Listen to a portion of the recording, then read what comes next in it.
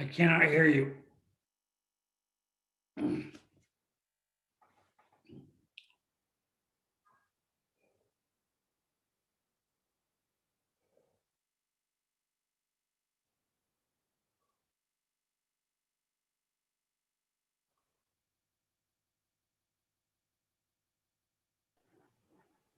you hear me now?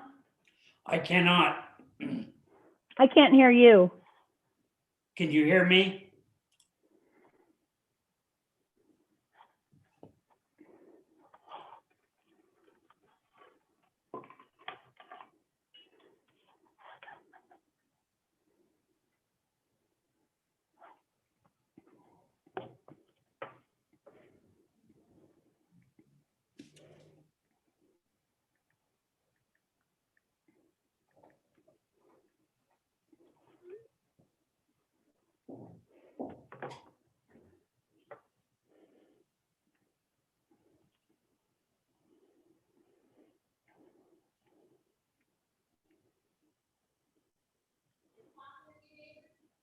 No, the judge can't hear me.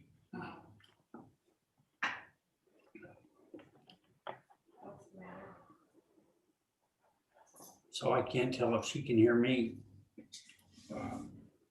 Or because I can't hear her. There's a chat, so type it in the chat. You have to type in and say, I can't hear you, can you hear me?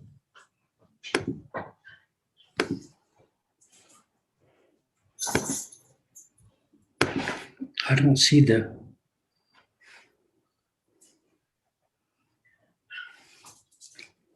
Where's your Zoom?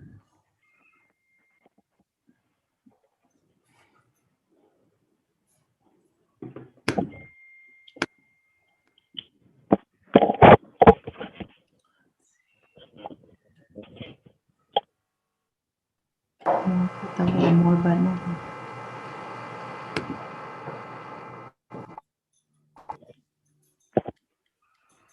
Hit the bubble. No.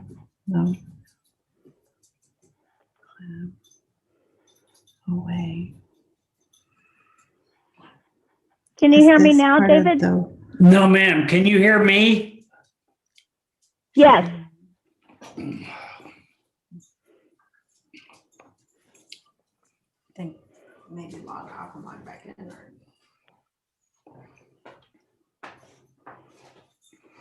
Perhaps try logging off and logging back in. No, I cannot hear you.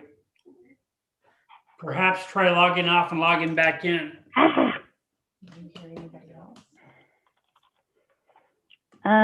Maybe, just a minute. Now I can hear you.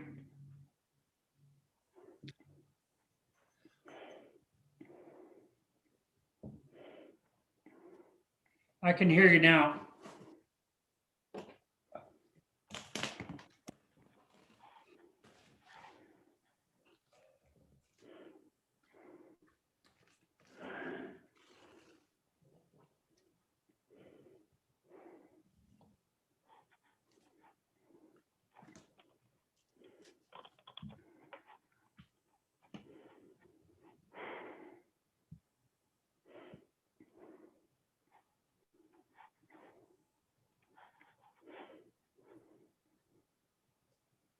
Yeah, maybe I need help. I don't know what's going wrong. I can hear you just fine now.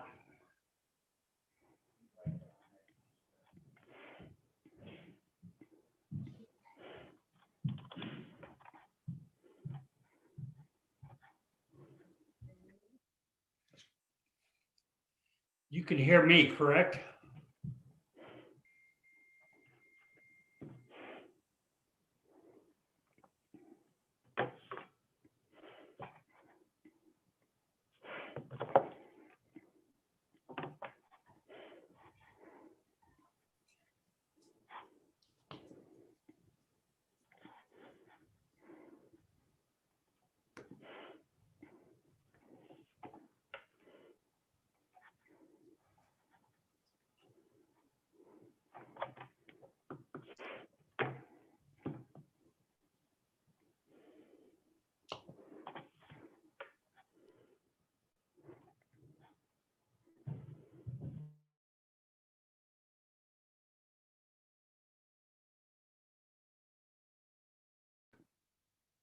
No, I cannot hear you.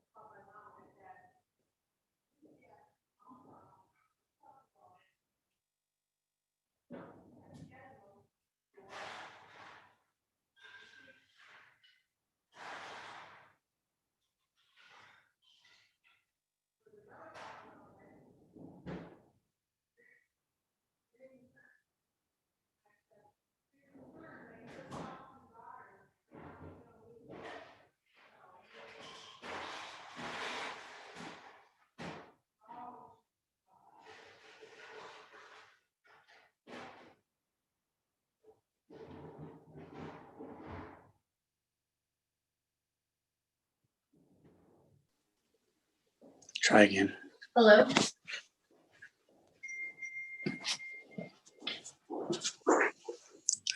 Talk to me. Hello? I'm not hearing you.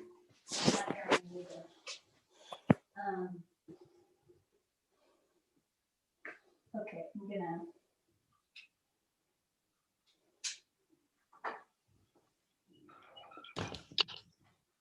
I can hear him. Another David, I understand. Yes, sir. Ah, you can hear me too. Tell him you're my husband and we're trying to figure this out. I'm her husband and we're trying to figure this out. Okie doke. I'm gonna go blank for a moment. Okay.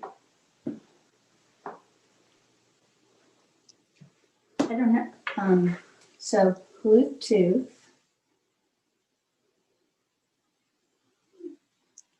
It's a hardwired speaker. I mean, audio microphone. I'm not using microphone anymore because that seems to screw things up. So it's not a Bluetooth. Oh, your headphones are Bluetooth. But your speaker is hardwired. I mean, your microphone is hardwired.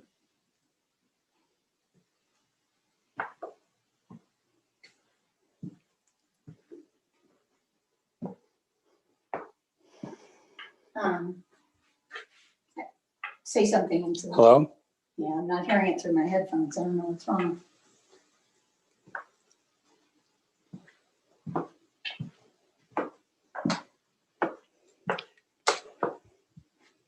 Can you hear another audio source through your headphones?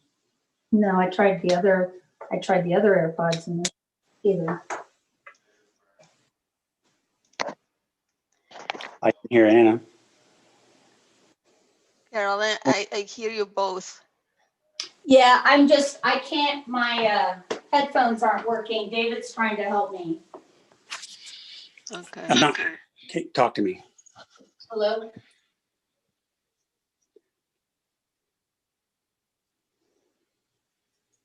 What to do?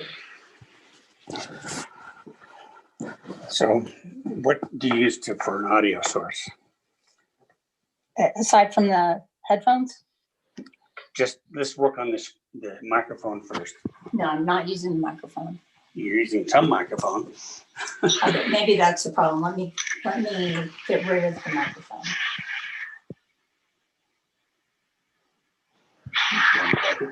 Carolyn, do you have a YouTube on? Could that No. be the problem? No, I don't.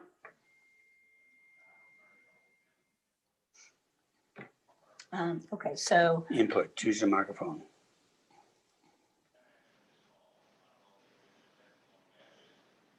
but I'm thinking maybe I should get back to just using Computer. the computer. Something's happening here. Yeah. But my microphone isn't on. Oh, Pull it out of the computer. okay, wait a minute. Okay. It's out of the computer. Now just use your computer microphone. But you have to select it somehow. Yeah.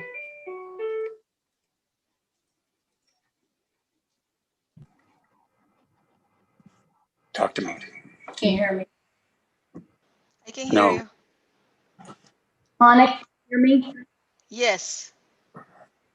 Is there, Oh, okay, so it's breaking. I hear parts of your voice only. Do it again. Let's see if it got better. hello? Yeah. Oh, there is echo. I wonder if someone has YouTube on, someone who is already connected to the meeting, because I was told that that could be a problem too. I muted this microphone. Can I see that iPad?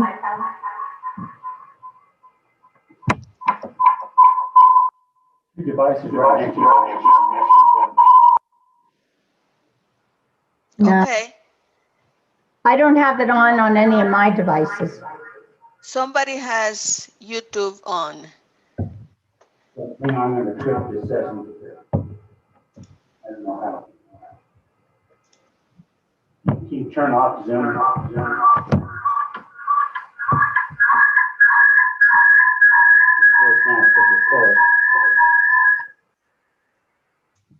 Is that better?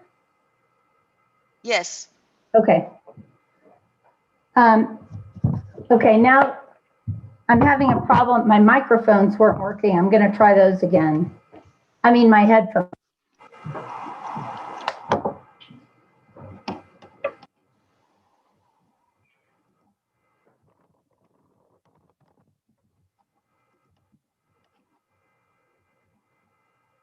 Can you hear better? Yes. Okay. Well, so far my headphones still aren't working. Mhm.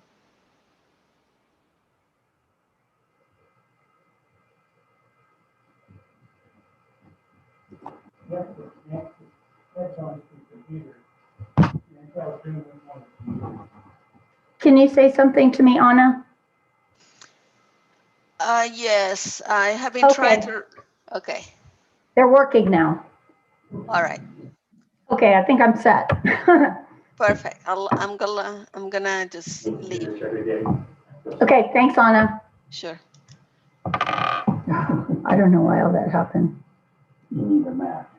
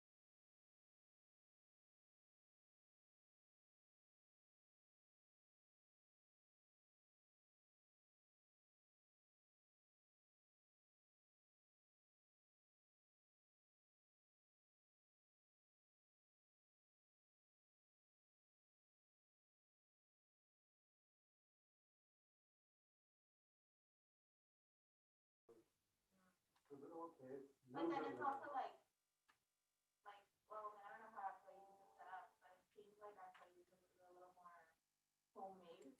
You know what I mean? Oh, yeah, they're like really like, Yeah, they're legit. that's why I say one of these is just like, Exactly. they went the other night, the first time, but I think they won last, no, not last, but the night before last, she bought them Monday.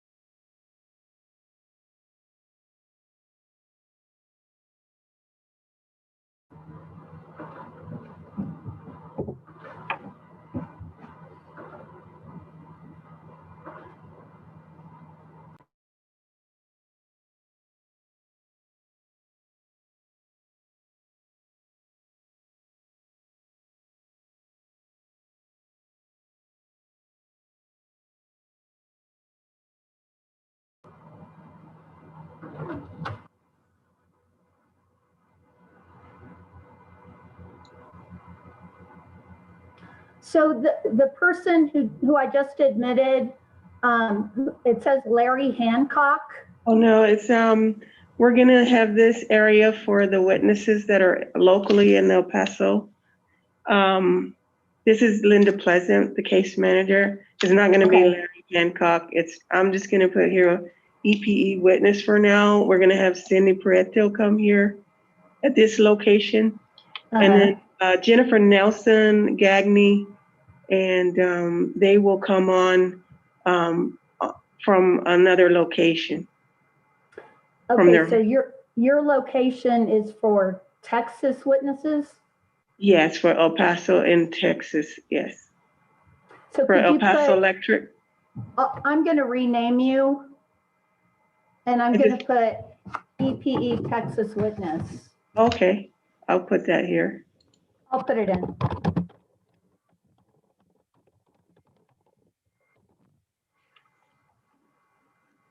So, yes, so we have all our local witnesses at El Paso come here.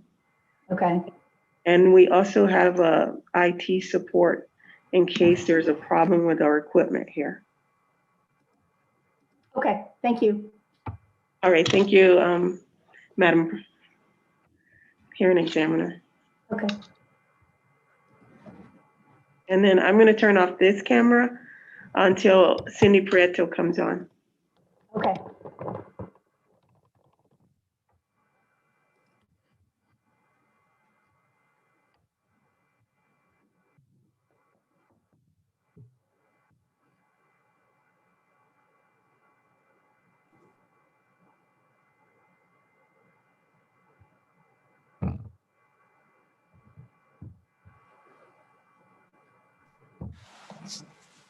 Carolyn, whenever you want to talk about it, I think we've figured out how to resolve the issue with George Novella on the 20th. And Okay. then we had one other thing we just wanted to call to your attention, and that is that on Exhibit B from your the order setting the order of witnesses and cross and stuff. On Exhibit B, it didn't have time for Lori Tomczyk, who's the DOD witness for EPE. But we thought we had also asked for 45 minutes for her. Just a second. Yeah, because I've got 75 here.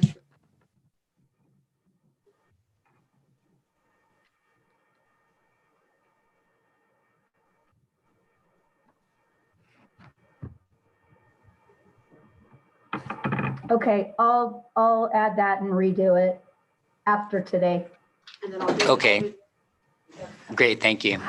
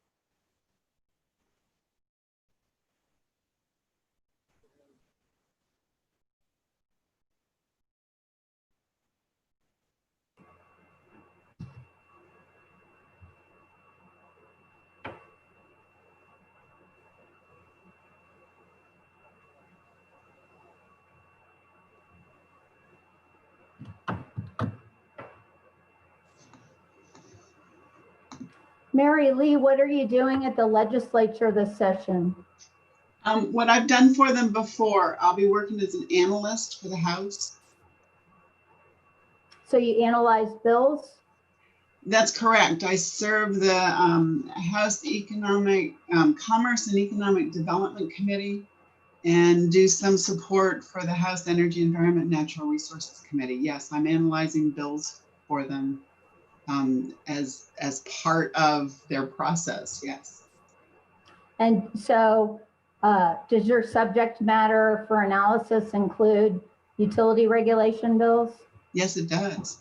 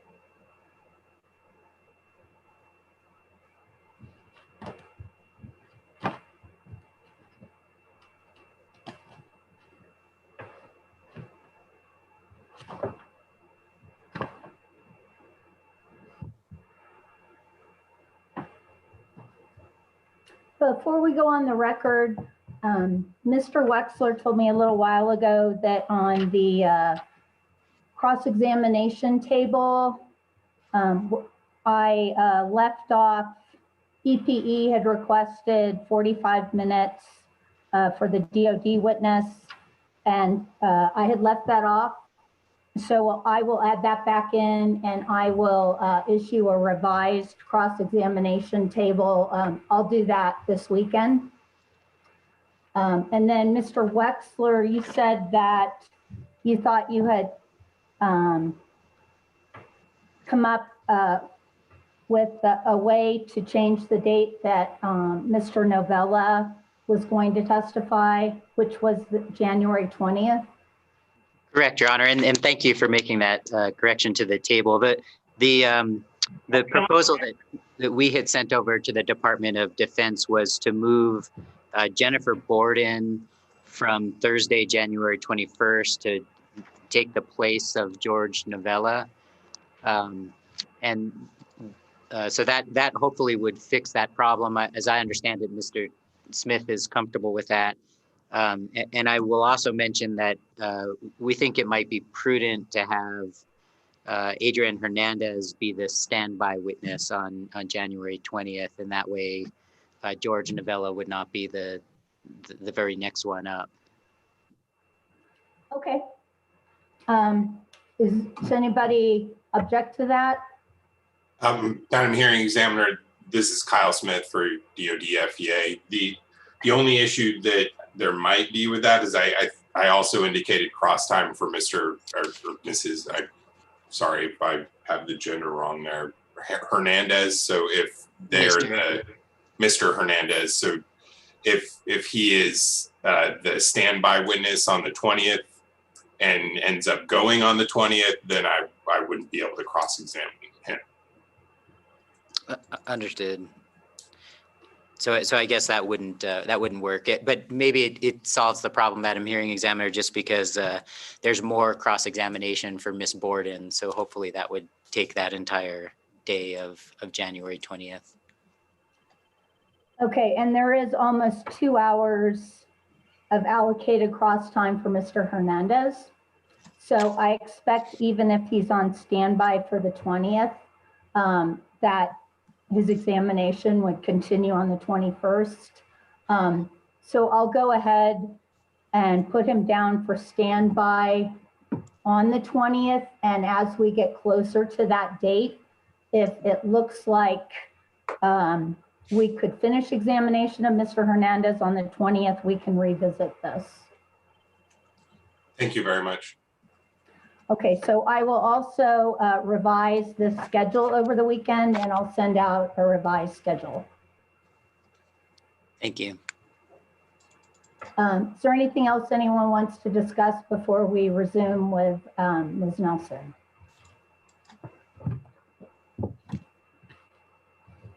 David, are you ready to go on the record? Yes, Your Honor. Okay, let's go on the record. We are resuming cross-examination of Ms. Nelson, and Mr. Lundin, you are up and you were allocated 30 minutes. Thank you, Your Honor. I actually don't have any questions for the witness. Oh, okay. And I apologize. I apologize, Madam Hearing Examiner. Do you mind if I just get situated quickly before calling the next witness? I'm sorry. I don't know who's speaking. Can you do that again? I'm sorry, this is Matthew Zadowski. I've been defending Ms. Nelson, and we just needed to switch spaces. I'm sorry for the delay. So there still is cross-examination of Ms. Nelson. Yeah. Do you understand that? Do I understand that? Yes, Madam Hearing Examiner. Okay. I was just moving over. Mr. Wexler moved, and I'm now just moving in front of the camera.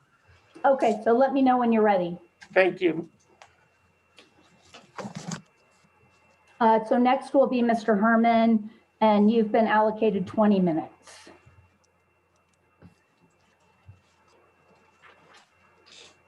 After review, my questions have been asked by prior witnesses. Okay. Or prior attorneys, excuse me. Okay, so then staff will be up next, and you have 15 minutes. Thank you, Madam Hearing Examiner.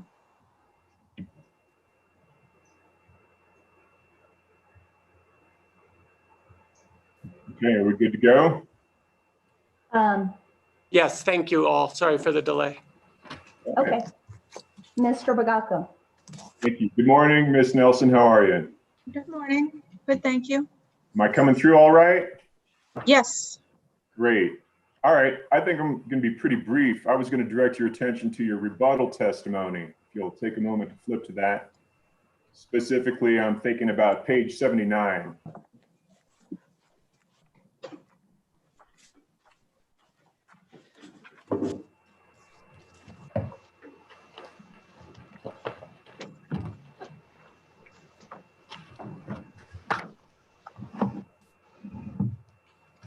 Okay, I'm there. Page 79, starting on line 8, you see where you're talking about the quote, comparable return, close quote standard? Correct. And that's in relation to Hope and Bluefield, correct? Yes, it is. I'm sorry, relation to? Hope and Bluefield. Now, you have that in quotes. Is that because it's quoted the same way in either Hope or Bluefield, or is that in quotes because it comes from Dr. Morin's treatise that you referenced down there in footnote 147? It's not a quote from Hope and Bluefield. It's a quote as identifying it as a terminology. Is that a term that you've developed or that somebody developed for purposes of what you do in these kinds of cases? It is a term. I don't know that it's exactly quoted in Dr. Morin's, but it's in reference to the Hope and Bluefield principle of a comparable return to the investment. So I suppose it's a term I developed. Is that something also perhaps that your predecessor, Mr. Hebert, used too? He may have used it. All right. Well, thank you. I just wanted that one clarification. I'll trouble you no longer and pass the witness, Madam Hearing Examiner.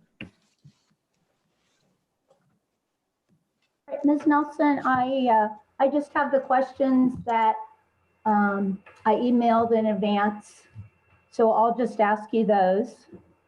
Regarding Mr. Cahal's second supplemental testimony at pages 2 to 3, question 1, in your DCF analyses, does the dividend yield that you began with represent the actual dividend paid out over the year or the actual dividend yield paid out or in effect as of a particular date?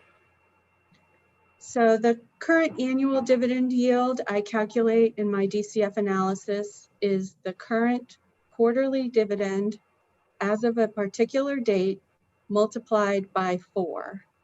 And those dates that I use are April 30th, 2020 in my direct testimony and September 30th, 2020 for my rebuttal testimony. Okay. And you said you multiplied that by 4? Correct. So I take the current quarterly dividend that's been announced as of those dates and multiply it by 4 to annualize that quarterly dividend. Okay.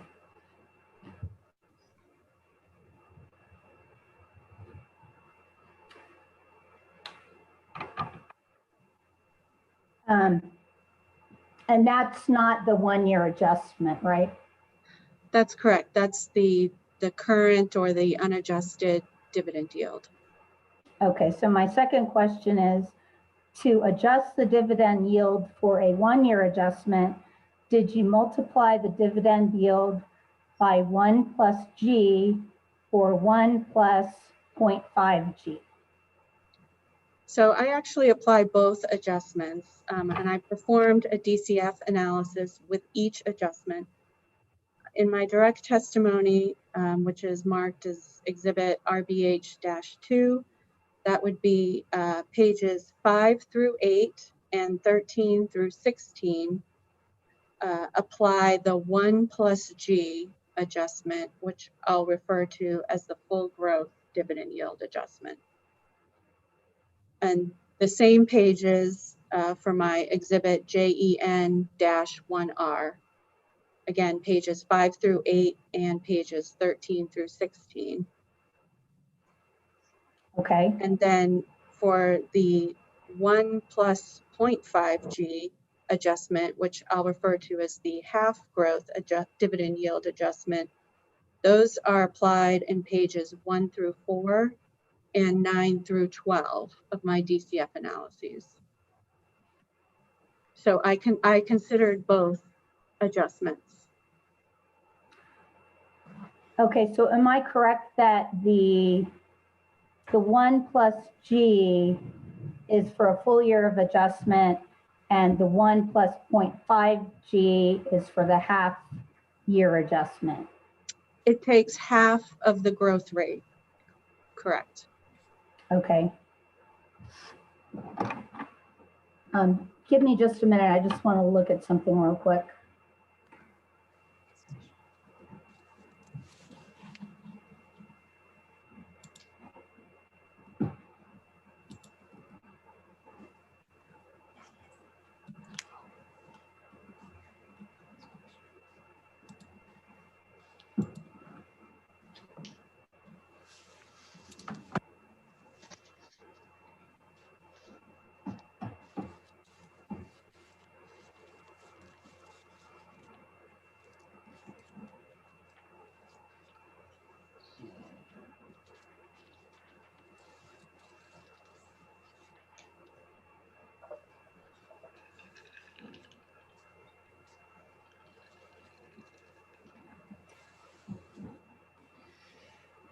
Okay, so I might be repeating myself, but your approach was that the 1+0.5G is to represent a half year of dividend growth? No, it's to represent half of the growth rate. So it is still adjusting for the expected dividend in 1 year, but it takes half of the long-term growth rate. Okay. So I'll go to my third question. Do you agree with Mr. Cahal that multiplying the dividend yield by 1+G is appropriate if the dividend yield represents the actual dividend paid out over the past year, and that multiplying the dividend yield by 1+0.5G is appropriate if the dividend yield represents the actual dividend paid out or in effect as of a particular date? So I believe both approaches are reasonable. And if it's Mr. Cahal's opinion that the 1+G adjustment is only appropriate if you use the dividends paid out over the past year, I disagree with that. One of the, let me step back and again, I don't want to misstate Mr. Cahal's testimony, but if I understand it correctly, he describes two approaches to calculating the current dividend. The first approach is the approach that I described, where you take the current quarterly dividend and multiply it by 4. That's the approach that he and I both use. The second approach would be to sum the last 4 dividends that have been paid out.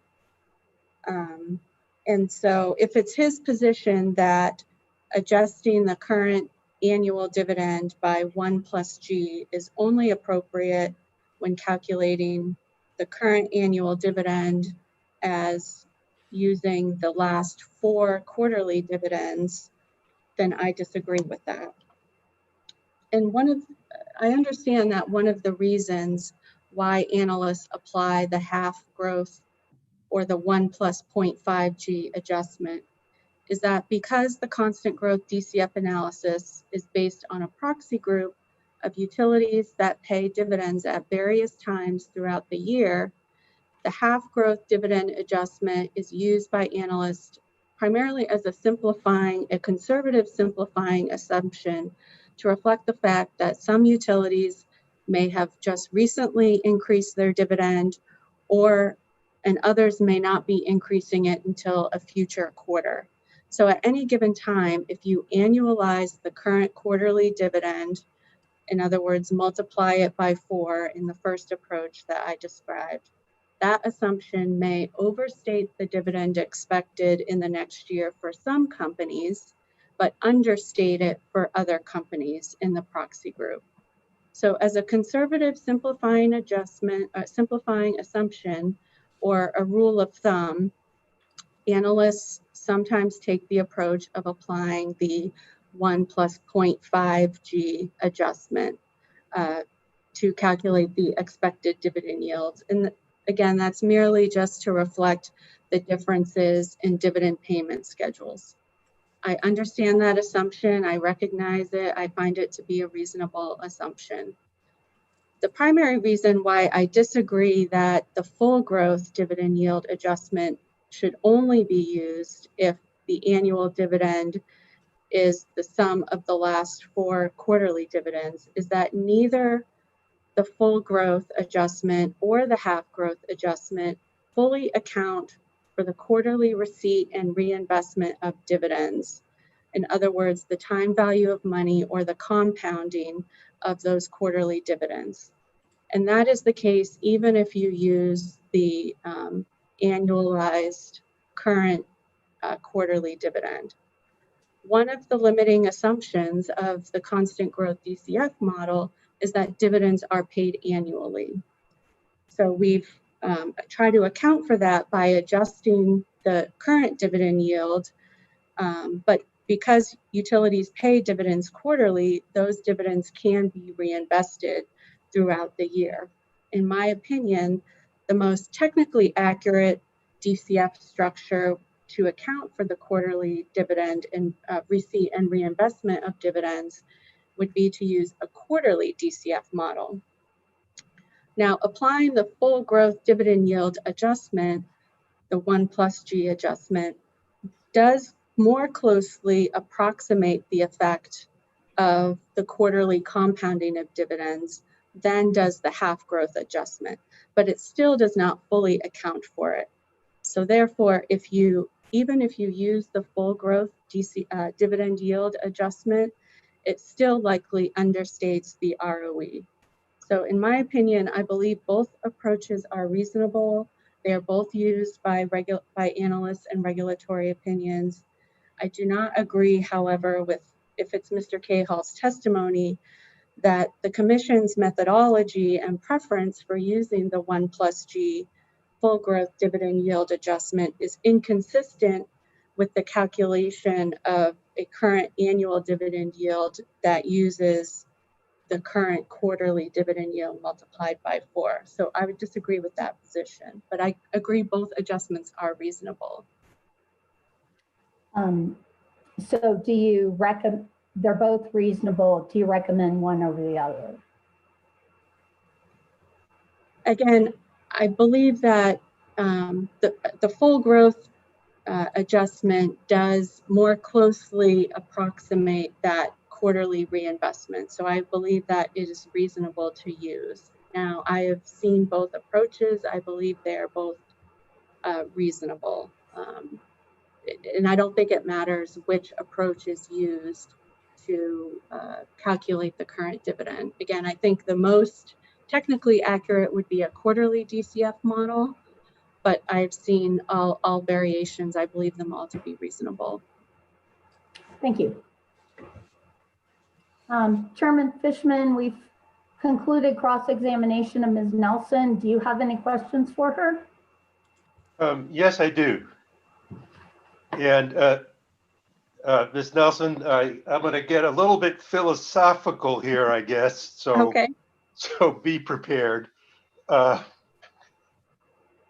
Is the purpose of all the modeling we do to try and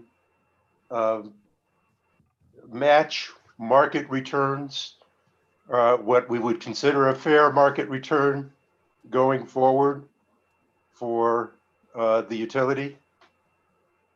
Would that be accurate? So, the objective here is to try to estimate the investor required return on an equity investment for El Paso. Maybe you want to clarify a little bit what you mean by market return? Well, so would an investor expect a return that was roughly in line with other investments in the market in terms of deciding whether they were going to invest in El Paso Electric? So an investor would look to a risk comparable return to El Paso. Okay. And is that, as we go through all of this modeling, would it be accurate to say that we're trying to forecast what happens going forward in the market and come up with a targeted return that somehow that's in line with that market and other comparable other investments of comparable risk? Well, certainly the cost of equity is forward-looking. So we are trying to estimate the return that investors expect. And that is consistent with the purpose of this proceeding to set rates going forward. Okay. So it would align with that. I'm not sure, what you mean in terms of expectations. I mean, certainly the expectations on the market is a component for consideration in one of the model approaches. But again, we are trying to estimate an unobservable parameter through various models and different inputs, what investors expect and require for an investment in a utility similar to El Paso in risk. Would you say that a market return for the utility, as we're trying to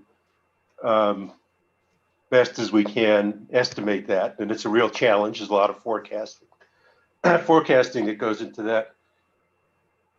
Would you say that market return for investors also creates the best balance in terms of fair costs for consumers using that utility?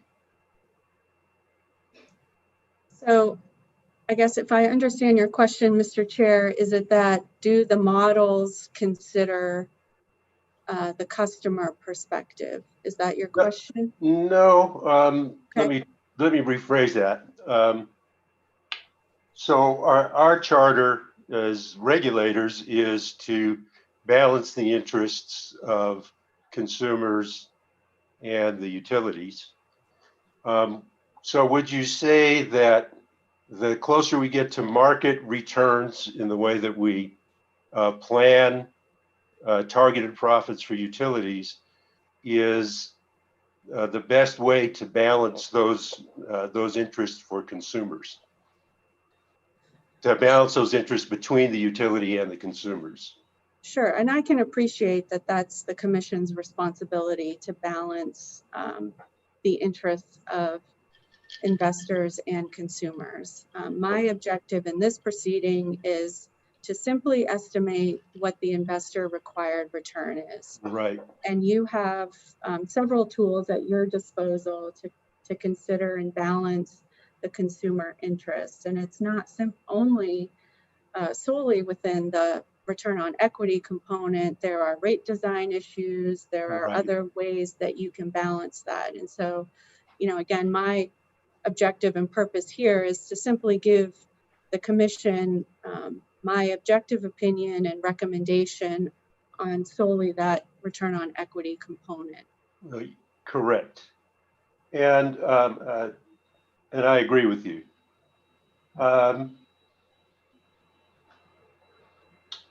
But we probably would not be doing a good job of balancing the utilities' interest if they got a return that was way above or way below market over a period of time, if that was the result of our decisions as a regulator. So I would agree with you that a return that was significantly above or below the investor required return would not be in the best interests of customers.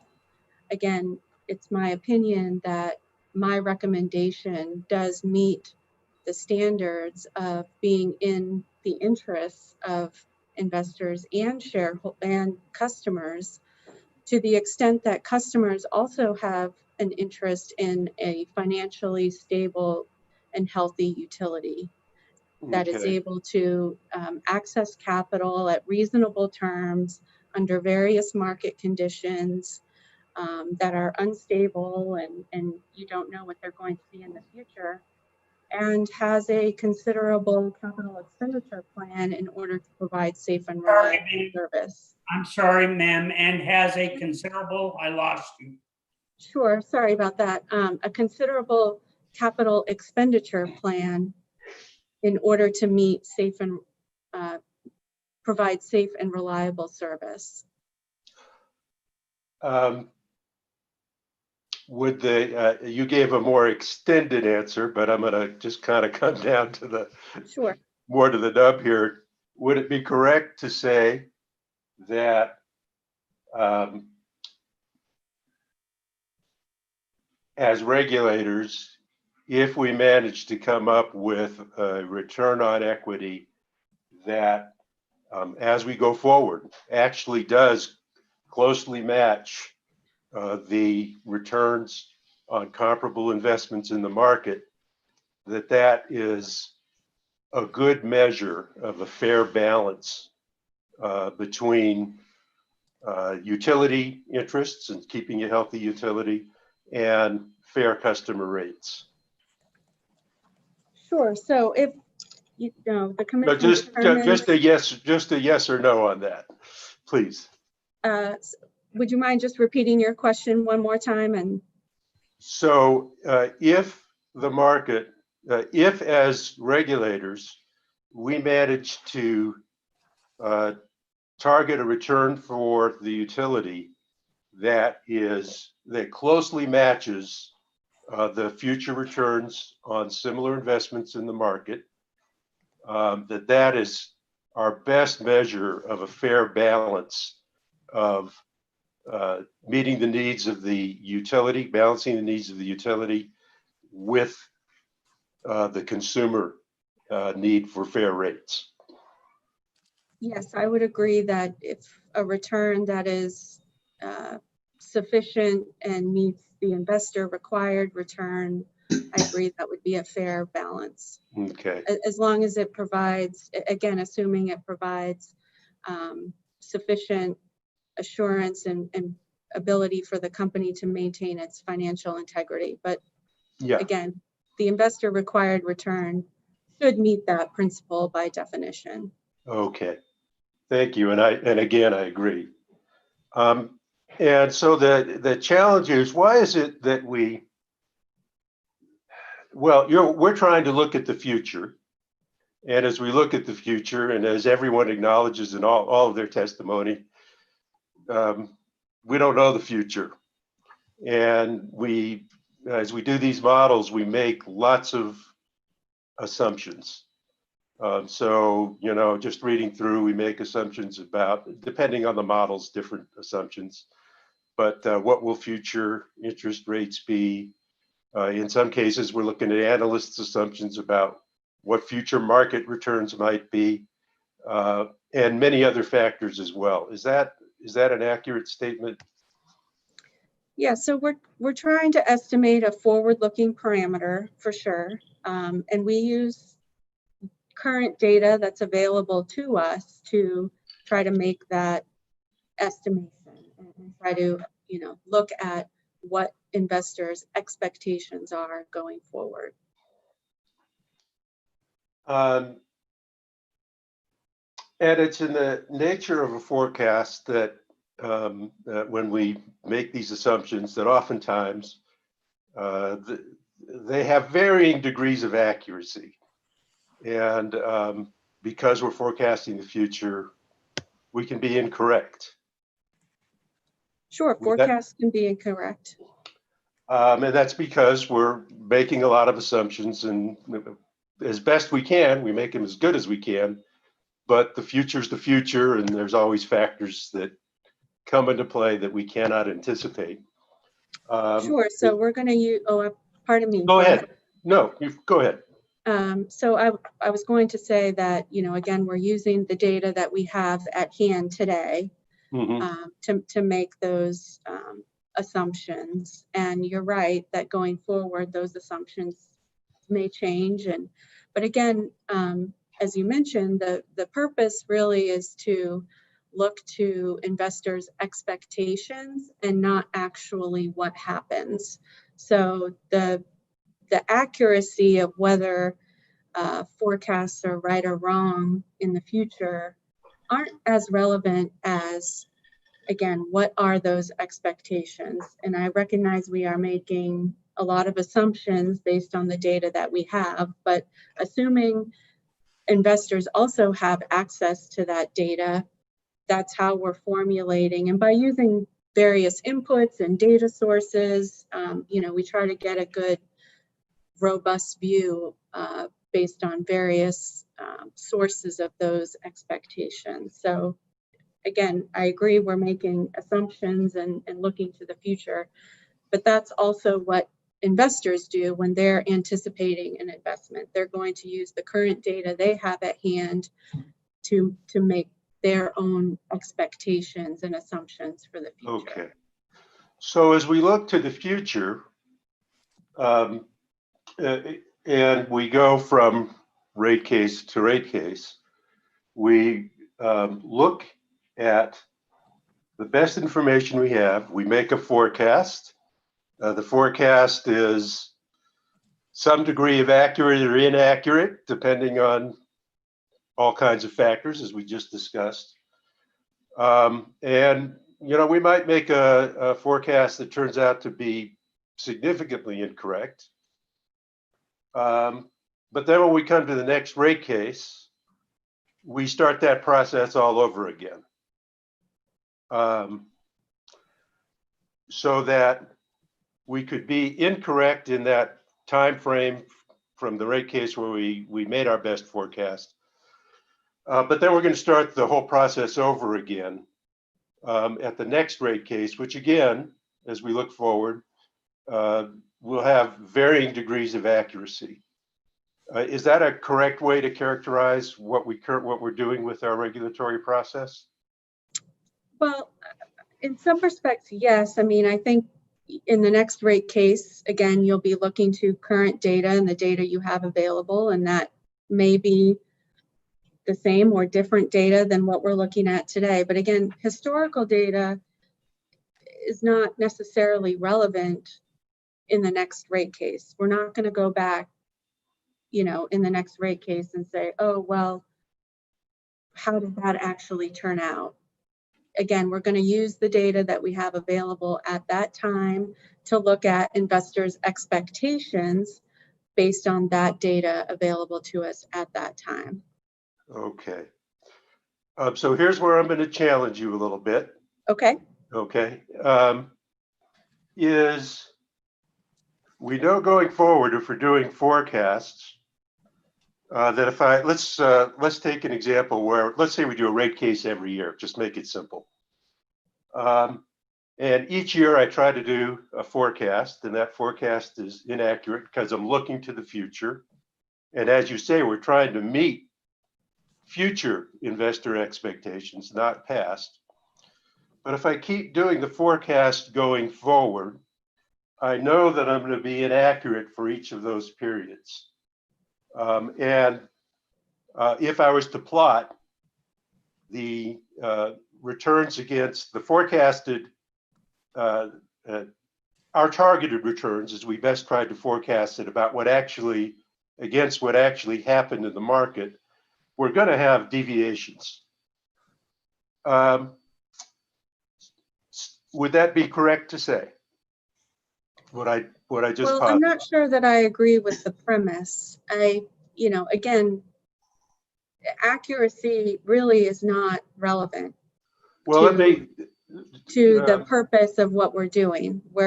Again, we're trying to estimate investors' expectations on a going forward basis. Whether or not it turns out to be accurate really has no bearing on the objective of what we're trying to do. Well, I thought you just said in my prior questions, I'd said that if I'd asked you whether if the actual returns met the market returns, whether that would represent a fair balance of interests for the regulators, and your answer was yes. I understood. Are you saying that's not true? Well, what I understood your question to be was that the return that the commission authorized in the rate case, if it was determined to be equivalent or reflect the investor required return, would that represent a fair and balanced determination? And I said yes. That was how I interpreted your question. I apologize if I misinterpreted what your question was. Okay. I'm not going to argue the details of that point, but let me posit an alternate way of approaching this. What would happen if each year we took the prior year's market data and market performance, which we have, and it's a fact, it's not a forecast, it's not a guess, and we use that to determine the next year's return. So that instead of trying to forecast ahead and be inaccurate, we are actually lagging and looking at the actual data from behind, using it, not trying to guess investor expectations or anything else, just using the actual return data. And that became our return on equity for the upcoming year. If we did that over time, say for 10 consecutive years, we would exactly, theoretically, and it's not as simple as I'm saying here, but just as an example, we would actually hit the true return for 9 of those years. And we'd have 1 year where we were lagging behind. Would that not have a much better chance, statistically, of meeting actual market performance than trying to forecast going forward? Would that not be a lot more precise way over time of matching utility returns to actual market returns? Well, no, I'm sorry. I have to disagree with the premise of that question, Mr. Chair. Sure. Again, the return, the cost of equity, the return on equity that we're estimating here, again, is an unobservable parameter. We don't know what investors' required returns are. We don't know. So we're using the models and the information and data that we have. Some of that data is current market data. So again, for example, if we talk about the DCF model, we're using current stock prices. We're using current analysts' expected growth rates to estimate that forward-looking parameter. It's true that I use some projected data in other models that I use. For example, I'll use projections of the 30-year Treasury bond in conjunction with a current estimate of the 30-year Treasury bond. But again, I don't think it's, what I hear your question is trying to match the company's earned return over time to a required return. And again, I don't agree with the premise of the question. Again, we're trying to estimate the company's the investor required return on equity going forward. Whether or not how the company's earned returns turn out to be over those years is an entirely different concept, and from what we're trying to do looking forward. So I'm seeing a difference in our perspectives here, and let me see if I could summarize that real quickly. Is what I'm positing is that we might have the most fair balancing of utility and customer interests if we, over time, match actual market returns. And that we could best achieve that by looking backwards and basically, instead of trying to predict the future, let lagging data drive. You're lagging by a year, but each year you're going to catch up. Let me finish the thought. Sure. So that's my premise, correct or incorrect. Your thinking is that no, that's really not what we're trying to do. What we're really trying to do is meet investor expectations. Would that be a good summary of where we differ? I think so, and perhaps I'm, not clear. Again, the term when you're saying matching actual market returns, I'm not entirely clear what you mean by that. If, for example, you mean, for El Paso Electric, again, in this proceeding, we're specifically looking at the New Mexico jurisdictional operations, but New Mexico or El Paso is currently not publicly traded, so we couldn't, even if we wanted to go back, we couldn't match what the actual return was to, the current, the expectations. And so, again, when we look at the cost of equity, we're looking at it for an individual utility that is likely not publicly traded. So I'm not sure that your analysis is feasible if we're looking solely to the subject utility at issue in the proceeding. If your question is, well, should we just look at what the return was on the overall stock market? Again, I would disagree with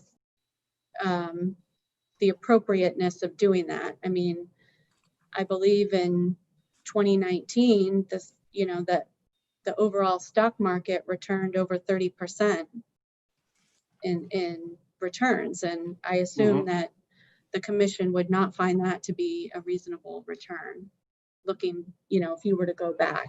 Yeah. So again, I still believe that, the appropriate way to look at it is on a going forward basis. I understand it makes it a very complex analysis and process, and it adds a lot of uncertainty to the process. But again, the fact that we're using much of the data is current observable market data that we have at our hands, which is the same data that investors are reviewing when they make their investment decisions.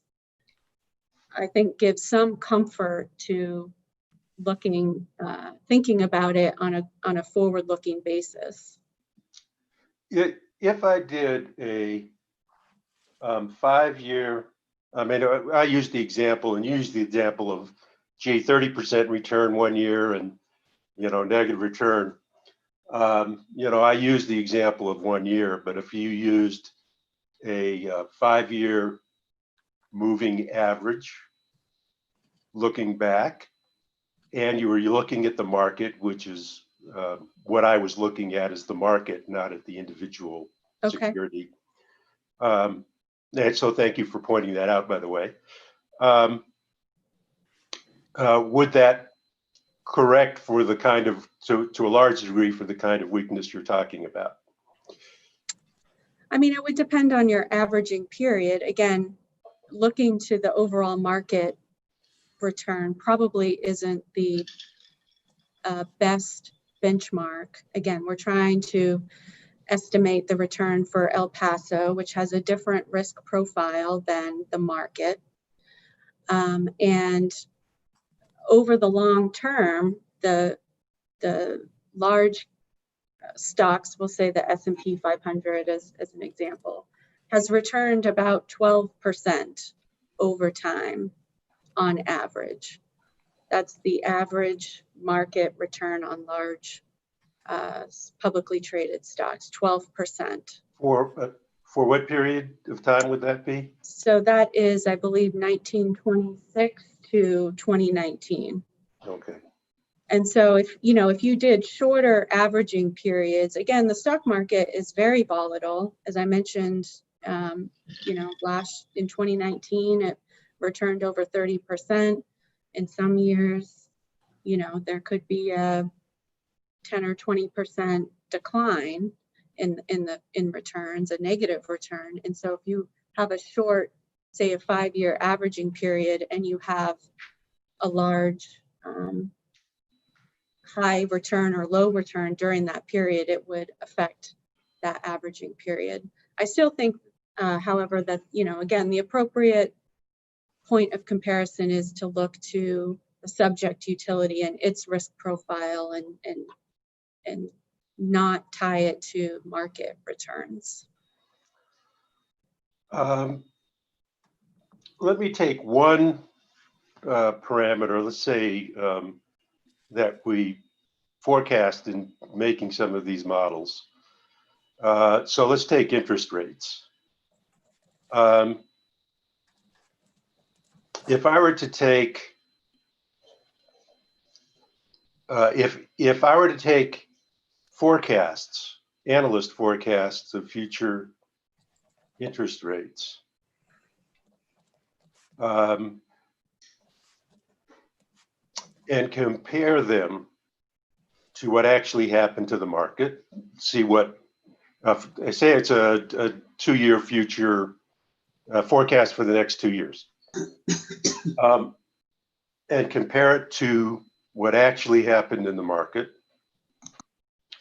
and then compare that to today's actual interest rate, and compare that to what actually, and say that, use that as my forecast for the next 2 years going forward, and then compare that to what actually happened. Which would be more accurate? I don't think you could say which is more accurate. They both would be wrong. So when you think about, trying to make a forecast, right? I'm going to make a forecast today based on all the information I have available to me. And if we want to talk about interest rates today, for example, the 30-year Treasury yield yesterday closed at about 1.87%. Okay. Earlier this year, the 30-year Treasury yield was around 1%, right after the huge stock market crash, in March. So the basis and the foundation for your forecast is going to depend on the data that you know today at that time. So if I made a forecast back in March of what I thought interest rates were going to be, knowing they were currently around 1%, I might forecast them to go up to, say, maybe 1.2%.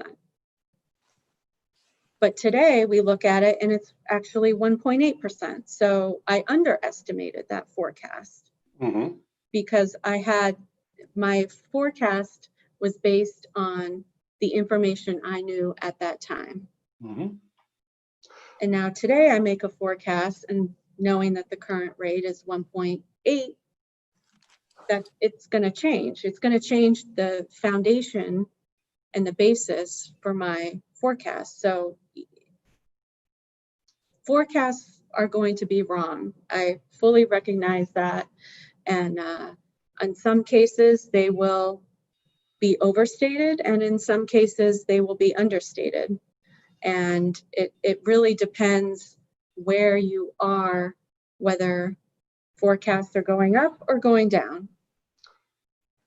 So if I took a 1 year, the average interest rate, let's say the average treasury bill over the past year, 30 year, and I took the average of the prior year, and I just said, okay, that's what it's going to be for the next 2 years. And then I took an analyst's forecast. Are you aware of anybody having, and then we go 2 years forward, it's an actual observable fact about which was more accurate, the forecast or just taking the average from the prior year? And just yes or no, would you agree with that premise? No, I would not agree. And why? Well, I guess I'm not clear what you mean by it's an observable fact, that it was more accurate. I suppose. So, I'm sorry, go ahead. I didn't mean to interrupt. I was going to say, yes, it's an observable fact that the average, the historical average that you described occurred. I recognize that we know that's an observable fact, but we don't know for sure that that is going to continue going forward for the next 2 years. But 2 years, let's say 2 years later, we look back, here was the forecast. We have the actual data of what the interest rates were, and we can compare the two. Yes. Isn't that not correct? We could compare them, correct. Okay. And now we could do the same thing with the actual forecast, with the forecast that somebody made that was not just using the historical data the prior year. And because that forecast likely was different than just using the historical year, we could also compare that, and we could determine which was more accurate as a forecasting tool. The prior year's 1 year history or the forecast that the analyst made. Is that not correct? So I agree that we can use hindsight to look to see whether or not a forecast was accurate or not. I do agree with that. Now, I would say that, the historical data likely, is reflected in the forecast. As I mentioned, when you make a forecast, you're going to use the data available to you, which will include historical data. So my assumption is that forecasters and their expectations and their projections do consider historical data when making them. I acknowledge that to be true, but what I'm hearing is that you can look back. You can look back at a forecast made 2 years ago, compare it to what actually happened, and determine how accurate it was. And yes, you could do that. And that having done that, you should have an ability to compare how accurate the forecasts were made by analysts versus just taking the prior year's historical data. So my question to you is, are you aware of any studies that have been done along those lines to determine which was actually more accurate?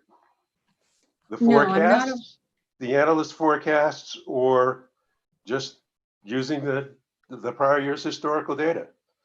I'm not aware of any studies that conclude which method you're describing is most accurate. Again, I will say that the accuracy is not relevant to the analysis. Again, we're trying to look forward and look at expectations, what investors care about, and the purpose of the analysis is to estimate the investor required return and their expectations for that required return going forward.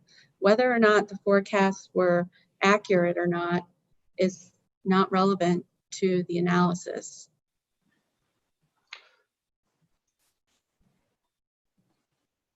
So it's rather circular, it seems to me, is that you're taking investor expectations, and regardless of what actually happens in the marketplace, it's the investor expectations that determine what the return is. Even if those expectations are completely unreasonable? Well, no, because investor expectations will change with as you know, the actual data comes about. So they will take into account historical data. So what actually happens forms the basis of their expectation going forward. So it will be reflected in their expectations. Mm-hmm. In a forecast, we might be accurate, we might not. We've acknowledged that. And you're not aware of any studies that compare just using historical data versus the forecast. Why should we trust any of the assumptions? They haven't even been measured against actual prior years, prior historical data, or at least it may have been measured, but you're not aware of any of those kinds of studies. So why is it that we should be trusting any of those assumptions? Well, so I would say that forecasts are not made in a vacuum, right? So they're not just picking a number out of the air. They are based, again, on current data and data that's available to investors. If we're going to, you know, it was a very generalized statement, but for example, if we look to analysts' growth rates projections that we use in the DCF model, I'll use that as an example. And whether or not those are appropriate for use in the DCF model. Mm-hmm. We're looking to what analysts' consensus projections for earnings growth rates. And there have been studies that show that those expectations are more accurate and more related to stock prices than our historical earnings per share growth rates.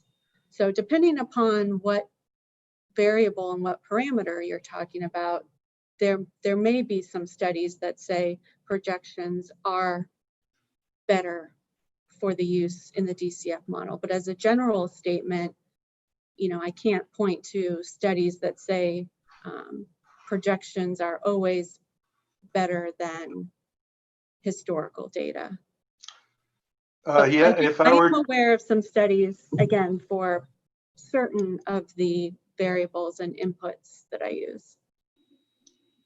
So in another forecasting,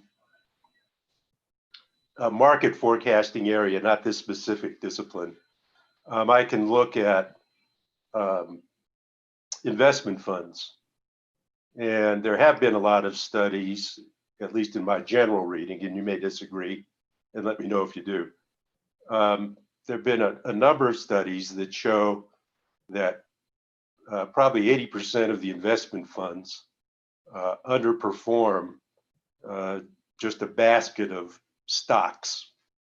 And of course, those investment funds work on analysts' projections of what's going to happen. That's how they manage their portfolio. And all that evidence shows that the analysts are not very accurate. Are you familiar with any of those studies in terms of general market performance of investment funds versus just market indexes? Well, so I guess is your question, would a specific fund that included a subset of certain companies and that those tend to underperform the overall market? Is that the premise of your question? I'm saying that analysts generated portfolios of investments overwhelmingly, historically, underperform market indexes. So there are some that outperform market indexes, but the vast majority do not. Those are all based on analysts' projections. Well, wouldn't analysts be also projecting the market indexes, the stocks that are in the basket of market indexes? Well, I'm just saying the actual performance of their funds that they pick because of their analysis. That fund where the analysts made their future projections and they thought they could pick the winners, they were not accurate. They are not accurate. And historically, that's always true. And I'm just again trying to point out here that these forecasts are guesses, and I don't see any data that says these guesses have any particular accuracy that we should necessarily rely on as regulators. There's no studies or no proof. There's nothing clear that says we should trust this forecast. And that in fact, if I look at markets, there's probably a lot more data to say, if it's a forecast, don't trust it. So I can certainly appreciate that it's a complex job to try to, again, estimate this unobservable parameter that is the return on equity. And so we just have to use the data, and the models have been developed to try to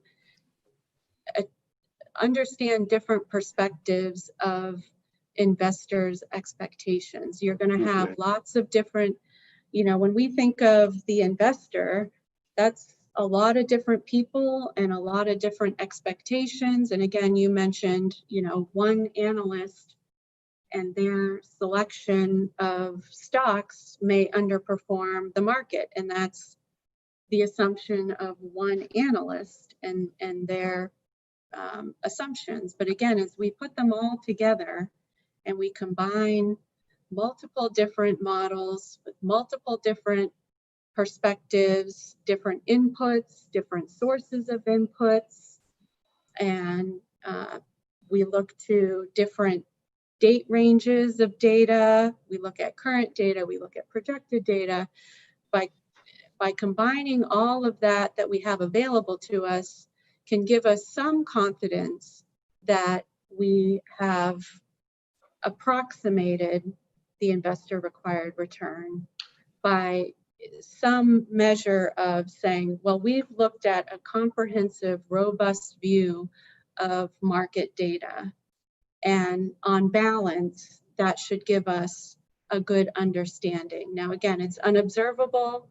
It may not be accurate looking backwards, but again, the purpose is really to look forward and to look at expectations. Whether or not that return realizes in actuality doesn't have any bearing going forward on investors' expectations. They may adjust their expectations going forward based on that historical and actual performance. So for example, in the example that you gave of the one investor that underperformed, he will adjust his expectations going forward and make changes. So again, I think the combination of multiple views, multiple data sources will mitigate any of that bias that you may perceive.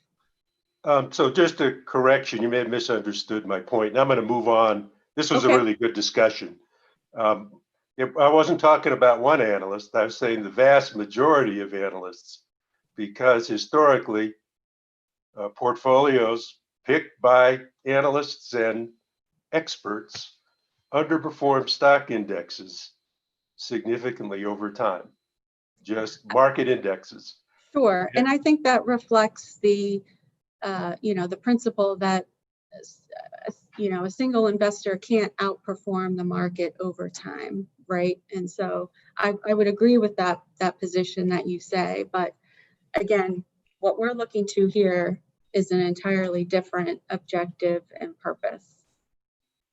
So I'm going to go on to one other issue, and thanks for everybody's forbearance on this. As I look at what we compare our portfolio to, compare our performance to, it's comparable utilities. And we have other testimony that we received in this case that they take a look at the broader market. And when I look at return on comparable utilities, it creates a concern for me that we kind of create a subgroup of investments that we analyze in its own universe.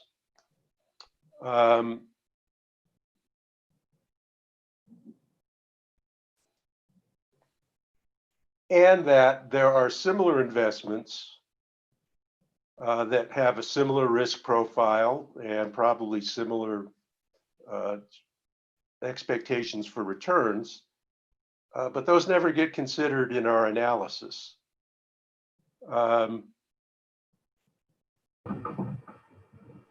You believe that there's any weakness in terms of coming up with a fair return in doing our comparisons of returns to just this narrow universe of regulated utilities?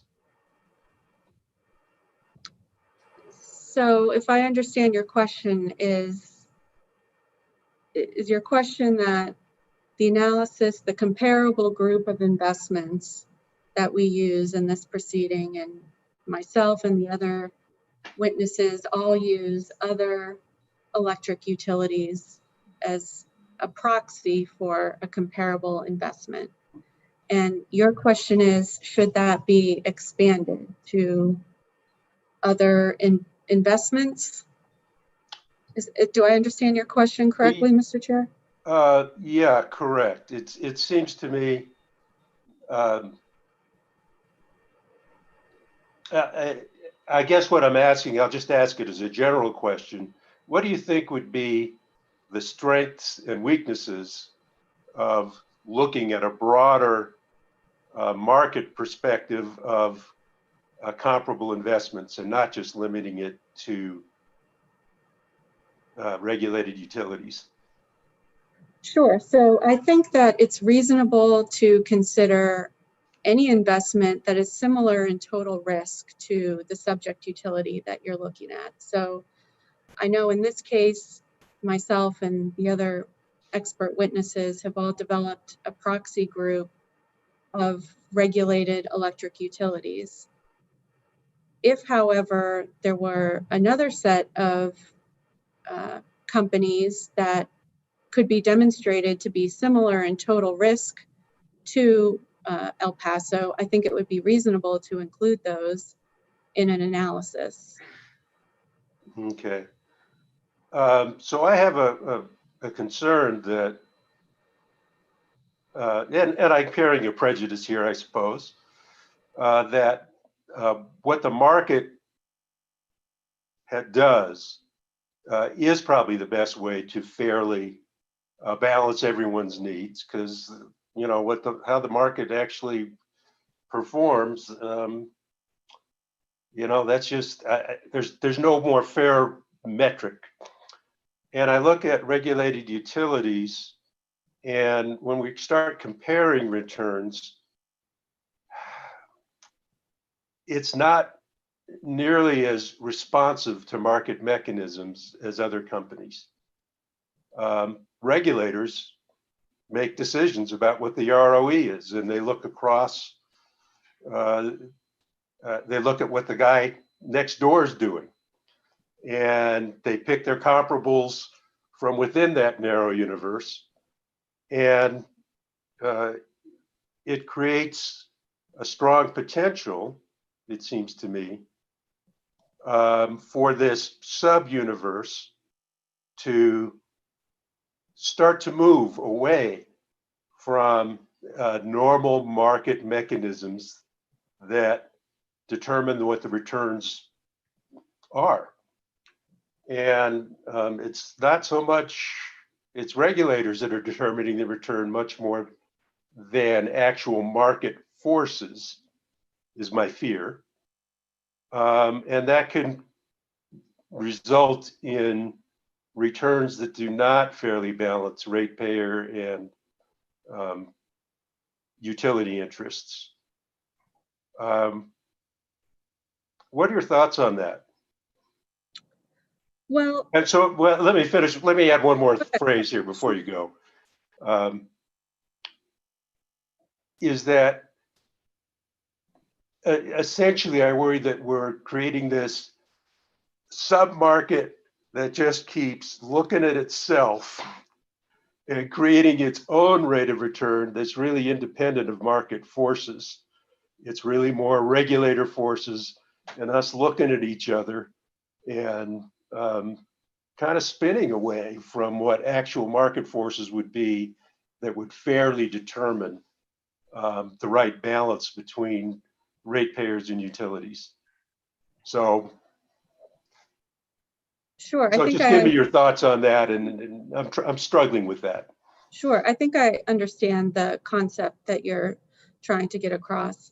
My response would be that, you know, regulators, and that's part of my job and the job of the other expert witnesses, is to provide that market evidence to the commission and to use that, for the commission to use that in its determination. Of course, I recognize the commission also must balance customer interests as well.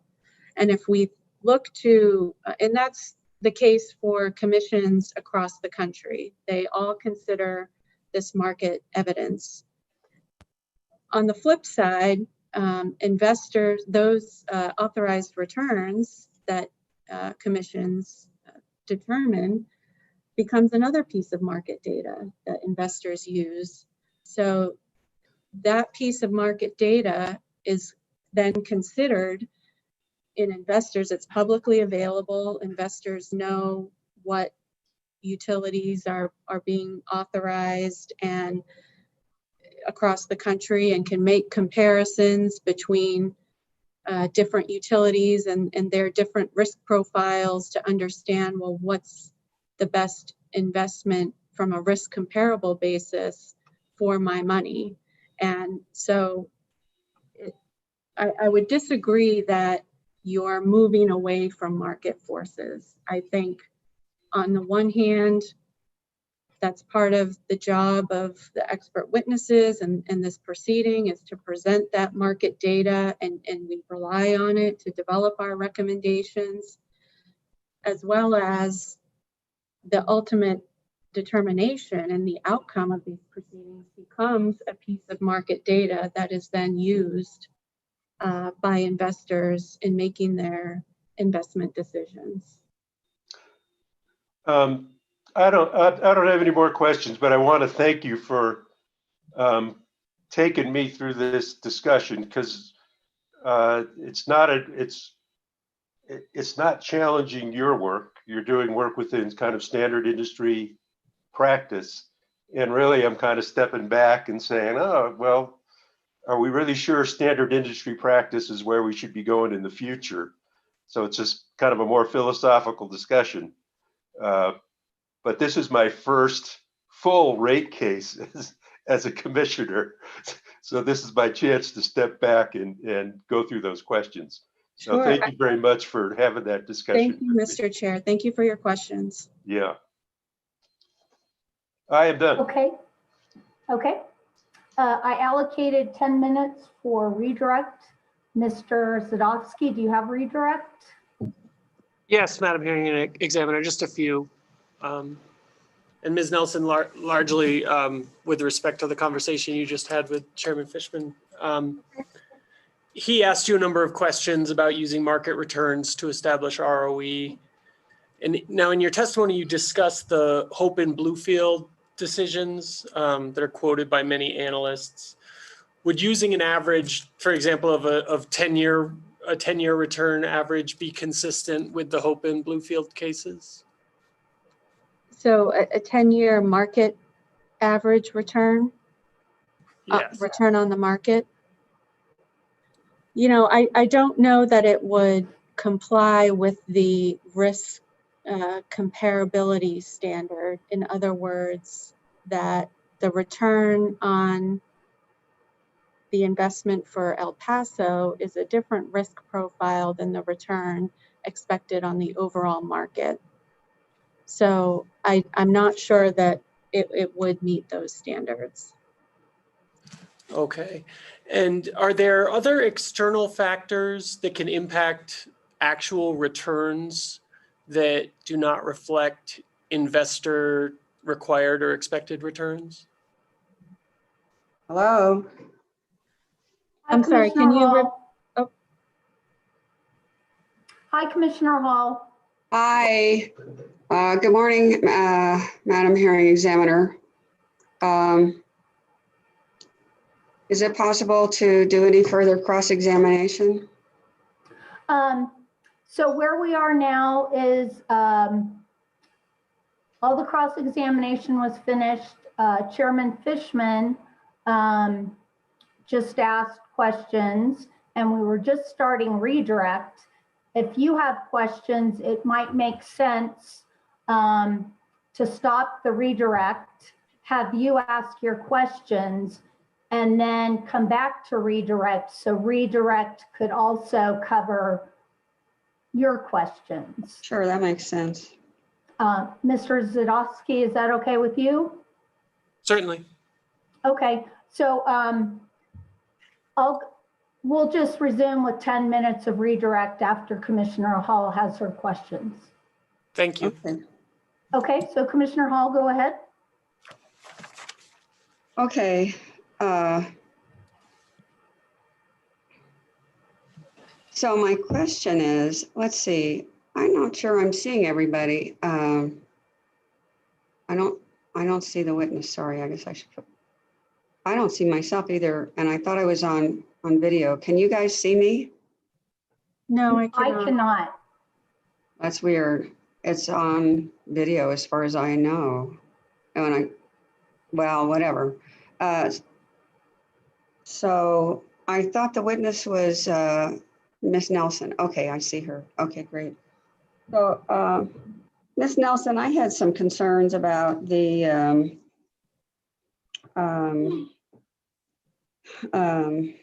creation of investor expectations. And I know that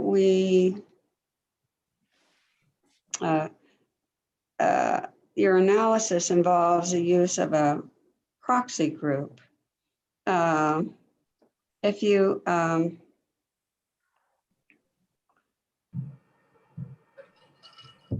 I understand the proxy group involves selecting various companies that are considered to be comparable from purposes of risk to the subject company, which is your client's company, El Paso Electric. Is that correct?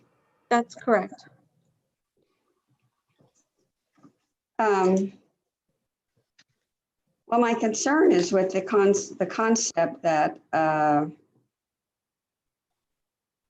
when you select those companies,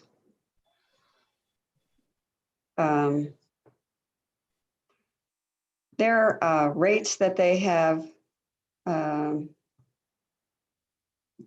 been operating with are similar to the subject companies, but and so they reflect a level of risk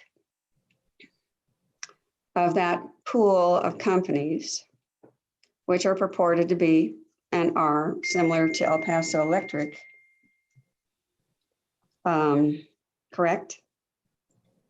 So yes, we try to develop as best we can a proxy group of companies that are similar in risk to El Paso. Now, there is no other company that is identical in risk to El Paso.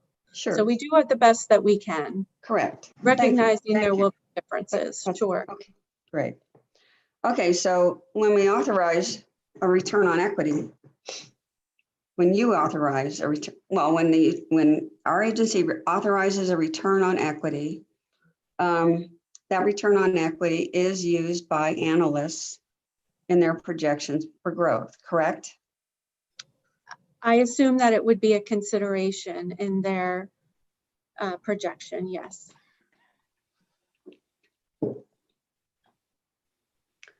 So, and that happens with the other returns that are returns on equity for other utilities as well, correct? Yes, I would presume that analysts would consider as one piece of information the authorized returns for each of the companies. Okay. And those projections are relied on to derive required returns, correct? It is a component of one of my analyses, correct? Okay. So,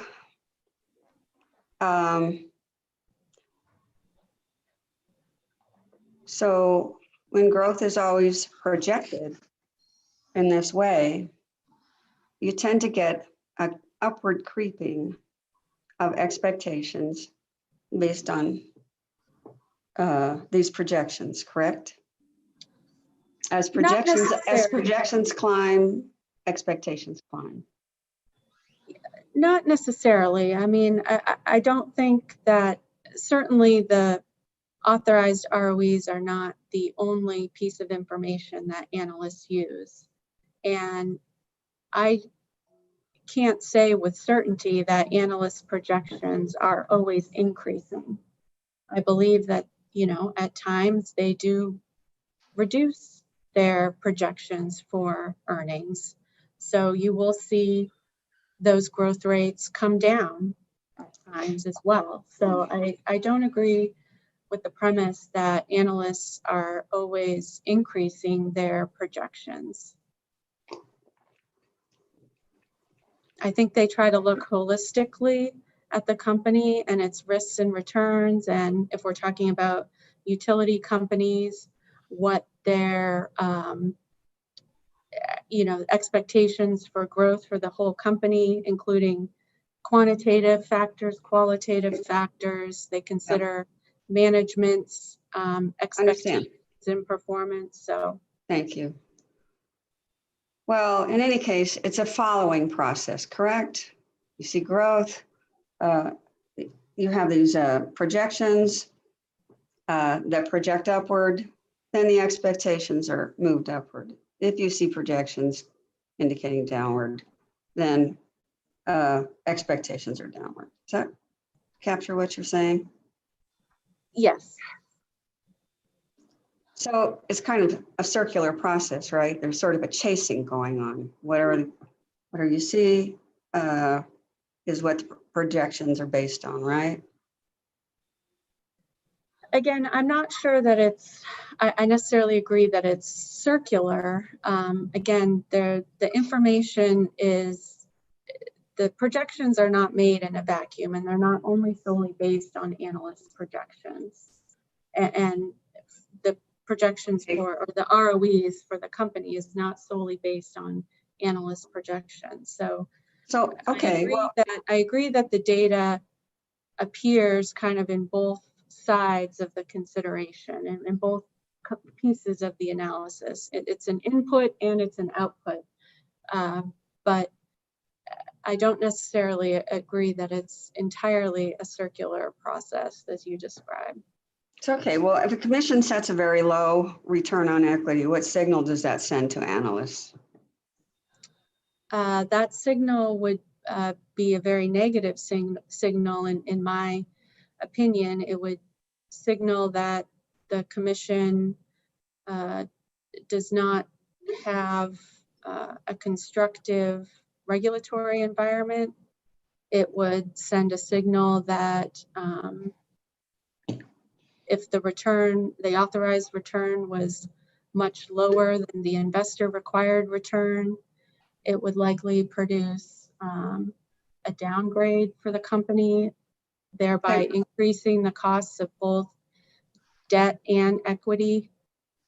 So I think it would be a very negative outcome. Mm-hmm. So if the commission sets a very high return on equity, what signal does that send to analysts? That would send a signal of a constructive regulatory environment and a environment of providing the utility. And of course, it depends on, you know, what your definition of very high means, but presuming that the return that the commission sets is considered to be a just and reasonable return and sufficient for the utility to maintain its financial integrity, then a return that meets those principles would signal a constructive environment for the utility to have the opportunity to earn its authorized return. Okay, and you use analyst projections for growth, correct? In one of the models, yes, I do. Okay.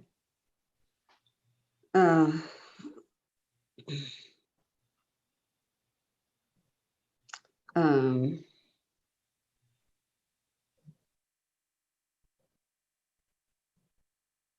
what direction have the data on return on equity been going for a long time? Over what time period is your question referring to? 30 years, 25 years.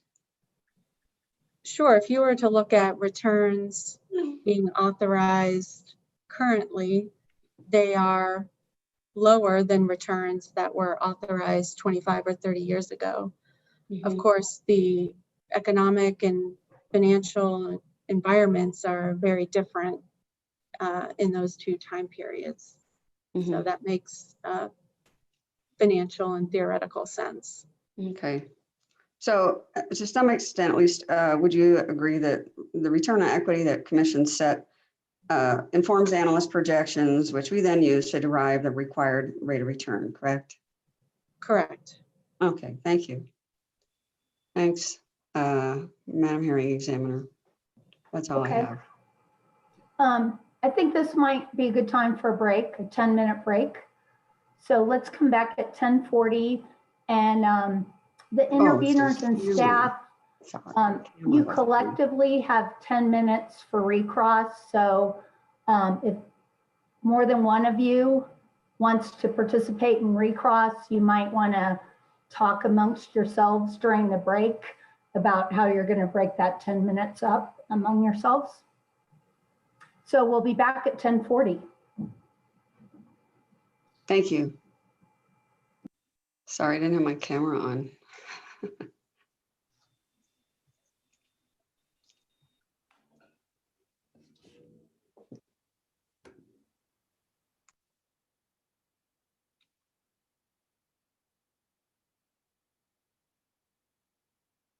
reached Colin Gillespie, Executive Assistant to Commissioner Hall for the PRC. If you leave your name and number, I can call you back, or you can email me at colin.gillespie@.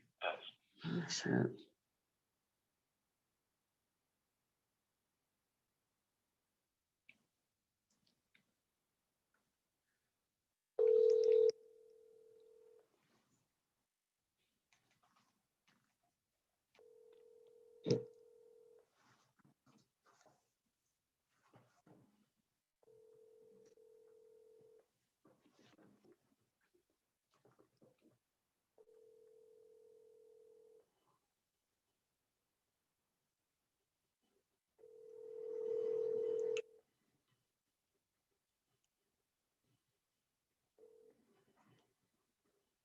You've reached Steve Fishman. Please leave a message and I'll get back to you as quickly as I can.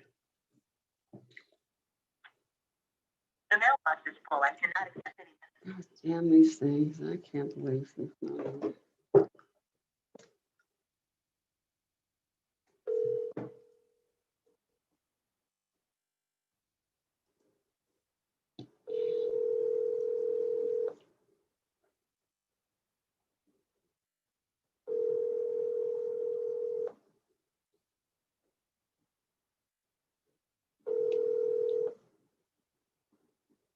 Hi, Commissioner.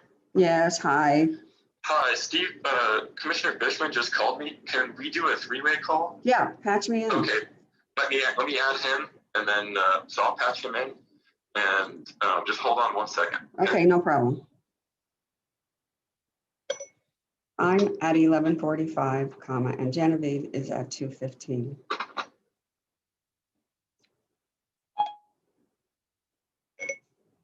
Period.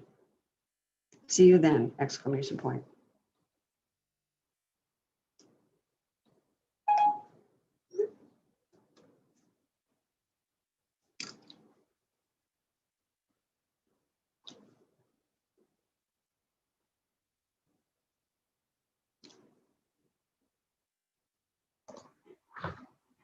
Commissioner Hall, you haven't muted your audio. Oh, gosh, thanks for telling me. I need to get off. That's funny. I'll get off. Okay, he didn't pick up. I'm going to give it one more try. Okay. He's aware of the plan.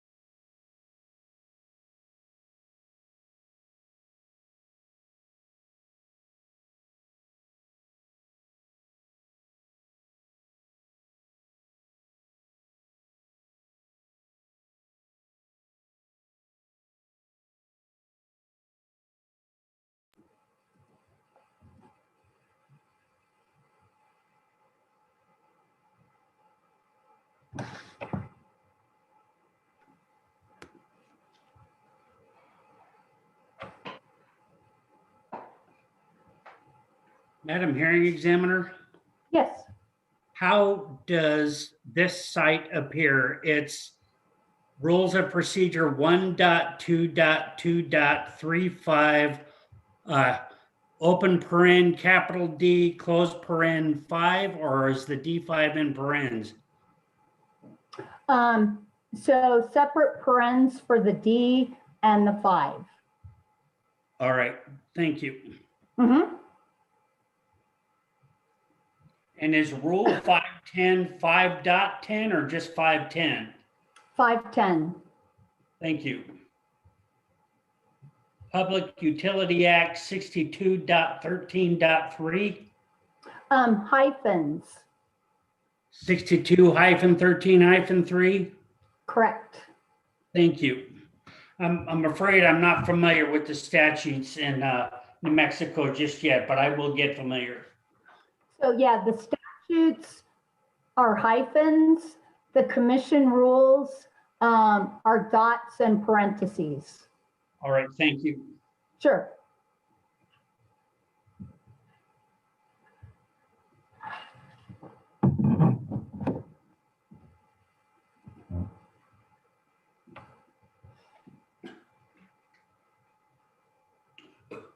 Are you ready, David? Yes, ma'am. Okay, Mr. Zadowski, you may go with redirect. Thank you. Ms. Nelson, I had asked you a first question about the Hope and Bluefield cases. My next question is, are there external factors that can impact actual returns that do not reflect investor required returns?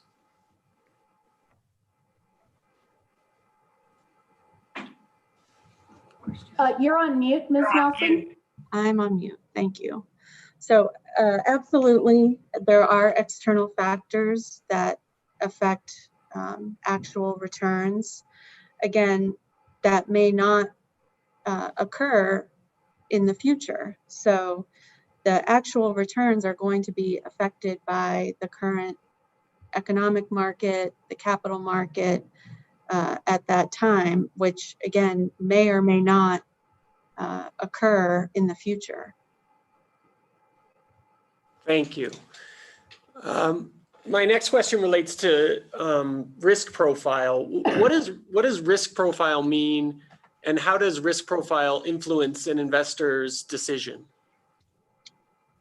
So when investors make decisions on where to invest their capital, they're going to look at the best return they can get, assuming the risk of that investment. So if it's a riskier investment, they will require a higher return than if it's a lower return a lower risk investment, they will require a lower return. So the risk profile really drives the investor required return, and investors will look to that opportunity cost of the alternative investment they can earn for a comparable risk like investment. Okay. And do you recall Commissioner Fishman asking you about comparing actual historical returns to forecasts for the same period? Yes, I do. Now, if such a comparison yielded a conclusion that historical returns over a short period of time were a more accurate predictive tool for future returns, would that also mean that those historical returns would be more accurate than forecasts in the future?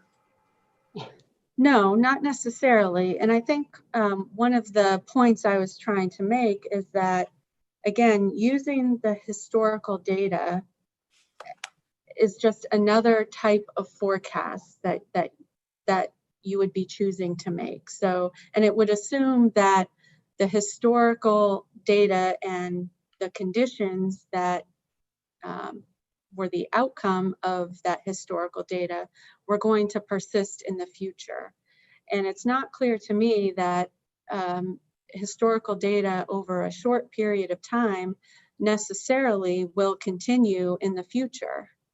So I don't necessarily agree that, it's reasonable to look to a short period of historical data, even if it were to be shown to be more accurate in one instance, is reasonable to make a general conclusion that historical data is more accurate at all times than expectations.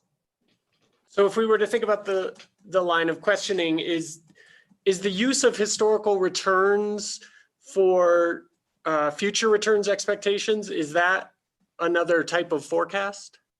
It is. It is. Okay. The methodology that you've presented that relates to investor relations, is this widely used among regulatory bodies and in this industry? I'm sorry, can you repeat the question? The methodology that you're presenting related to investor expectations, is this widely used? So the methodologies that I apply to develop my recommendation are widely used, and as is the use of analyst expectations for growth. So the other intervening witnesses, I know staff's witness and the AG's witness also use analyst expectations for growth in their analyses as well. Okay. I want to turn back to a point that was raised yesterday by counsel for the city. You were asked several questions about your use of a 2019 California rate case in your trend analysis. Can you just generally explain when and why you include and exclude certain cases in your analysis and why? Sure. So to clarify, in one of my model analyses, the risk premium analysis, I did use all of the electric utility base rate cases. To the extent that other analyses that I discuss in my testimonies use authorized ROEs as a benchmark to assess the recommendations presented by the witnesses, I believe the California cases are reasonably comparable to the ROE estimation process that we are undertaking in this proceeding. The California cost of capital generic proceedings at issue in the cases that Ms. Stevens brought up yesterday go through the same type of robust analysis and financial modeling and the evaluation of risks that we discuss here, and the PUC uses the same, the California PUC uses the same processes and determinations in making its rate of return determinations. To the extent that the California utilities have a mechanism to adjust the ROE in the interim years between those cost of capital rate cases, those do not appear in my analyses, nor do they appear in the Regulatory Research Associates or RRA data set we were discussing yesterday. And I believe it's reasonable to conclude that the California cases that Ms. Stevens brought up, again, are comparable to the objectives and the analyses at issue in this proceeding. Thank you, Ms. Nelson. Madam Hearing Examiner, that's all the redirect that I have. Okay. Do any of the interveners or staff have recross? Yes, Madam Hearing Examiner, I do have a question. Sorry, who's speaking? This is Mary Lee Stoles. Madam Examiner, this is Keith Harmon with Doña Ana County.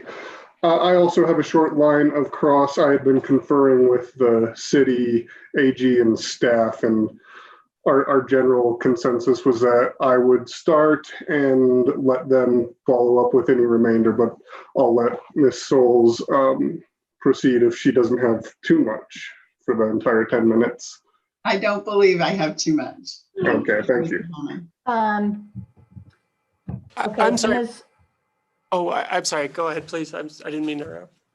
So Ms. Souls, how about if I give you 3 minutes and I give 7 to Mr. Herman, who's representing the other interveners and staff. Thank you.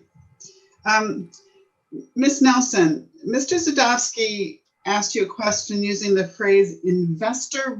Madam Hearing Examiner, could I apologize. Can I, before Ms. Sewell starts, could I just ask for a clarification? Is it that you're allowing interveners to participate in recross even if they didn't have direct cross-examination? Oh, yes, I am. Okay, thank you for the ruling. Thank you. Ms. Nelson, Mr. Zadowski used the term, when he asked you a question, he used the term investor required returns. And yet throughout your discussion, you used the term investor expected returns. Do you consider those terms to be the same thing? For the purpose and the objective of my analysis, they are investor required returns should equal the expected return. But they can differ depending upon the nature of the analysis. But for the purpose of the regulatory proceedings, that's what we're trying to do here. Thank you. That's all. Okay, Mr. Herman. Sorry, Ms. Nelson. Regarding your conversation with Mr. Fish or Commissioner Fishman, you were talking about investors and attraction on the market, but isn't it true that EPE is no longer publicly traded? That's true. EPE is no longer publicly traded. Did that factor into your analysis? No. Are you familiar with the application in the IIF merger case 19-00234? I'm generally familiar with the application. I have Are not you read all aware? of the documents in detail. Are you aware that in that pleading, El Paso Electric and IIF asserted that there was a public benefit in no longer being publicly traded? I am aware of that. Do you agree with that assertion?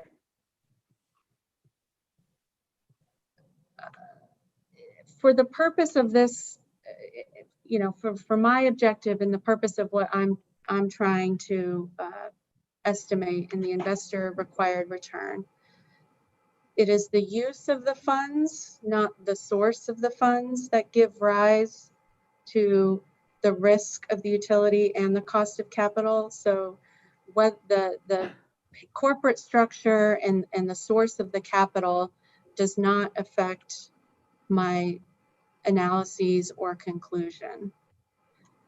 So whether or not I would agree with that conclusion by IIF or EPE really has no bearing on my conclusions or recommendation. Those benefits may be other types of benefits than what I consider in my analysis.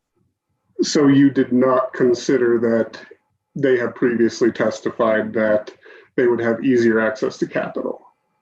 Correct.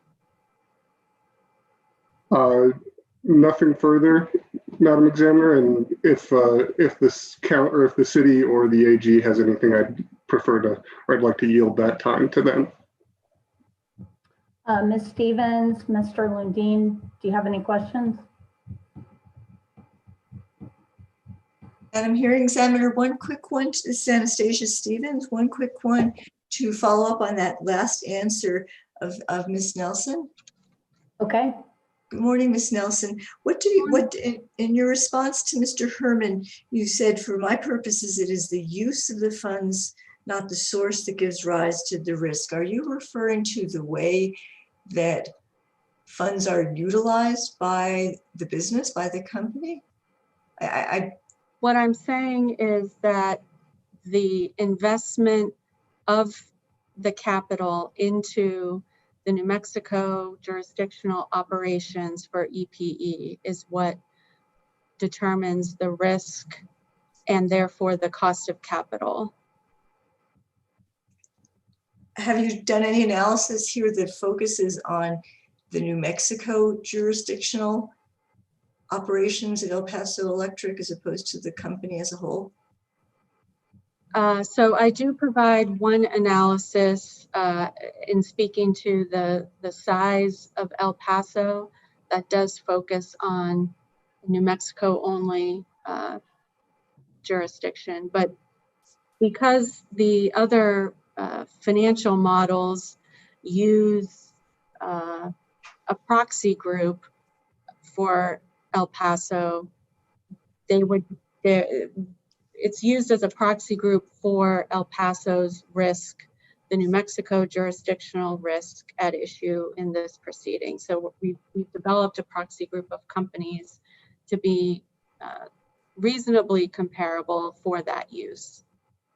So is the implication there that it would be, or that you in part have looked at not just El Paso Electric as being a relatively small electric utility in the world of electric utilities, but also the 1/5 of the utility that operates in New Mexico? Have you taken it down to that granular level in coming up with your return on equity proposal here?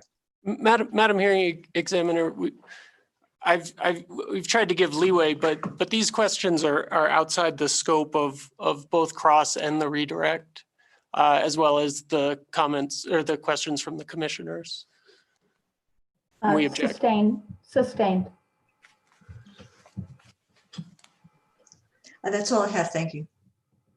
Mr. Lundin. Thank you, Ms. Nelson. Thank you. Your Honor, my questions have been covered. Thank you. Chairman Fishman and Commissioner Hall, do you have any further questions of Ms. Nelson before I excuse her? I do not. Okay, thank you very much, Ms. Nelson. You're excused. Thank you. And EPE, you may call your next witness. I realize you need a minute or two to get that witness set up. Yes, thank you, Madam Hearing Examiner.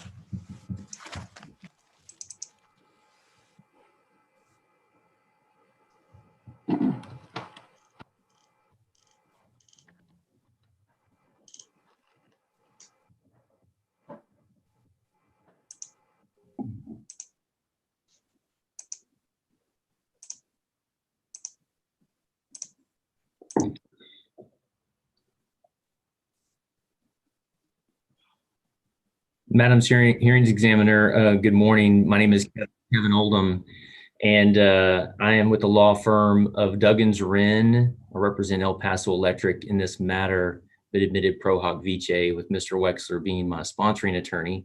For purposes of Mr. Lee, my last name is spelled Oldham, and I believe that our next witness has recently joined. We would like to call Mr. Yannick Gagne. Thank you. Good morning. Good morning. Mr. Gagne, would you raise your right hand, please? You do solemnly swear the testimony you're about to give in the matter now pending shall be the truth, the whole truth, and nothing but the truth? I do. Thank you.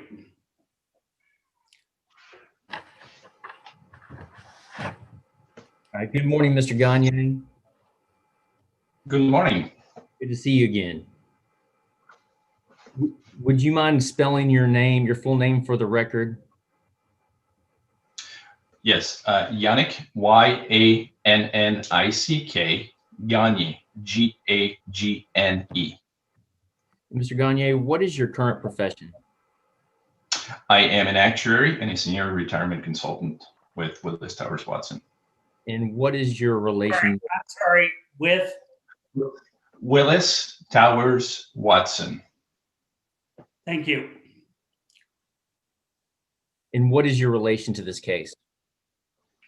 I am a consultant whose services have been retained by EPE to provide expert testimony on pension and OPEB issues.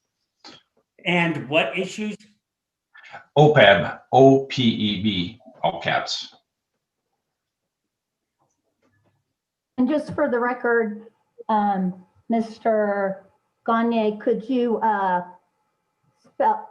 state what that stands for, OPEB? Yeah, absolutely. So OPEB stands for Other Post-Retirement Employee Benefits, often referred to as retiree medical, or in this case, via the funding vehicle, sometimes called the VEBA. Thank you.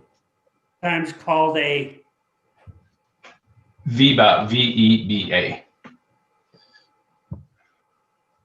Thank you. Mr. Gagne, do you have before you what has been previously marked as El Paso Exhibit number 17? I do. And are you familiar with this document? Yes. What is it? That is my, you're referring to my direct testimony? Yes, sir. So it is my direct testimony in this case. And was your direct testimony drafted by you or under your supervision? Yes, it was. Do you have any corrections to your direct testimony? I do not. Is your direct testimony that you prepared true and accurate to the best of your knowledge and belief? Yes, it is. And if you were asked those same questions today under oath, would your answers be the same? Yes. Madam Hearings Examiner, El Paso Electric offers EP Exhibit number 17 into the record. Is there any objection? Madam Hearing Examiner, this is Anastasia Stevens. I would like to voir dire Mr. Gagne about some of his exhibits, if I might. Otherwise, I'll defer it till we're on cross and ask to strike them, but it might be convenient to do it now. Go ahead. Okay. Good morning, Mr. Gagne. My name is Anastasia Stevens. I represent the city of Las Cruces, and I'd like to ask you about your exhibit YG5. Please start with that one.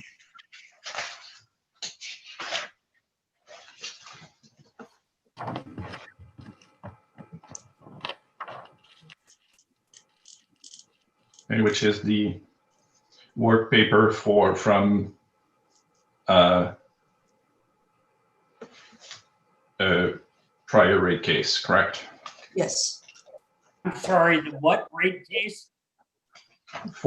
So YG5 is one of the work papers that was submitted in, let's see, rate case 2092.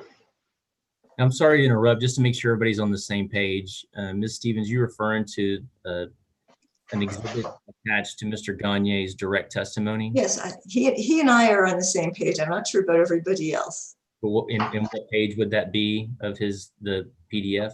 Oh, it's page 61 of the PDF as I'm looking at it. I hope that's the same for everyone else. Mr. Gagne, is that true? I mean, he's got paper. I'm working on paper copy.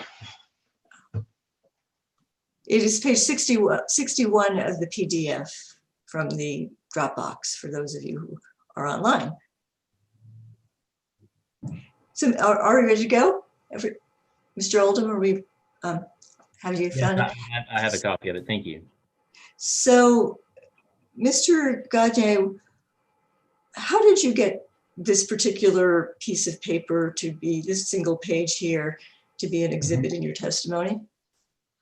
This, as we prepared, this information was provided to me by EPE from the records that they submitted in prior testimonies or in prior rate case proceedings. And to what extent did you familiarize yourself with the case at issue with a test period ending September 30th, 1986, before including this as your exhibit?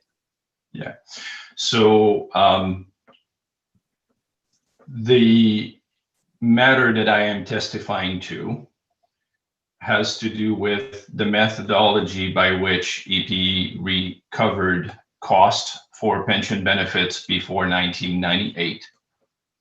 And therefore, in preparing for these proceedings, I asked the company to supply me documentation for these prior case. And I've received this information that was with a representation that this was used in their filings. And I, in addition to reviewing this case, I then validated the amount as required to pension funding requirements with additional documentation, namely the actuary study reference, to confirm that the amount that was included in the request was indeed the pension funding cost for the period, as is being represented and described in my direct testimony. So you actually saw the actuary study in that note A at the bottom, Correct. and you did not include that in your testimony? And did you look at any? Answer the question. Let him answer the question, Ms. Stevens. Correct. In order to limit the amount of information, and the support that is provided for the case was really going back to the final order in 2015, wherein its ruling, the commission suggested that the company could have demonstrated that pension costs had been recovered on a cash basis by providing exhibits and work papers from the relevant cases. And therefore we've included in here the information that was suggested by the commission in the 2015 final order. However, in order to include in my testimony, I had to satisfy myself of some of the other parameters, and then I did a little bit of additional research and compared against the actuarial study so that I could testify to that fact.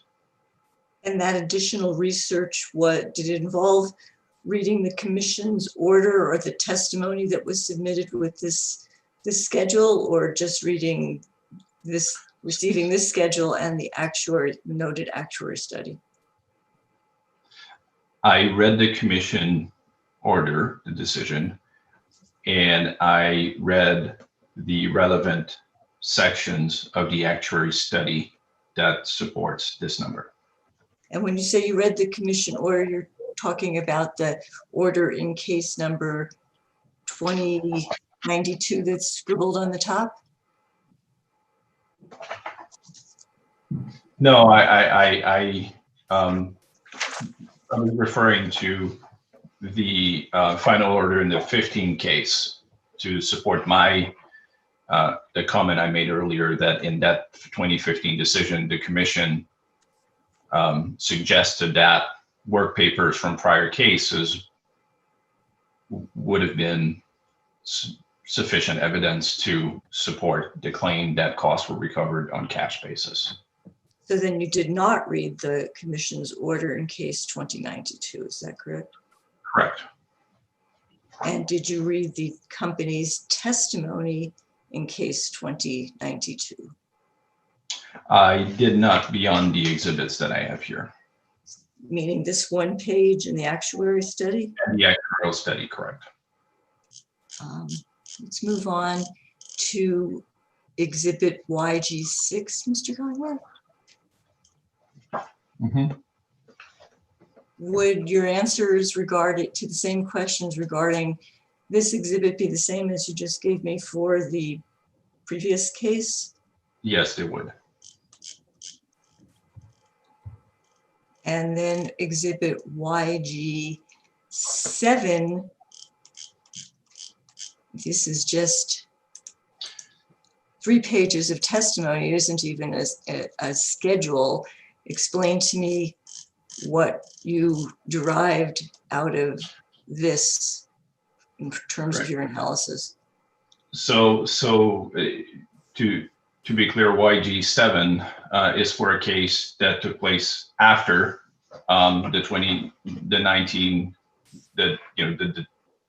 after 1/1/1998, which is the period. The only point that I was trying to arrive at here is get any form of written documentation or evidence that the methodology had not been changed, or and therefore, since we had work paper requests for the last two cases prior to 1998, and that the first case after 1998 still described cost requests for pensions on a cash funding basis. That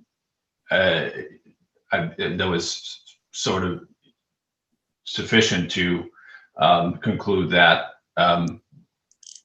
costs were recovered on a cash contribution basis all the way through and past 1998. And on this exhibit YG7, I'm on page 2 of 3 on line 11. Right. There's a phrase underlined, funding contribution. Is that your underlining? The page 2 of 3 line. Can you tell me what line? Again, Line 11, subparagraph, numbered paragraph 2. Correct. Yeah. Period. Funding contributions. So the terminology is consistent with the prior cases where we had, where I was able to observe actual figures. My question was, that's another question, but my question was, were you the one who underlined that phrase, or was that done by someone else? That was done by Doesn't someone even look else. underlined? Yeah, it's. I'm not sure that it is, but that is the point of this exhibit.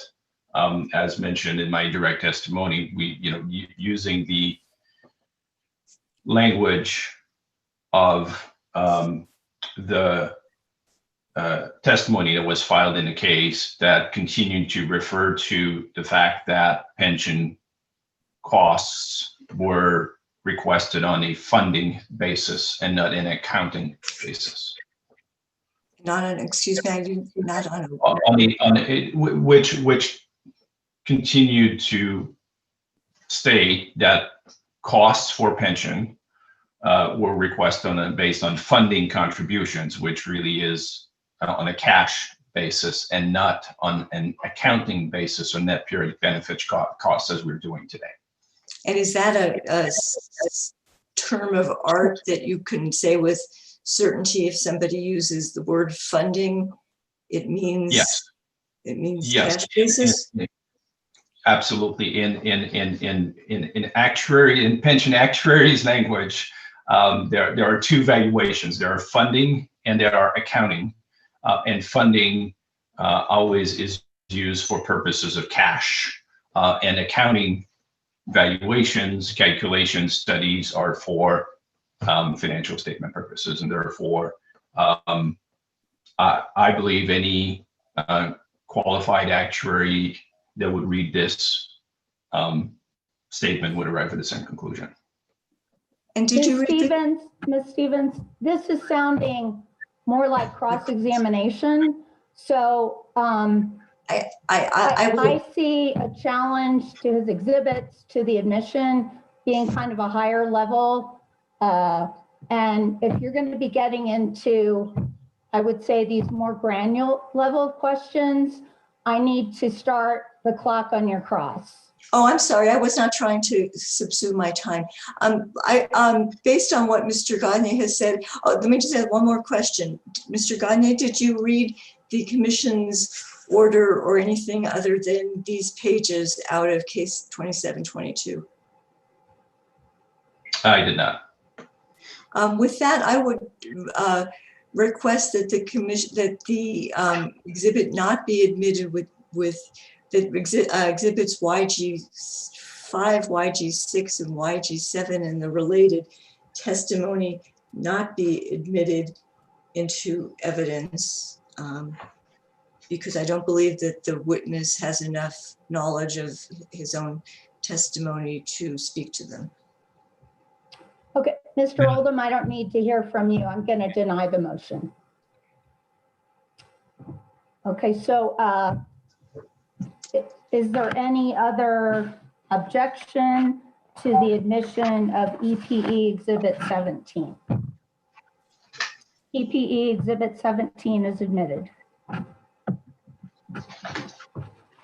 Madam Hearing Examiner, Mr. Gagne, do you also have before you what has been previously marked as El Paso Electric Exhibit number 18? Yes, What is that document? and that would be my rebuttal testimony. And was your rebuttal testimony drafted by you or under your supervision? Yes, it was. Mr. Gagne, do you have any corrections today for your rebuttal testimony? I do not. Is the rebuttal testimony that you prepared true and accurate to the best of your knowledge and belief? Yes, it is.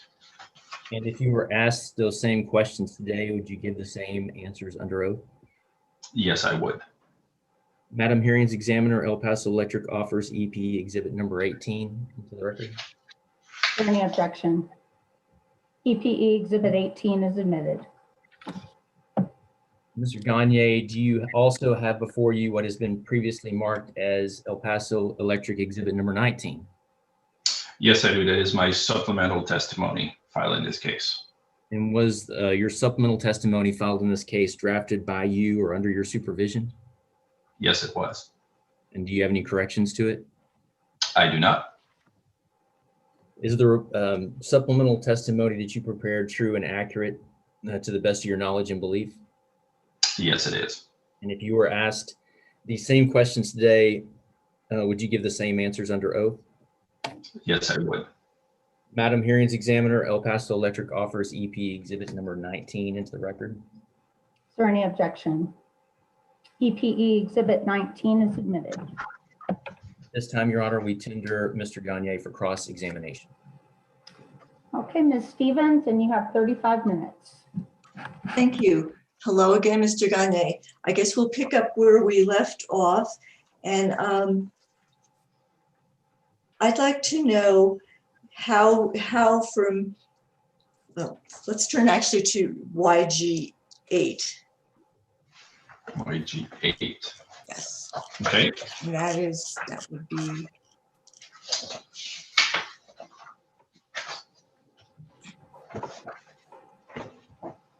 And is YG8 a summation in part of what the yearly data on YG9 provides? That is correct. That is the cumulative amounts from what is essentially December 31, 97 through December 31, 2019, and therefore the entire post-98 period. Mm-hmm.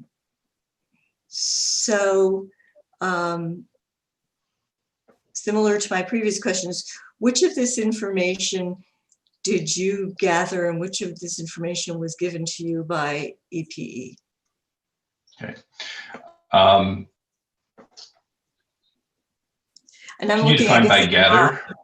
Let's focus on 9 because that's got the detailed information. Right. And when you say, and again, when you say by gather, obviously I had to obtain a lot of this information from EPE, but I proceeded with doing my own verification. And so in terms of all of the years from 1998 on, as it relates to net periodic costs, actual EPE contributions, I was able to verify all of that information by referencing all the actuarial studies for those periods. So I was able to go back to the prior actuary's work and work product and validate this information. As it relates to the amounts requested from ratepayers, all of these amounts for periods before 2015 are the same that were submitted in the 2015 case in a very similar exhibit that had been accepted by the commission, and therefore no reason to challenge that. And then we did review the information in the final order of the 2015 case, including some of the exhibits to validate the cost requested in that case. And you said you had no reason to challenge it. Can you tell me at what point, is this the same as the RGG4R exhibit in the previous This case? is the RGG2R exhibits. There were 2R and 3R are the version of the 8s and 9s. I'm sorry, 2R and 3R are, Are the equivalent in the 2015 case of my exhibits YG8 and YG9. thank you. Which years have been added? Which column years have been added since that? We have added 20, let me see and confirm here, but I think we've added 2015 onward. And when you say we, did EPE do that and you confirm it? I have, working with a team as support, I have responsibility for adding these amounts. And let's just pick 2019 since that's the test year. Right. The accrued liability line 1, that carries over from previous Correct. calculations, correct? The net Correct. periodic pension cost, you've testified that you were not EPE's actuary for purposes of their pension until this year. So where did you get that one from? From the prior actuary's actuarial study in the report outlining that. And where did you get the EPE electric contributions number? From the same report that reconciles assets and certifies to contributions that were made to the plan.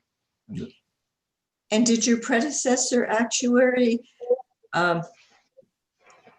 not just prepare the plan for 2019, but actually close the books on what was contributed by the company before you took Yes. over? Yes, and those reports, those actual studies and reports were included in work papers supporting my direct testimony. So the amounts that closed the books, if I get right word, a series of reports included in work paper 1 are labeled WP1, and the amounts to calculate the costs were included in work paper 2. And then going to the bottom, the lower box on any one of these pages, line 6, the capitalization rate. Is that where did those numbers come from? These numbers were provided to me by EPE. And did you do anything to determine the accuracy of those numbers? I have not, other than overall consistency and reasonableness. And did it strike you that the jump from 2017 to 2018 in the capitalization rate? It is due to a change in how pension costs. It is the jump does not. It actually it is logical in light of changes in the accounting rules as it relates to capitalization of benefit costs. Effective in 2018, only the service cost portion of the net periodic pension cost is eligible for capitalization. So prior to 2018, the entire cost, we applied a capitalization rate to the entire cost. From 2018 on, the capitalization rate is only applied to the service cost portion. And therefore, the portion of capitalization as it relates to the total net periodic cost is different. And because service cost is larger than the net periodic pension cost, it represents a larger portion. And therefore, so I was able to validate that increase in rates is related and consistent with the change in accounting rules. This particular exhibit does not show the service cost, or doesn't show what the 38% then is applied to? The 38% is so there's an underlying calculation. So you're correct. It doesn't show the underlying calculation that the company capitalization rate applied to the service cost to go back to the 38%. And I think I understand the net periodic benefit. It looks like the P there, two Ps, but not maybe. It's for pension because it's a pension plan. Oh, pension. Oh, pension. So that's an arithmetic consequence of the other decisions. I understand it to be. Yes. I'm not sure what you're referring to by other Is decisions. line seven. Hold on just a here. minute. Hold on. You guys are talking over each other a fair amount. So wait until the other person is finished speaking until you speak. Thank you, Your Honor. Mr. Gagne, line 7, that amount, and we're in 2019, the 1,856,000 figure, is that a simple arithmetic function of what's here or not? What's shown on this table, or are there underlying calculations that we're not seeing? It is a simple arithmetic function of what is shown on this table. It is if you look, for example, at that 2019 number, the net periodic patron cost of $3,005,000, and that 38% capitalization rate. So it's 1 minus the capitalization rate times. I'm sorry. Periodic pension cost of $3,005,000 and. So the amount on line 7 is simply the net periodic cost of 3,005 million multiplied by 1 minus the capitalization rate. I understand that. Thank you. Are these all total company numbers? They are. Nothing, not New Mexico jurisdictional. Correct. Their total plan number.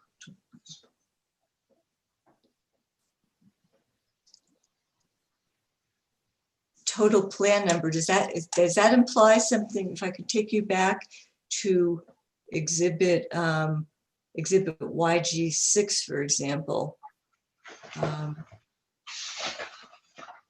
Is there a distinction between total plan costs and the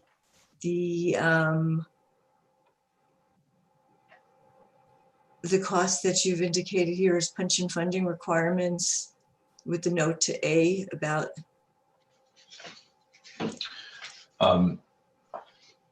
So the equivalent of the two, so if you go back to exhibit YG6, the pension funding requirements would be equivalent to the EPE contribution amount of exhibit YG9s. In other words, it would be equivalent to line 3, not line 2.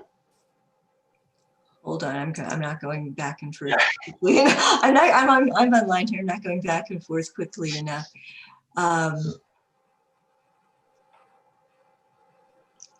What they requested in the rate case is equivalent to, what you're saying, what they request in rate cases is equivalent to the actual contract. Well, maybe I'm confusing things because we have the previous regime.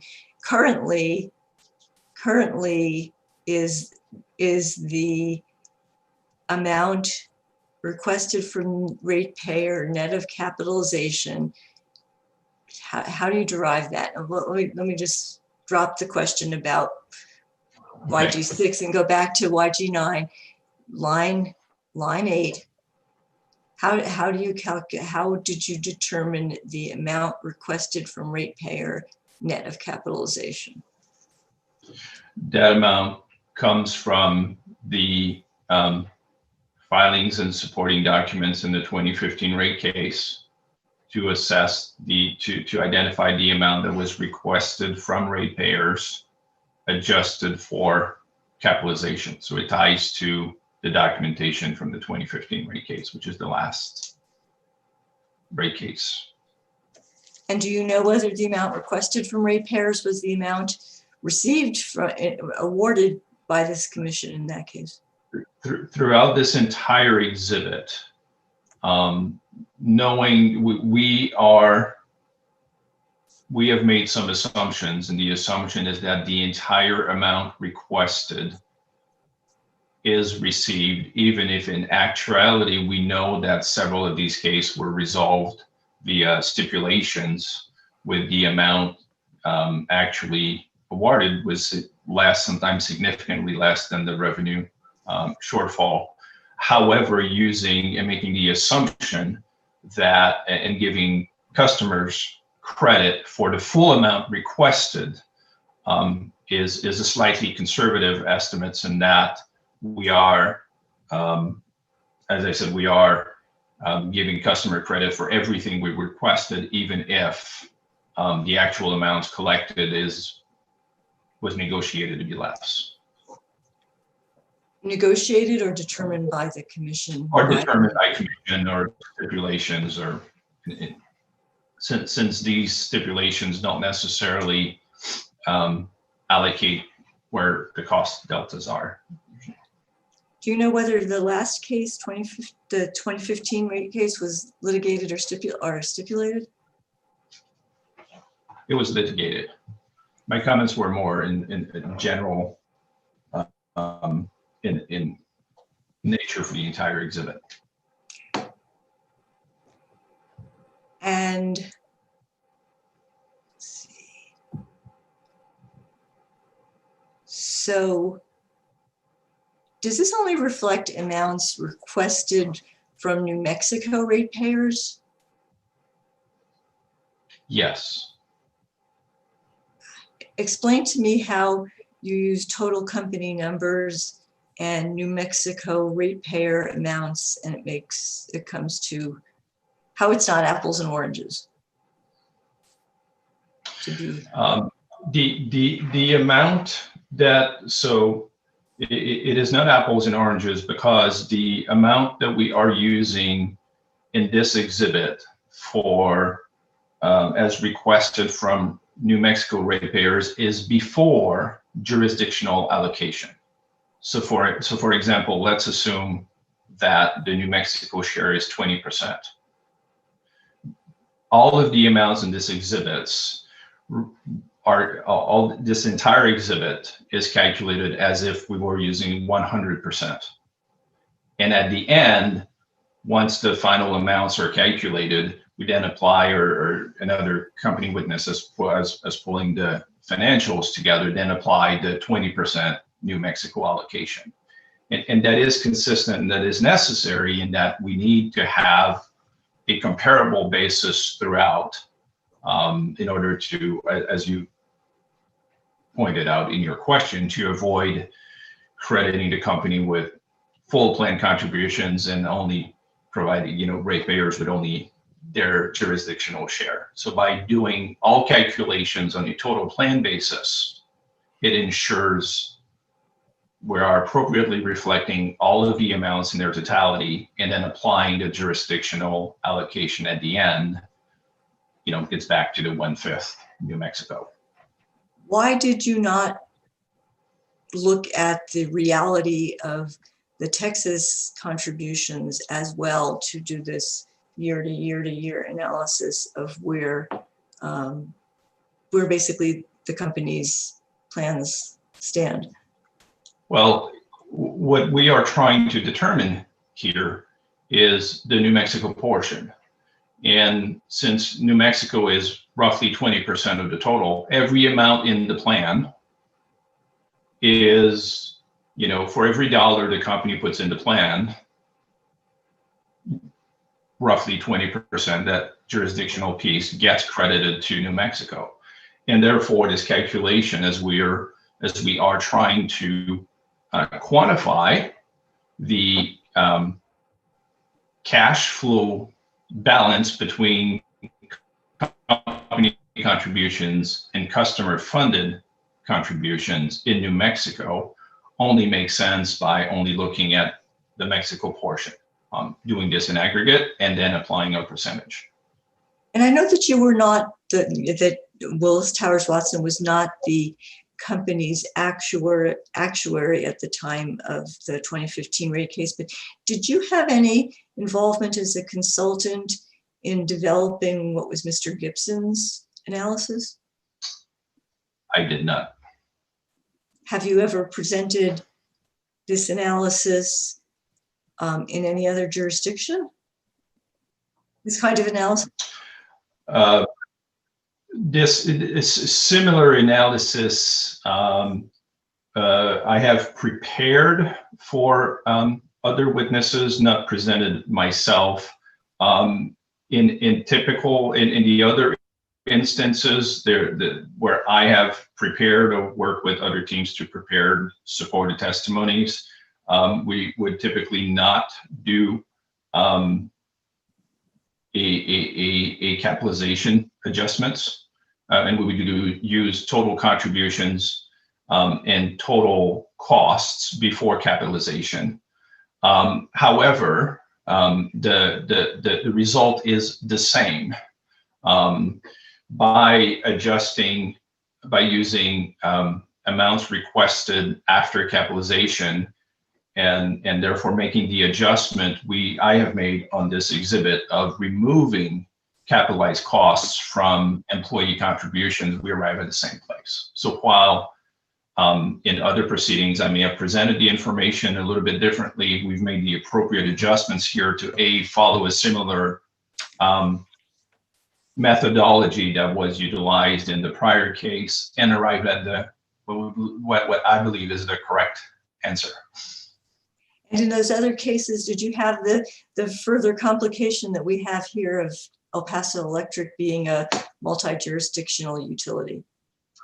I have not had a case where multiple jurisdictions, like multi-states. So looking back at line 3 on YG9, that El Paso Electric contributions line tends to be a nice round numbers. Is that how it works? It is. The company or any pension plan sponsor gets to, after careful review, determine how it will fund its plan. Laws, both ERISA and the Internal Revenue Code, set out minimum required funding amounts and maximum tax deductible amounts. However, it gets to the company and fiduciaries to the plan to make recommendations around what is the appropriate funding level.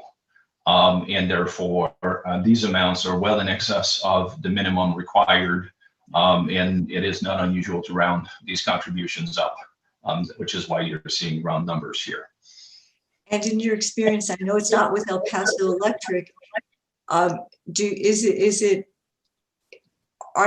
the numbers contributed typically a reflection of company management judgments, or the amount that was previously awarded for that purpose in a rate case?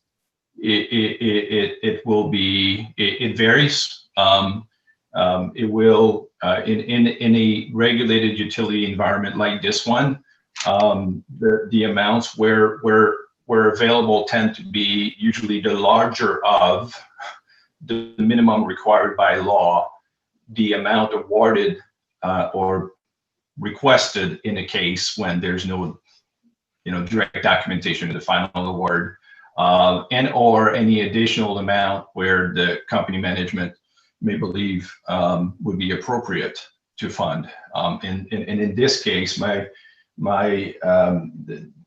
I understand El Paso's funding policy has been to fund the larger of the amount approved in New Mexico or Texas, or the minimum required contribution. And therefore, for the retirement pension, the retirement income plan, these funding amounts are always at least as high, as large as what has been requested before jurisdictional allocation. And I don't have nearly enough time allowed to me to ask you to go through this for each of the schedules. So we're just going to stay with the RIP because it's the easiest, right? So the 7,300,000 is similar to, but larger than the, I guess maybe that's net of capitalization. Maybe you can explain to me the 7,000,003, since you did review the recent one, the 7,300,000 El Paso Electric contribution from 2019. Is it your understanding that that is that reflects the determination of what the New Mexico contribution is, or one of the other factors you just raised? Yeah, that is the actual, what is really important here is that the company made a contribution to the plan of $7.3 million. As evidence here, you can see that that amount is larger than the amount that was requested from New Mexico ratepayers, and that is essentially included in the current rate structure. I don't intend to argue with you, Mr. Gagne, but the only numbers I see here for amounts on this exhibit for amounts requested for ratepayers are on the bottom half, net of capitalization. And I believe that the 7,300,000 on the upper box is not net of capitalization. So can you tell me what the New Mexico amount was prior to capitalization? I do not have the detail with me. I would have to go back. However, let's not forget that the amount that is in rates is only a fraction of that, right? So when you look at the allocations, so what we're actually collected is only 1/5 of these amounts. But you did not attempt to also capture the authorized amounts in Texas, correct? What I am, is the important piece here is what this exhibit shows is what happened. So we've collected the information of what has been requested in the rates that are in effect, what contributions were actually made by the company, and we're using this to calculate the difference. So I take it you're not opining on the company's decisions as far as what to contribute. Correct.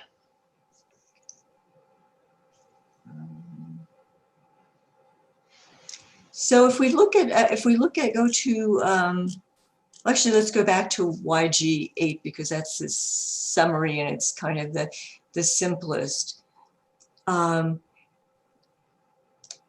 Does it make sense to conclude that at the end of at December 31st, 1997, in aggregate, EPE had a liability of $65,592,000, and 22 years later, they have a liability of very close to the same $65,245,000. Is that right?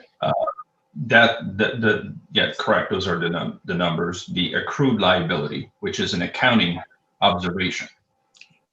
And looking in the middle of the upper box there, also on the right-hand side, over those 22 years, the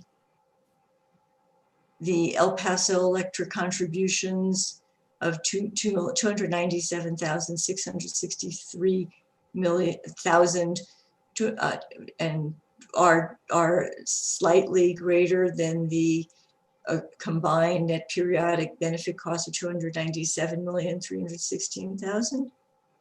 That is correct.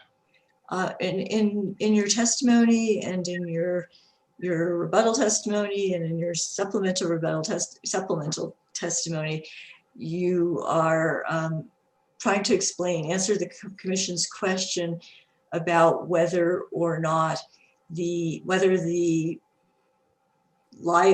accrued liability as of December 1997 has an effect on the current pension costs that are being requested in this case. Is that right? That is correct. And that's the case, one of the 4 questions carried over from the final order in the 2015 rate case. Is that right? Yeah. So can you explain to me, because I have tried, how can it be that, and your testimony is over and over again, no effect whatsoever, is that right? That is correct. If EPE had not been at a $65 million, had not had a $65 million liability in 1990, at the end of 1997, and had made the same, ratepayers had made the same contributions, wouldn't their costs now be, wouldn't the cost being requested of ratepayers now be quite different? No, it would not. Well, let's take that down into pieces. In your testimony, you break down that, we'll go back to, I think it's page 7 of your testimony, I think it is, the components. Correct. And that's the right approach. Yeah. So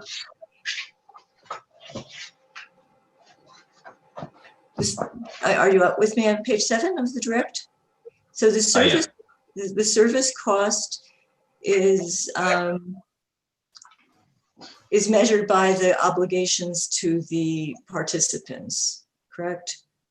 Correct. The service cost represents the value of the benefits that will be provided to employees working for the company today. And I can understand why that's not affected by the previous obligation. The interest cost is a function, I guess, of the service cost as you describe it here. Is that right? It is a function of the obligation of the plan, so the projected benefit obligation for pension, which again is as a. Don't talk over each other. I'll try. The expected return on asset. This is how if there had not been a liability in 1997. Wouldn't the money that the ratepayers have contributed for the last 22 years have been building up a larger asset so that there would be a higher expected return on the asset at the present time? So I think this is where perhaps the confusion comes from. The liability, the accrued liability in question here, it is simply a representation of costs, accounting costs, net periodic benefit costs that had been recognized before 98 compared to the contributions financed by customers that had been made to the plan up to that point in time. And therefore, given the level of contributions that were made before 98, it showed this accrued liability. That said, when we look at the assets today are the assets today, right? The only thing that would make these assets, and when we look at the expected return on asset component, it is simply the expected return on the asset base that are in the plan and reviewed today. Now, if you're asking, would the expense be different had the contribution made to the plan been different?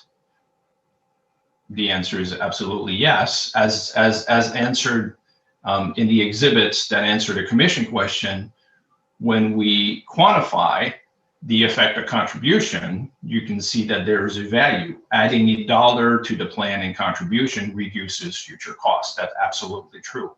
However, the accrued liability as defined as the difference between prior net periodic costs and contributions that were funded, that is simply an output, if you will, is not really an effect of how much assets are in the plan at that point. And so in other words, different contribution patterns would have an effect, as I testified to in my testimony, but how costs were recognized and allocated to prior periods has no effect on where the net periodic benefit cost is in this 2020 test year. And I think, Mr. Gagne, we may be speaking two different languages. In terms of I know that you're definitely talking as an actuary, but the issue in the case has to do with rate base and customer contributions and what customers should be asked to pay for and what they should be recognized as having paid for. So let me put the question again. If there had not been a liability at that point, would the amounts that the ratepayers had contributed since then have built up a fund that would reduce the costs, the present net present benefit cost because of that component for return on asset? So I'm not sure. Maybe let me rephrase the question to make sure we're saying the same thing. Is the question that had, as a result of the accrued liability, would we have had larger cost requests between 1998 and now? And therefore we would have now have more money because we would have collected more from customers, which I think is the only way that your question sort of. I think I'm asking it in the opposite direction. If going into 1998 after the bankruptcy, we've been at a zero accrued liability, and the ratepayers contributed the $297 million here, shown on YG 8, and the costs on a year-to-year basis, would there have been the development of, instead of having that liability sitting there, would there have been a development of a real live fund available as plan assets that would have had in the later years, like now, an offsetting benefit in terms of return on plan assets? And I think the problem with the question, the way I understand it, is why would there have been no accrued liability? Is the question. As I said, the accrued liability is an observation of what has happened in the past. In order to have a different accrued liability, to say for the accrued liability to have been zero, what would have happened different? And now we're entering into lots of speculation. I'm just trying to identify the kind of alternate universe we want to try to compare the current process to the old process. I can do that. Okay, Ms. Stevens, your time is up. Okay, thank you, Mr. Gagne. Mr. Lundin, you have 20 minutes. Thank you. Hello, Mr. Gagne. Good morning. I am Robert Lundin on behalf of the New Mexico Attorney General. Would you please open your rebuttal testimony to page 7?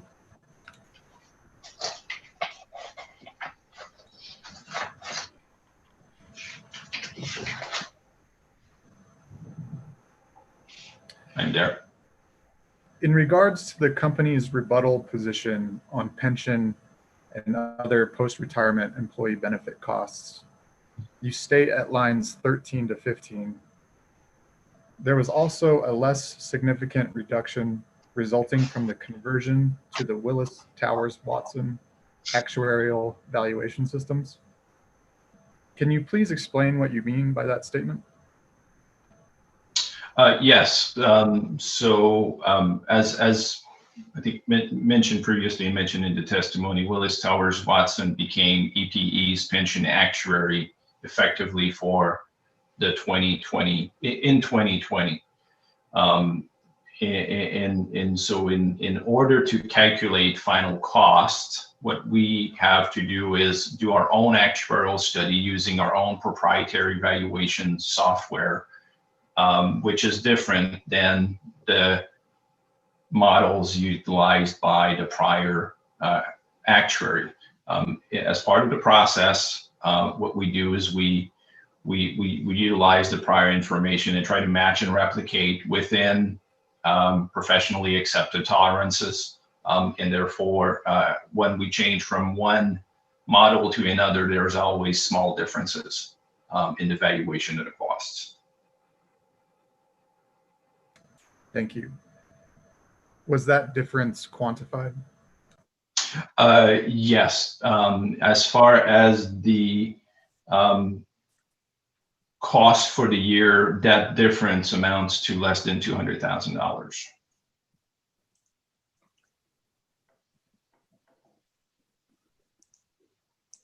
When did the company, and by the company I mean EPE, when did EPE first learn of the impact of that conversion from Price Waterhouse Coopers to Willis Towers Watson actuarial system?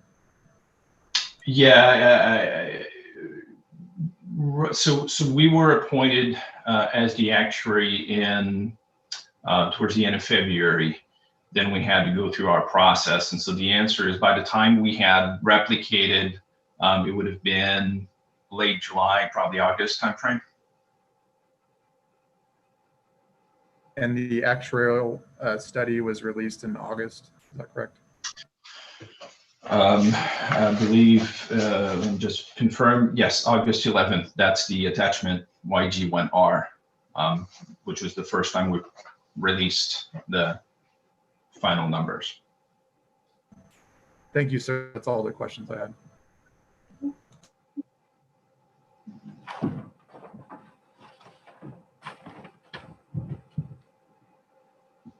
Mr. Herman, and you have a half hour. Thank you, Madam Examiner. And may I inquire when you're intending to break for lunch? So I can do it anytime. Do you think you'll go close to your full half hour? No, I just have a short line of questioning. Okay, then I'll break for lunch after you do your questioning. Okay. One moment.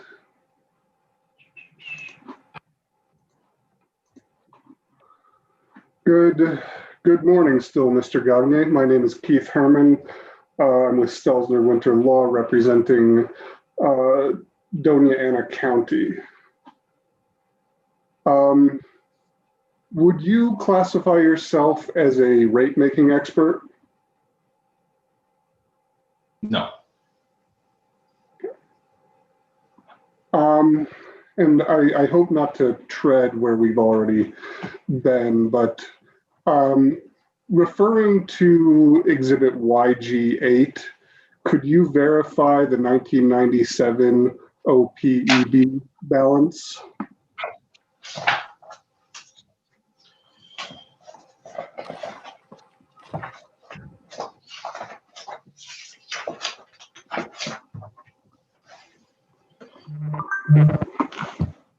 The accrued liability for OPEB as of December 31st, 1997 is $37.35 million. I'm referring to the total amount you have on the accrued liability on Exhibit YG 8, page 1. Yeah, well, you asked, I apologize, you asked for the OPEB balance. Oh, I'm sorry. So could you verify the total then? The total is 65,592,000. And going to Exhibit YG9, page 9.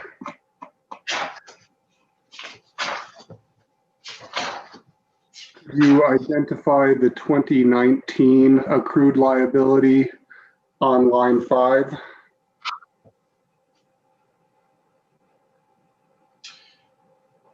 In the first column. Sorry, the 20, pardon me? Exhibit YG9, page 9. Yes, okay. The item on line 5, the accrued liability for 2019. At the end of 2019, correct? So you're looking line 5, 2019 column. So 65,245,000. Yes, and that's pretty close to the 65,592,000, or excuse me, the 65,245,000 from 29 or. Those are the same amount. I'm sorry. I'm just asking you to confirm that it's relatively unchanged from the December 31st, 1997 number, correct? So correct. So let me just rephrase to confirm the question or reaffirm the accrued liability balance as of December 31, 2019 of $65.2 million is very close in dollar amount to what the accrued liability balance of $65.6 million was at December 31, 1997. Is that, I'm assuming, does that answer the question? Yes, that does.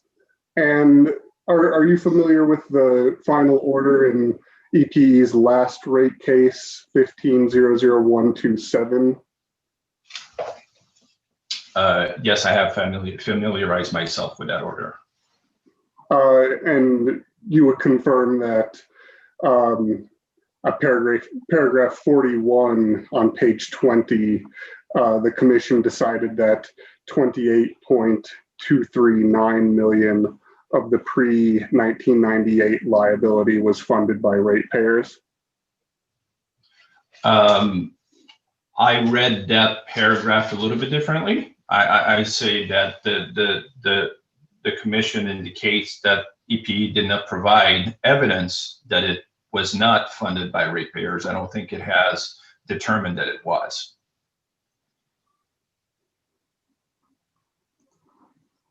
So in my reading, not being an attorney, but in my reading of the language, the interpretation was insufficient proof as opposed to a fact pattern.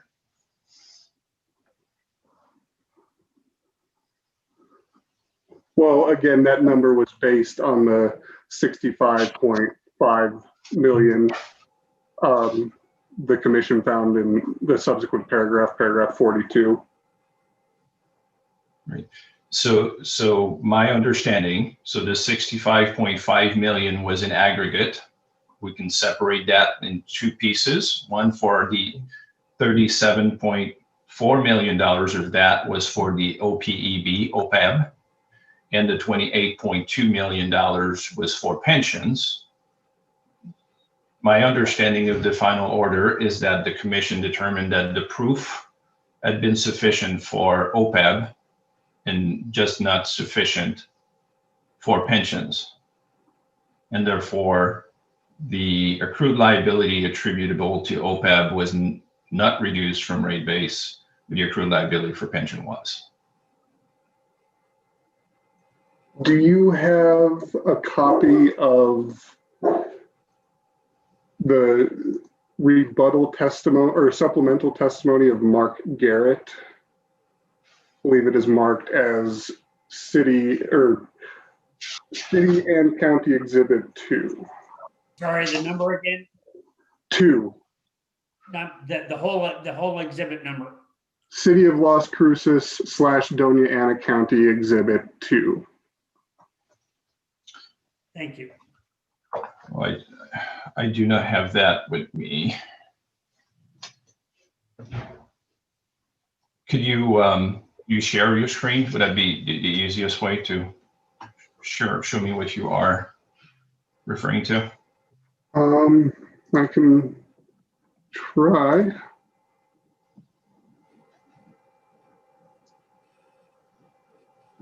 Are you seeing Exhibit 2.2?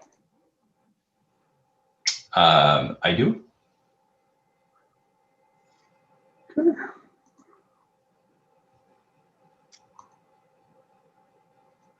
And you just see that the exhibit the exhibit NG 2.2 supplemental has an adjustment to the pension and OPEB regulatory liability that is 28.239 times the 20.44 percent jurisdictional factor. Yes, I see that. Could you confirm that New Mexico amount? Could you confirm? The New Mexico amount in line 1. It appears correct based on my understanding of how the jurisdictional allocations are provided or are calculated. That just slightly over 20% of the total number. That's all I have. Thank you. Bye.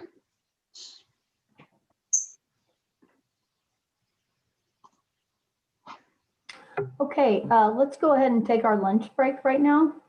And we'll come back at 12:50.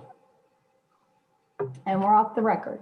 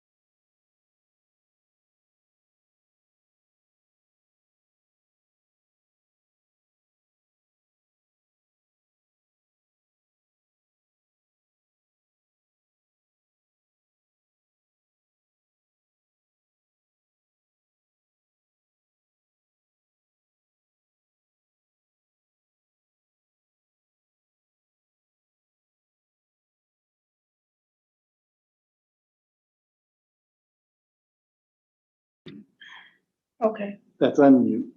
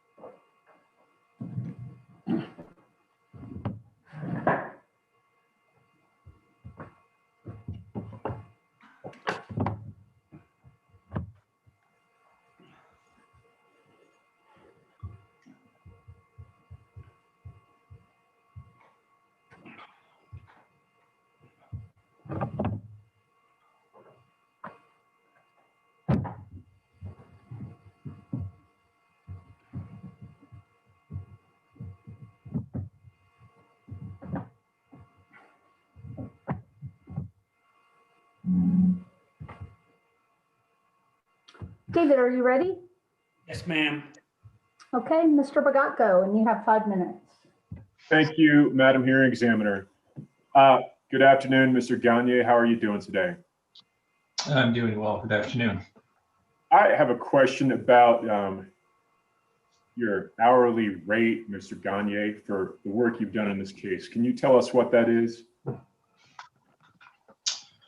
I would have to go back to our standard billing rate schedule. This on the top of mind, but it's in the $700 range. $700 an hour, if I understand you correctly? Correct. Thank you, Mr. Gagne. I'm sorry, what was that?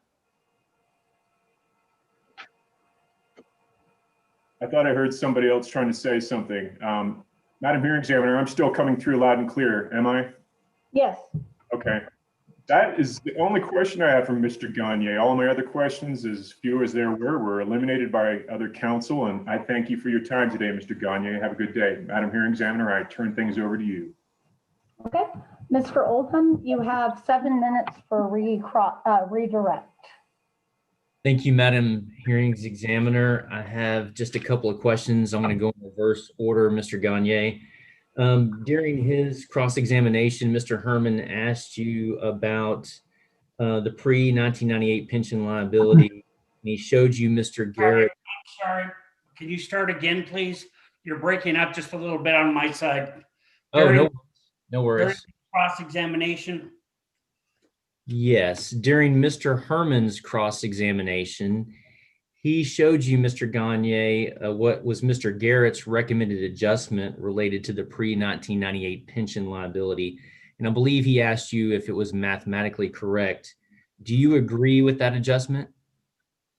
No, I do not. So the adjustment was consistent with the adjustment made in the 2015 order. However, as I mentioned previously, the basis for the adjustment was made because proof was not provided sufficiently to the fact that that liability had not been funded by customers.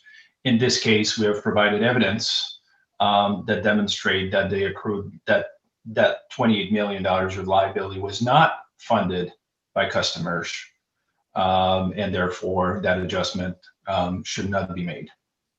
Okay, thank you. And then Ms. Stevens also asked you about the pre-1998 accrued liability in the context of its impact on expenses. And you mentioned that accrued liability had to do with accounting. When was that liability recognized for accounting purposes? That liability was recognized in years prior to 1998. What impact, if any, does that have on costs today? Okay. Well, as I said, as far as, so one of the things that's important to understand from an accounting standpoint is once a cost is recognized, this cost will not be recognized again, right? So the fact that the portion of the obligation related to that liability was recognized in years prior to 1998. What it means is that cost will never will never come back into future net periodic benefit costs and not be charged again. I'm sorry, into future. Into future net periodic benefit cost. Thank you. Once a cost was recognized, it will not be recognized again. It actually, does something really interesting on OPEB. Costs were accrued for OPEB based on benefits that were expected to be paid at the time. Changes were made to the plans after the fact that reduced those benefits. And as a result of that cost that was recognized is being reversed, which is the main reason why the OPEB cost is negative. In other words, there's a negative adjustment to cost of service because of a cost that was accrued to essentially adjust for a cost that was recognized prior to 98 and really never funded by customers. Okay. And Ms. Stevens, thank you, Mr. Gagne. And Mrs. Stevens also walked you through your exhibits regarding EPE's funding of the plan and the consequences. Had El Paso Electric funded more to its plan, reducing cost and increasing returns, would El Paso Electric have also created an asset that would have been included in rate base? That is correct. So had EPE funded more or made additional contributions, that additional cash would have been included in rate base and received a return. Okay. And then following Ms. Stevens' review of the exhibits to your direct testimony, is the amount of pension and OPEB expense included in cost of service as ordered in the 2015 rate case net of capitalization? Yes, it is. Madam Hearings Examiner, no further questions. Do any of the interveners or staff have recross? Okay, seeing none. Thank you. Oh, Commissioner Fishman, do you have any questions of Mr. Gagne?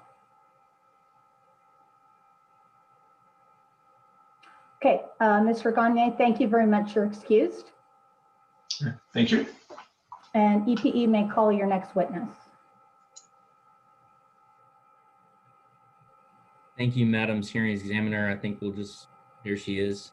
Okay, El Paso Electric would like to call Ms. Cynthia Prieto. Ms. Prieto, would you raise your right hand, please? Your right hand. I think she's on mute. You're on mute, ma'am. You solemnly swear the testimony you're about to give in the matter now pending should be the truth, the whole truth, and nothing but the truth? Yes. Thank you. Thank you. Good afternoon, Ms. Prieto. Good afternoon. Would you please state your full name for the record and spell it? Cynthia Prieto, CYNTHIA PRIETO. Thank you. And who is your employer? El Paso Electric Company, And what is your position with El Paso Electric? Vice President and Controller. Okay. Ms. Prieto, do you have before you what has been previously marked as EPE Exhibit number 20? Yes, I do. Do you recognize this document? Yes, that's my direct testimony. And was your direct testimony drafted by you or under your supervision? Yes, it was. And do you have any corrections to your testimony? No, I do not. Ms. Prieto, is the direct testimony that you prepared, is it true and accurate to the best of your knowledge and belief? Yes, it is. And if you were asked those same questions today, would you give the same answers under oath? Yes, I would. Madam Hearings Examiner, El Paso Electric offers EPE Exhibit number 20 into evidence. Is there any objection? EPE Exhibit 20 is admitted. Ms. Prieto, do you also have before you what has been previously marked as EPE Exhibit number 21? Yes, I do. Do you recognize that document? Yes, it's my supplemental testimony filed on July 7th, 2020. Okay, and was that a supplemental testimony drafted by you or under your supervision? Yes, it was. And do you have any corrections to the supplemental testimony? No, I do not.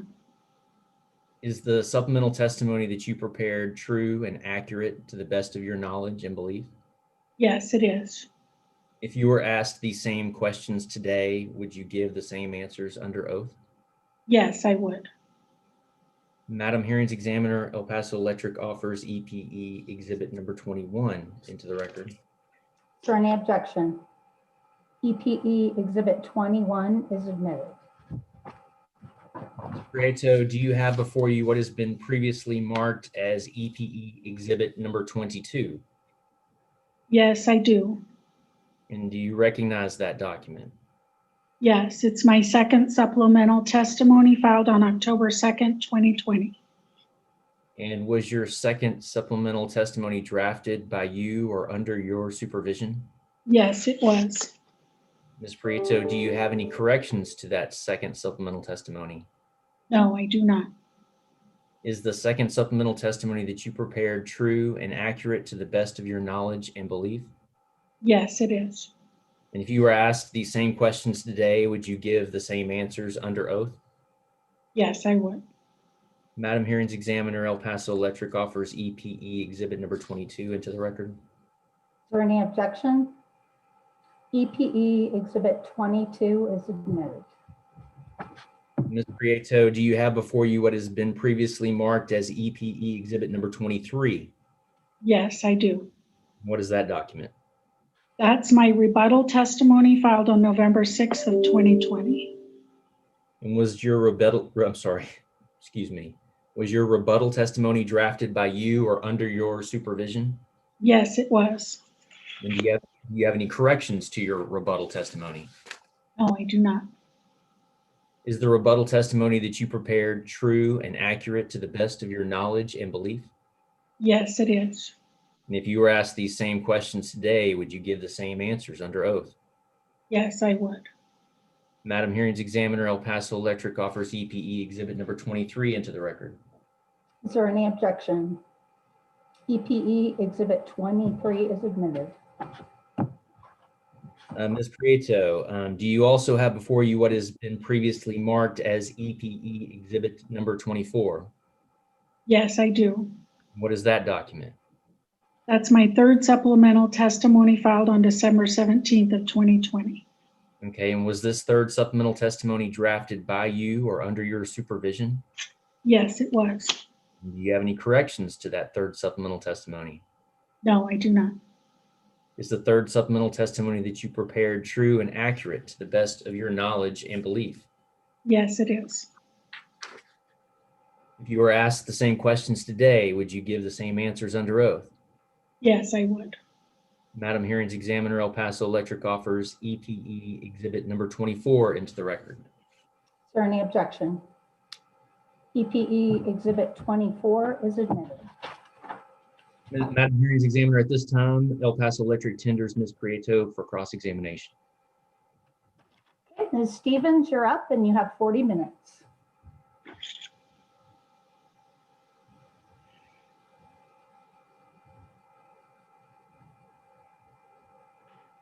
You're on mute. Ms. Stevens.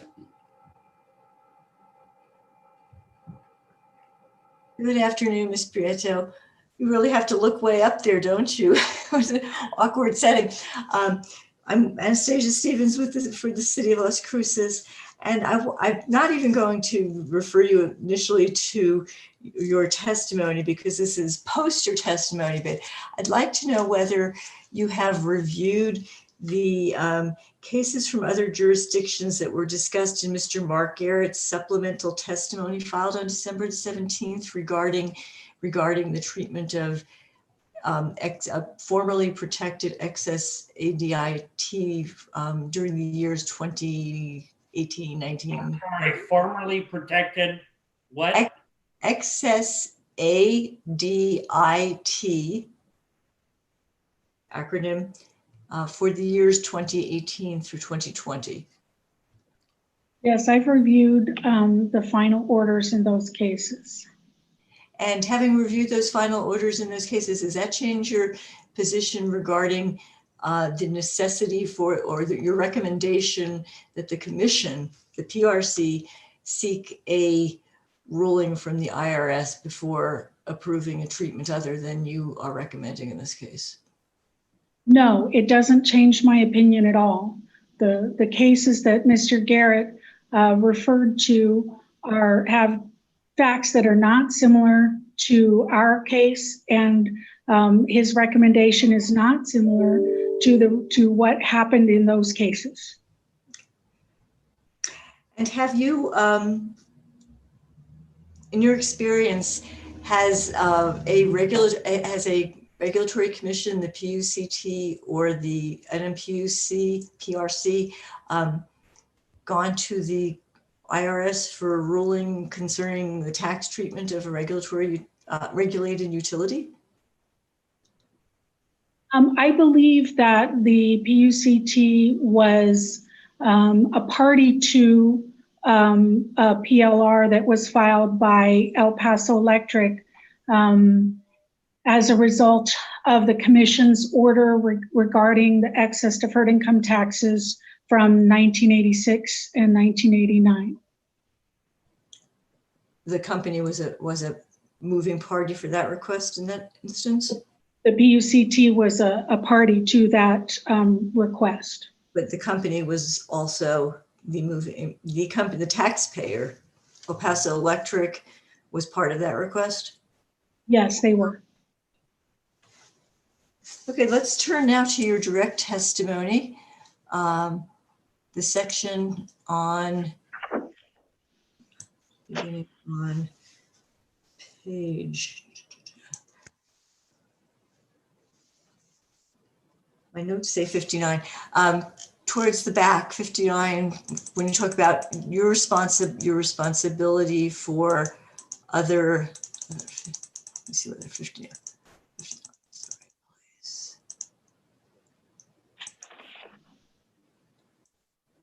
Sorry, Ms. Stevens, is that page 59 of the PDF? I've heard her direct testimony, starting on 59, other administrative and general expenses, yes. I'm there, thanks. Okay.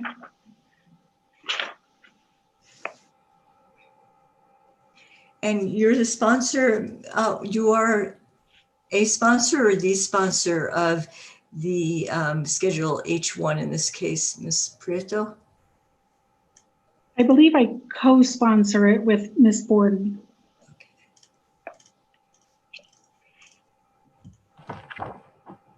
Could we turn to that schedule as well in the application? Okay, I don't have that schedule in front of me. Let me see if it's here.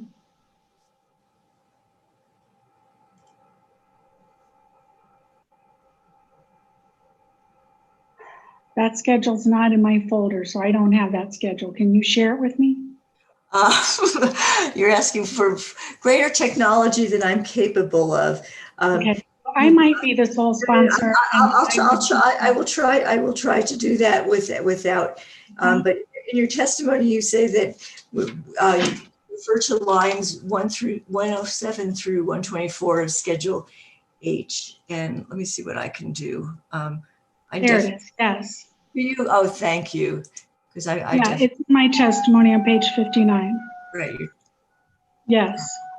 Hey, workable lines, Miss Stevens? We are on Schedule H1 of the original application. And the reference in her testimony is to lines 107 through 124. Okay, hold on just a second. Yeah, I'm pausing your time, Ms. Stevens, while I run into the other room to get Schedule H. Oh, okay. I'll be right back.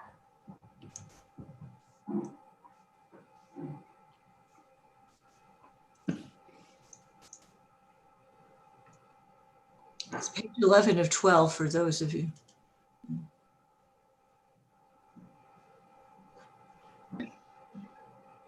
Okay, I'm back. I found it and I do co-sponsor this. The hearing examiner is out, so slow down. I have it now, thank you. And Ms. Prieto, I'm on page 11 of 12 of the original Schedule H1 filed in this case. I don't believe that the revisions that have been made in various manners subsequently will affect my questions, but if you think they do, please interrupt and direct us to other locations, okay?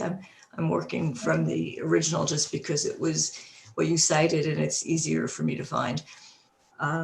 So the cost that your testimony starting on page 59 addresses all of these categories, but the ones I'm particularly interested in are the two FERC account number 923 amounts, lines 109 and 110, and the three FERC line 928. Okay, is it 3 or 4? 3. 117 through 119 regulatory commission expenses. First of all, I want to ask you, how does the company distinguish between regulatory, or how and when does the company distinguish between a regulatory commission expense and an outside services expense? I believe the distinction is that if the expense is specific to a regulatory filing, then it's classified in account 928. We follow the FERC guidelines as far as what's classified in account 923 versus 928. And do you make that determination at the moment that the cost is incurred, or do you make it subsequently?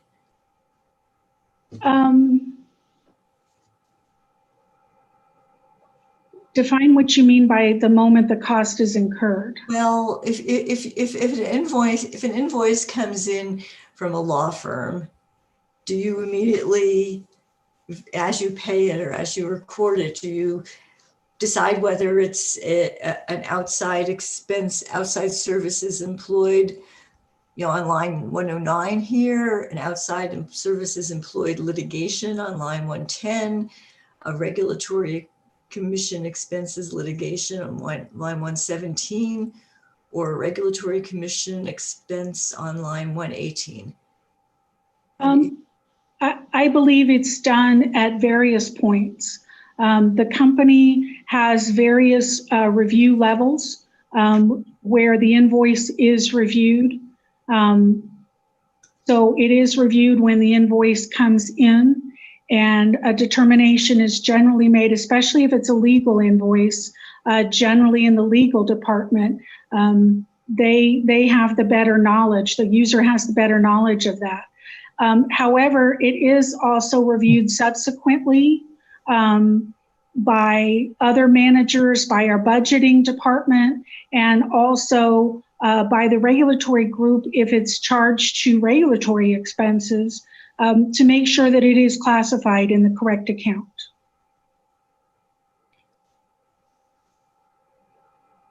And Ms. Prieto, when the city asked you when the city filed a discovery request asking for the invoices that make up the outside expo, we filed 2 interrogatories, one asking for the 928 expenses, rate case expenses, and one for the 923 expenses. Do you recall that you were the author of an objection to that request for the 923 expenses? Can you point me to which request for information? I will give it to you right now. Would you turn to, now I've got too many little things on City of Las Cruces exhibit number 23.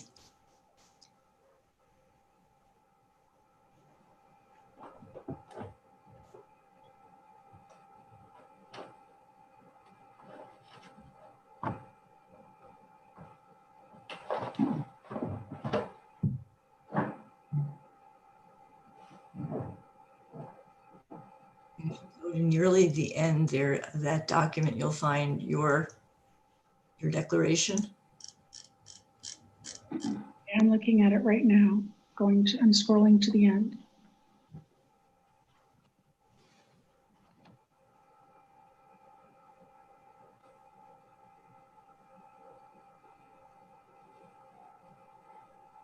So which RFI was it? 520. That's the only one that's actually in this packet. So it's just the page right before you, right, number 13 of 17, right before your declaration. Okay. And then, do you remember the reason why you, on behalf of the company, objected to providing details of the amounts in FERC account 923? No, I do not. That was a legal determination made. That wasn't a determination I made. Why then is your name attached to that? Because I sponsored the information I think that was requested.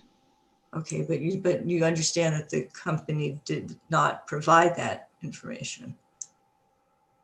The company did provide information in a couple of other interrogatories. We provided information by vendor on one, and for the prior 3 years on another one, I believe. I'm sorry, regarding rate cases, there's no reference to that in this answer. I'm not sure what you're referring to. I think that was specifically for account 923. Ms. Stevens, I just want to point out that this declaration page says it's in support of responses to question numbers CLC 51 through 522. So it's not just a declaration with respect to 520. Yeah, she did sign on 520. She has the name on the answer that's purely an objection. Well, let's move on from that.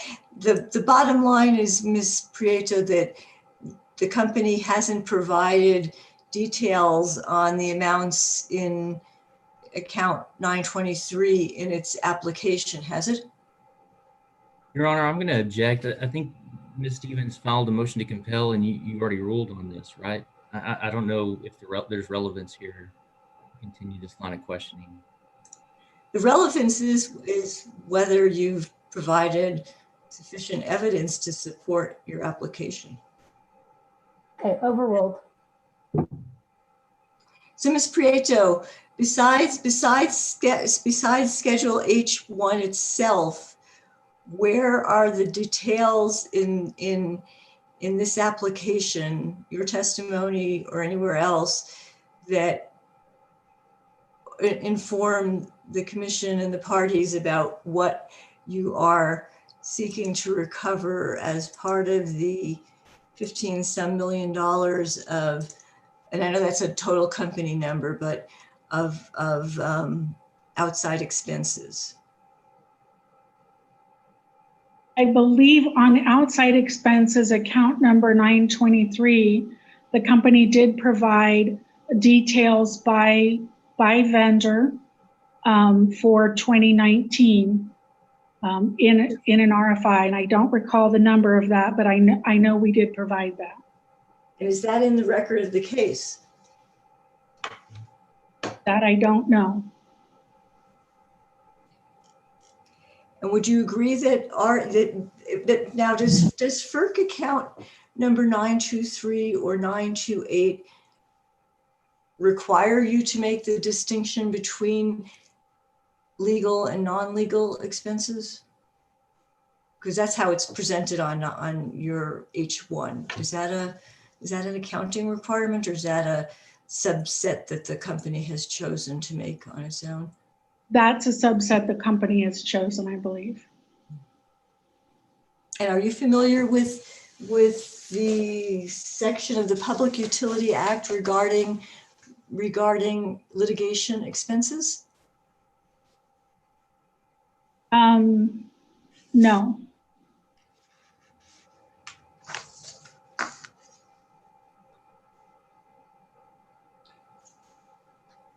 And your attorneys may object if they want, but I'm going to ask you whether, I'm going to read the section to you and ask you whether it sounds at all familiar. Okay? Okay, I'm not going to allow that. Okay, well then I'll just, Ms. Prieto, let's turn to Exhibit CLC. First of all, I'd like to move to admit Exhibit 23, CLC Exhibit 23. Is there any objection?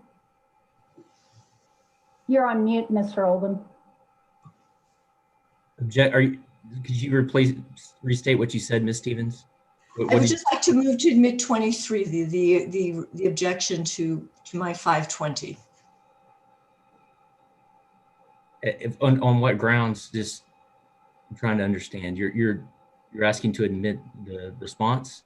The response that was an objection and no content, yes. No objection. Okay, City CLC Exhibit 23 is admitted. Thank you. I can clear one off my screen here because I'm going crazy. Would you now look at CLC Exhibit 9, Ms. Prieto?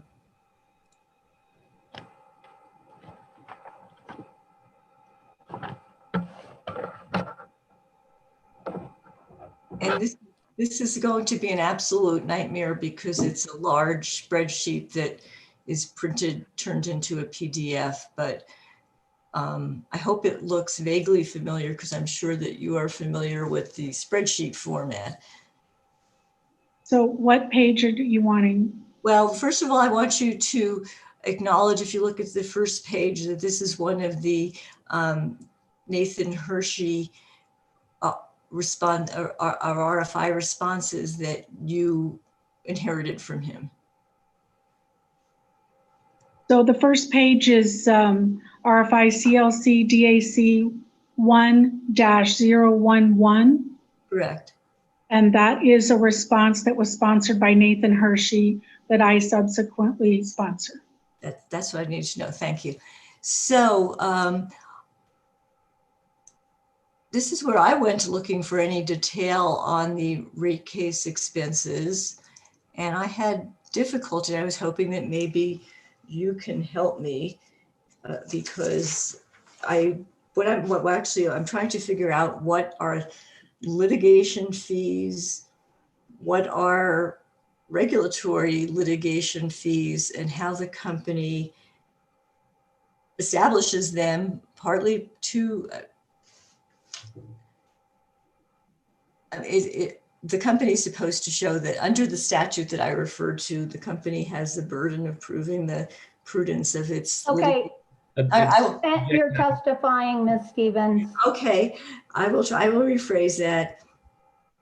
I'd like to have you help me determine what were the components of the outside services litigation. Those are 923, the regulatory commission expense, and the 928, and the regulatory expense litigation as shown on H1 from what we can glean about those costs from this. My expert called this trial balances, but I don't know whether there's another term you use for this month-to-month documentation. I'll use your terminology because I'm not an accountant. So is there a term that we should be calling this document here? What you asked for and what we provided was the detailed trial balances by month, beginning 1 month before the first month of the test year and continuing through the latest available date. What we provided was the detailed trial balances by month, beginning 1 month before the beginning of the test year, and we provided it through March of 2020. So if we went to the pages, and I'm sorry that there are quite a few pages that are for the month of 2019-12, December 2019, that should that coincide with the H1 figures? No, because I don't know what page you're referring to first. Well, let me give you while you're looking for that, Ms. Stevens, I'm going to pause you. I just have 2 questions for Ms. Prieto before you go on. 2 questions, Ms. Prieto. 1, what is a trial balance? And 2, what are these balances for? A trial balance is a detail of the accounts in our general ledger. It includes all accounts on both the balance sheet, which is our assets, liabilities, and equity, and our income statement, all of the income and expense accounts. And it's detailed by FERC account. And what was the second question? Well, so this is the numbers in this exhibit reflect the balances in each FERC account by month.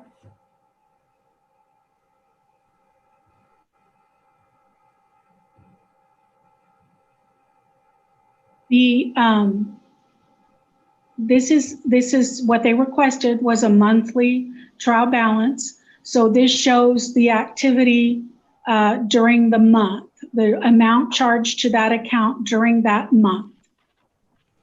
Thank you. That's all I have. Ms. Stevens? And to follow up on that, I'm on page 366 of 468 within the document. Okay, let me get there. 366. It's 367 on the PDF.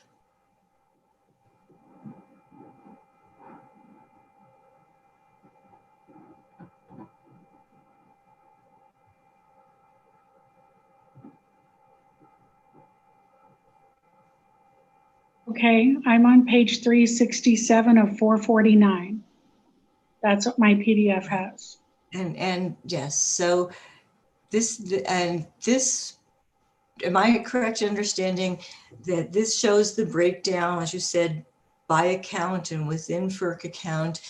The prior month number column would be the year, essentially the year to date amounts in that balance.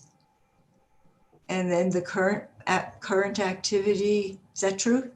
I believe so, yes. Okay, the current activity would be the December, in this case, December 2019 activity changes, correct? Yes, I believe that's correct. And the cumulative column should then be the end of the total cost through the year, calendar year 2019, which is our base period, right? Yes, I believe that's correct.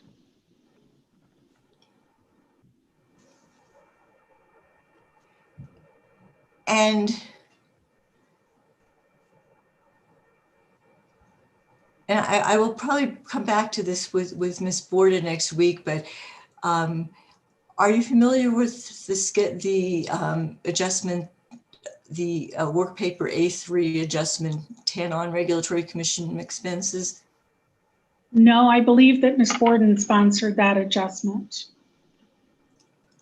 Well, and within this one, I'd like to, within the page we're at now, which does reflect the end of 2019, our test period. If you would look at the line in line 920 and FERC account 928 that says 2019 New Mexico rate case, and there's a prior month number of $6,438.80 and a cumulative of $6,438.80. Is that right? For the 2019 rate case, yes, I do see that number, yes. Now, did EPEs actually spend more on preparing the 2019 rate case than $6,000? I honestly don't know. I don't really sponsor the regulatory commission costs that were requested in this case. My concern, Ms. Prieto, is to figure out how we, and then if we go up a page, I guess in 365 it would be, I think it should be in 360. No, maybe it's 3.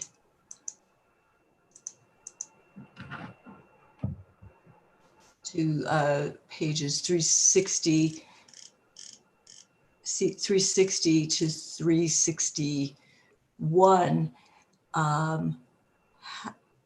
Again, how are we certain that there are no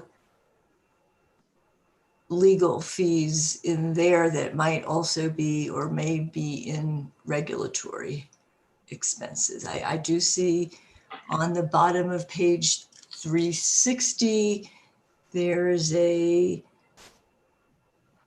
corporate legal cases blanket that's like $1.95 million. So my page 360 has office supplies. Oh, no, I'm not sure which page you're on. The lower part of 360. I'm on the bottom of page 360. You are? Yes. Ms. Stevens, are you talking about PDF page? Oh, I'm talking about PDF 361, Exhibit 360. Does that help, Ms. Prieto? Madam Hearings Examiner, I meant to object on the grounds of this because I believe Ms. Prieto said that she's not the sponsor of this and that she referred to Ms. Borden to answer questions related to the schedule as a whole. No, I do not believe that's what she said on this particular exhibit. Could you clarify that, Ms. Prieto? So I am not the sponsor of the regulatory expenses that were requested in this case. Okay, so I'm sustaining the objection to the extent that you are asking questions about regulatory expenses. Okay. And I would direct that Ms. Borden be ready to answer detailed questions relating to regulatory expenses. Okay, thank you. Well, we'll stay and we'll try to. I'll stay in the FERC 923 category. Then that's the other, and that is totally in your realm, right, Ms. Prieto, based on your direct testimony. And now, I, of course, lost my place, but. So let me clarify that. So the base period expenses are yes, but I believe that Ms. Borden also sponsored any adjustment to this account. To 923 we're talking about now, or 928? To both. Right. If we could go back to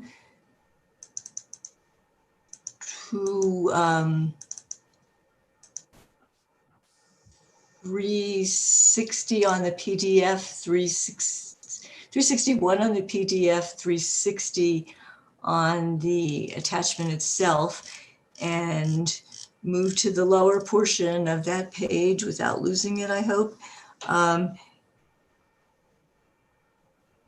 Do you see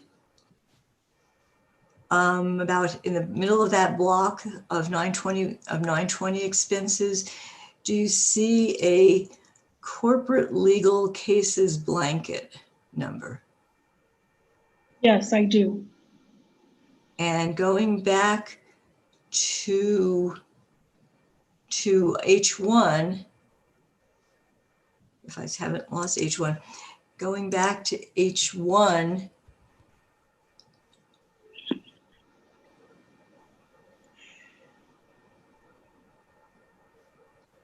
do you see that the outside services employed litigation is $907,225? Yes, I do see that. Can you explain to me how you reached one number, the 923 for the 900,000 for litigation here, when the trial balance seems to be indicating a number, more than twice that?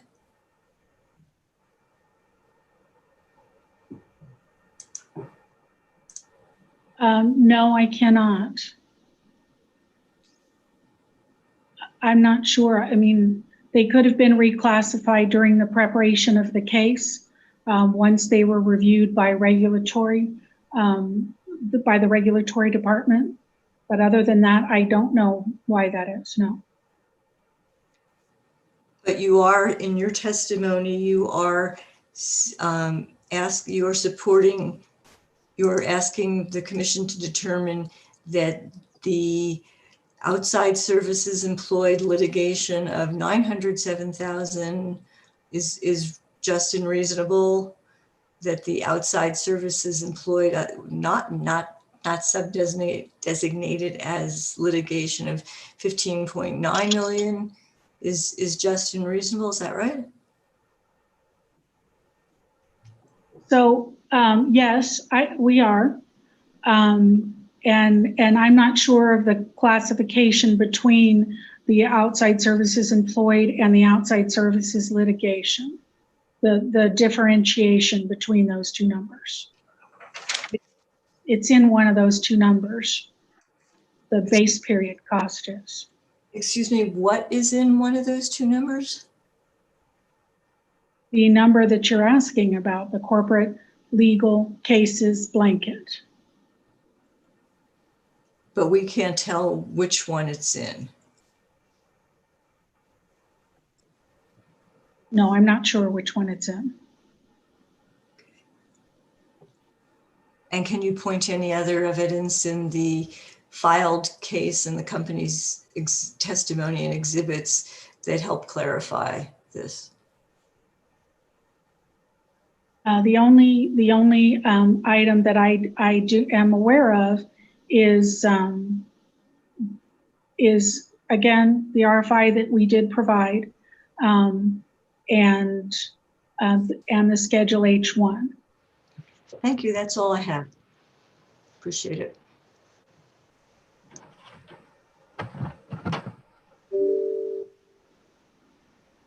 Mr. Lundin, you have 20 minutes. Thank you, Your Honor. Hello, Ms. Prieto. Hello. I am Robert Lundin on behalf of the New Mexico Attorney General. Your direct and rebuttal testimonies in part cover the Tax Cuts and Jobs Acts of 2017, correct? Yes, that's correct. The federal tax changes enacted by the TCJA resulted in the company booking unprotected excess accumulated deferred income taxes, correct? Yes, we booked both protected and unprotected excess deferred taxes. And excess ADIT can either be a regulatory asset or a regulatory liability to a utility. Is that correct? That's correct. And is it correct that if the unprotected excess ADIT is a regulatory asset, then the ratepayers owe the company those funds?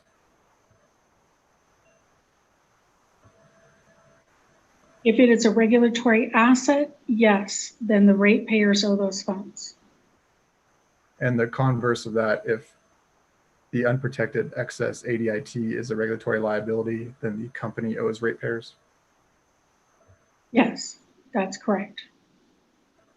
So in this case, the unprotected excess ADIT resulting from the federal tax law changes is a regulatory asset that must be collected from ratepayers, correct? The unprotected is an asset. Yes, that is correct. And the company is proposing for the recovery of that unprotected excess ADIT to be over a 5-year period? Yes, that is the average life of the unprotected assets. And so we are proposing to use the reverse South Georgia method and amortize it over the 5-year life. Is it true that there is no IRS requirement that the unprotected excess ADIT be recovered over a specific period of time? Yes, that is true. Similarly, EP also has deferred state taxes, right? Yes, we do have deferred state income tax, excess deferred state income taxes. In the last rate case in 2015, the commission approved a 15-year period to amortize excess state deferred income taxes, correct? That's correct. And the state income taxes include both.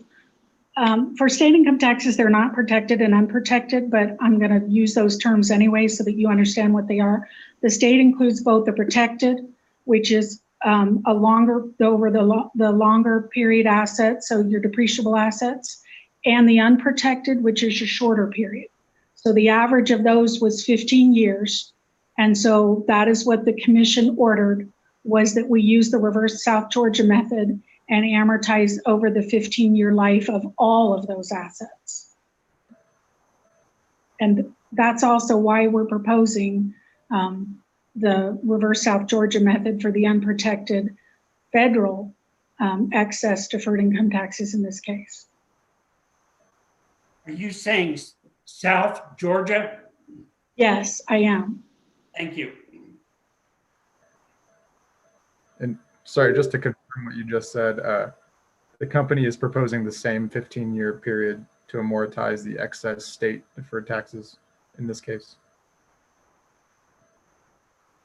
Can you repeat that question? In this case, the company is proposing the same 15-year period to amortize excess state deferred income taxes. Is that correct? Yes, the new excess deferred state income taxes, we are proposing using the reverse South Georgia method over their average life, which is 15 years. And the company also has protected federal excess ADIT, correct? Yes, that's correct. And the protected excess ADIT is subject to the normalization requirements of the IRS, which require it to be amortized over the remaining life of the underlying assets. Is that correct? No, that's not correct. The IRS normalization rules require that if the company has the detailed vintage and asset account records, that it use the average. I'm sorry, the detailed Vintage and asset account records, that it use the average rate assumption method, which is also called ARAM, ARAM, to amortize the federal protected excess ADIT. said vintage. Vintage and asset account. Thank you. Ms. Brito, can you please turn to page 20 of your direct testimony? Yes.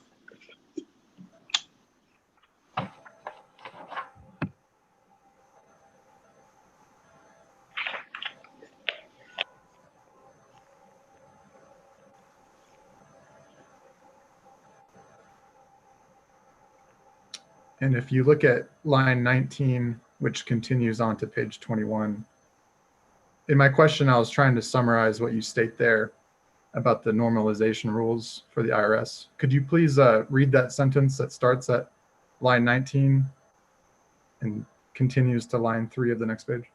Yes.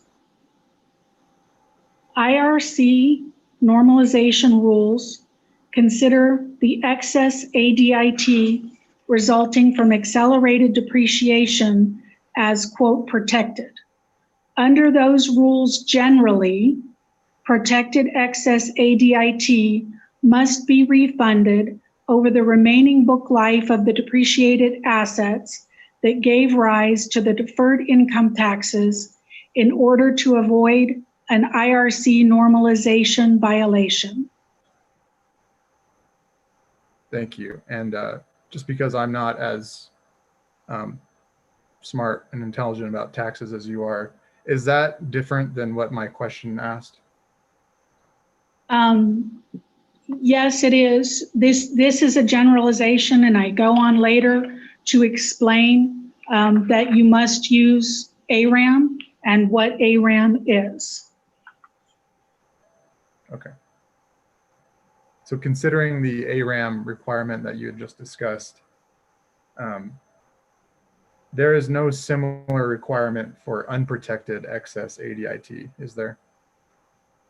No, there isn't a specific method. The IRS does allow the reverse South Georgia method. And the protected excess ADIT is a regulatory liability. So these amounts are ones that the company is giving back to ratepayers. Is that correct? Yes, that's correct. And EP is amortizing the protected excess ADIT over a period of approximately 50 years. No, that's a misnomer. It's amortizing it, the protected excess, using ARAM. And where the 50 years came from is all I did was take the first year of amortization calculated by ARAM and divide it over the balance, just to show you it is a longer term of about 50 years. But we're not amortizing this using straight line over 50 years. That's not how ARAM works. Okay. Can you turn to page 22 of your direct testimony? I'm going to pause you, Mr. Lundin, and interrupt with a question. And I asked you this question in a bench request, Ms. Prieto, and I don't think you provided a direct answer. So I'm going to ask you again. Over what period of time is EPE proposing to amortize the protected excess ADIT? At this point, there's no way to predict what that time period will be. ARAM, the amortization under ARAM changes every year depending, the way ARAM is calculated is when a particular asset, a vintage of a particular asset, when the temporary difference begins to reverse, which means that the tax depreciation exceeds the book depreciation. When that temporary difference begins to reverse, at that point is when the excess begins to be amortized, and it amortizes for the remaining life. That point may occur in the first year in 2018, or it may not occur until 20 years later, depending on the book and tax amortization schedules that were used.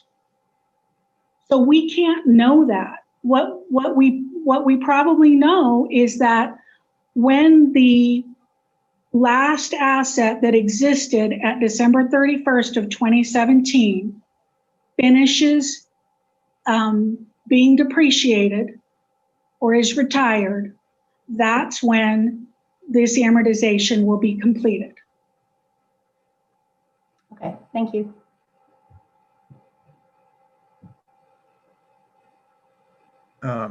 At page 22 of your direct, lines 13 to 15, I read that sentence to mean that currently that period of amortization is approximately 50 years. Is that not a correct reading? That's what it does say. And as I explained, the way I got that 50 years was just taking the current year amortization that we calculated, the 2018 amortization, and dividing it by the total to get approximately 50 years, to give you an idea of about how long we thought that that would be. Thank you. Do you think the commission should consider the general economic conditions impacting ratepayers when determining appropriate period for amortization of unprotected excess ADIT?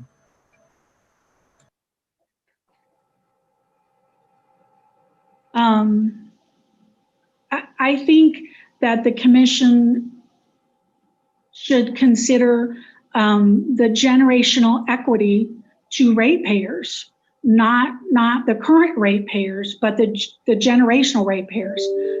Ratepayers are going to pay for these taxes or benefit from the return of taxes over the life of that ADIT.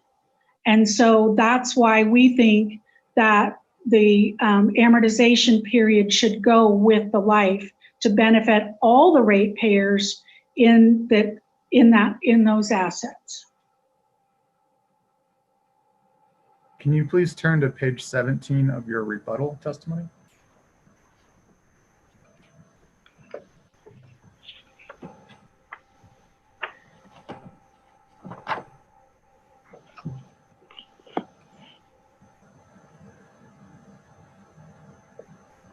Okay, I'm there. And starting at line 16, this is where you discuss witness Mark Garrett's recommendation regarding protected excess ADIT. Is that right?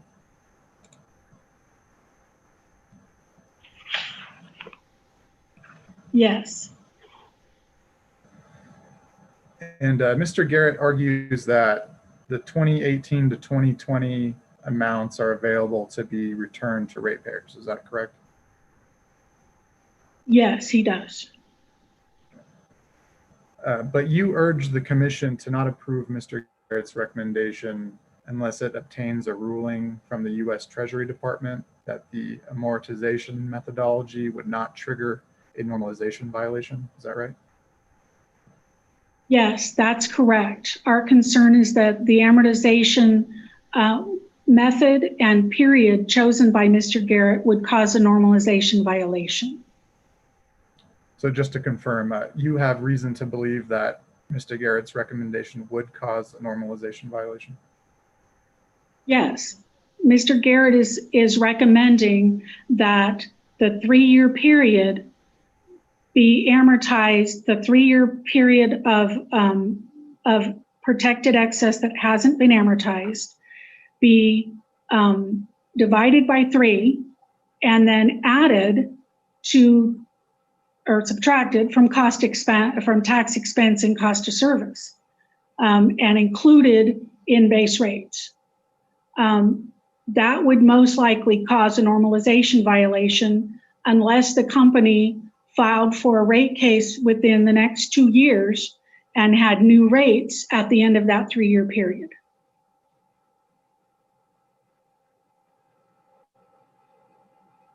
Thank you. That's all the questions I have.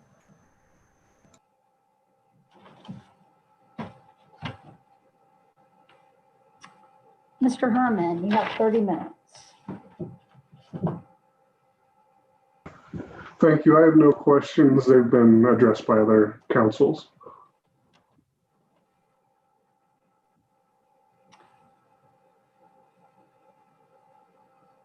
Mr. Simpson, you have 5 minutes.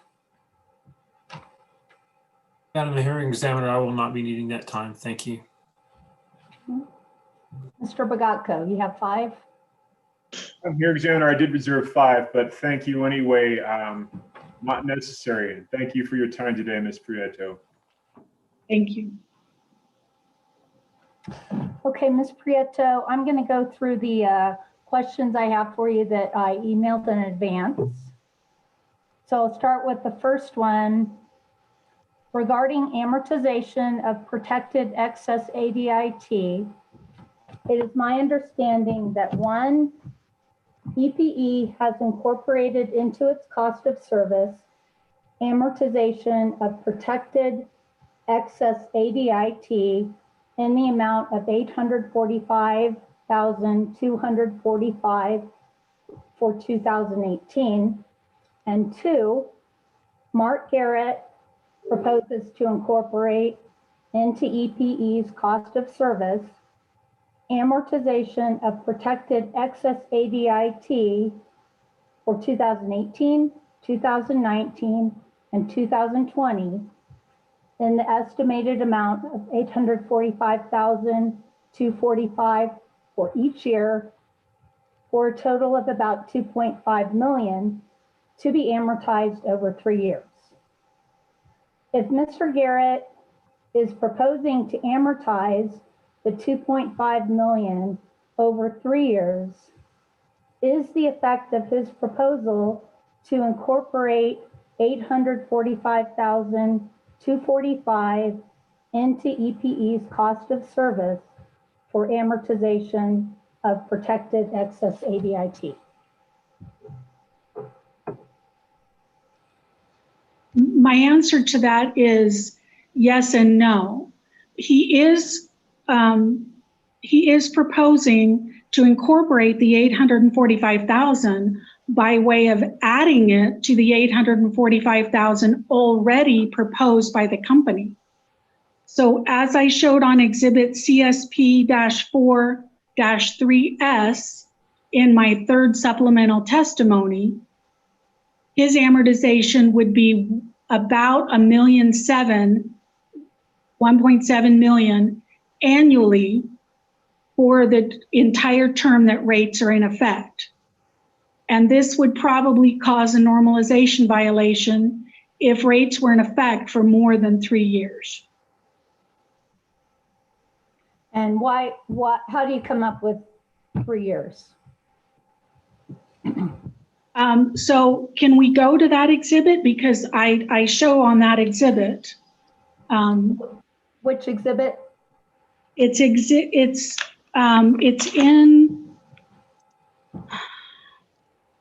EPE exhibit number 24. And there's an exhibit 4-3S that's attached to that. Yes, I'm there.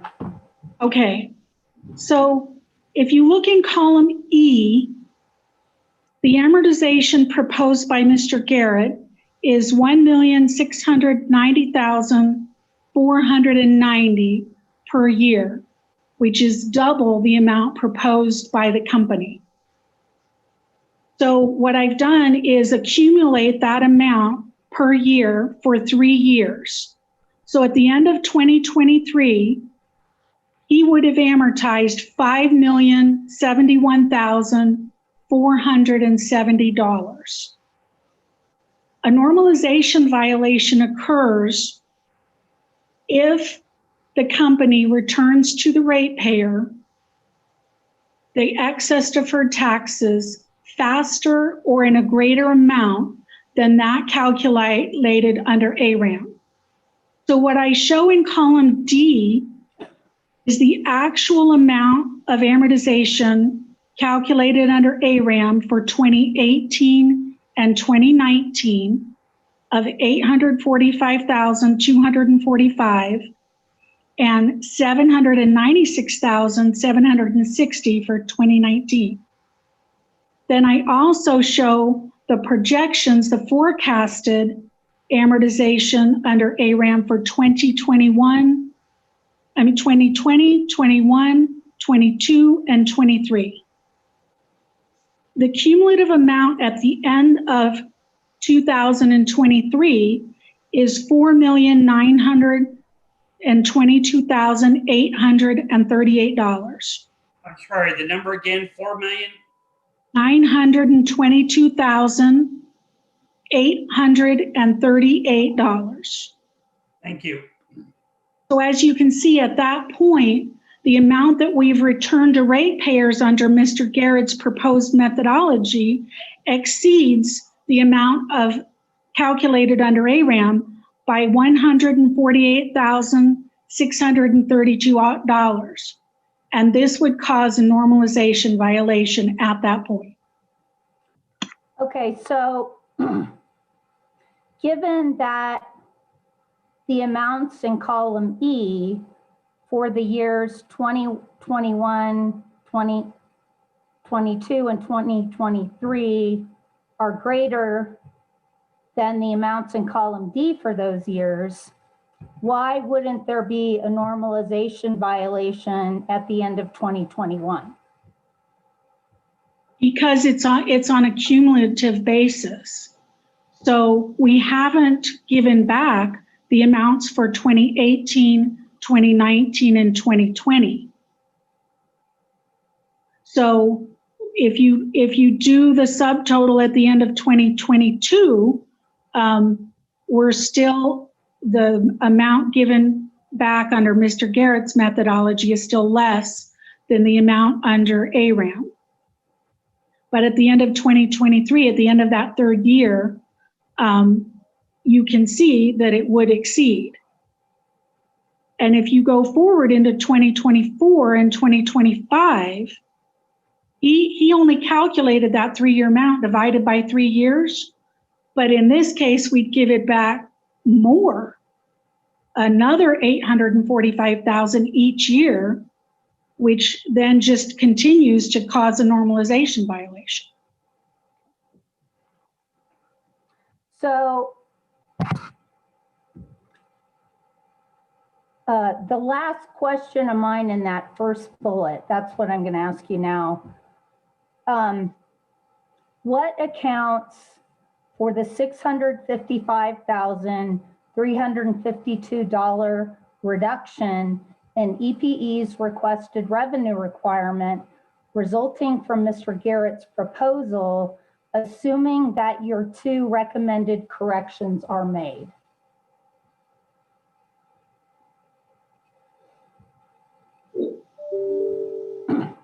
So the first part of the question is what accounts for the $655,000 reduction?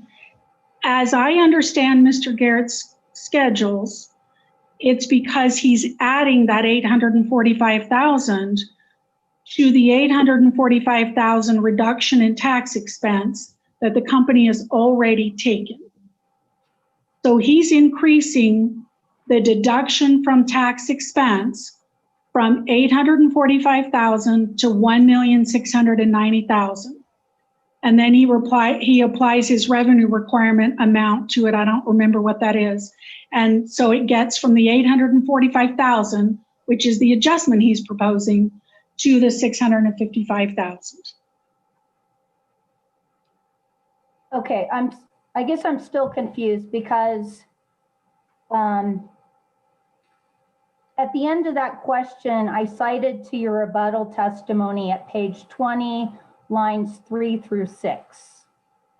And my understanding of what you said there was that if you corrected for what you're criticizing, there would still be a reduction in the revenue requirement of $655,352.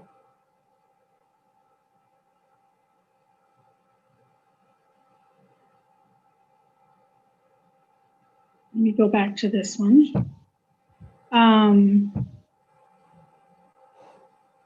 Well, a couple of the things that I'm saying in pages 19 and 20 of my rebuttal testimony is that the first item is that when Mr. Garrett calculated the amount of excess ADIT that has not been taken for 2018 through 2020, he only included the protected excess. He did not reduce it by the unprotected excess. So that's the first correction that I made. Yes. So the second correction is what I'm saying, the company is proposing that we start the amortization with the 2018 amortization. That's the first year that's calculated under ARAM. So we're already proposing giving that back, and we would give that back at that amount, but starting in 2021. So really there's only 2 years in play here, 19 and 20. And so that's the other adjustment that I made. Okay, I'm sorry, I'm still not understanding this. Am I correct that you're saying on page 20, lines 3 through 6, that if you corrected for what you consider to be errors in Mr. Garrett's recommendation, the result would still be a reduction to EPE's proposed revenue requirement of $655,352. Yes, what I'm doing is saying his adjustment is not correct. I'm not saying that I agree with his adjustment because I don't agree with his adjustment. I'm not recommending that we include that 655,000 as a reduction. I'm just saying he didn't do the calculation correctly. So if you're going to take his proposal, first of all, it's going to cause a normalization violation. And second of all, it's not the right amount.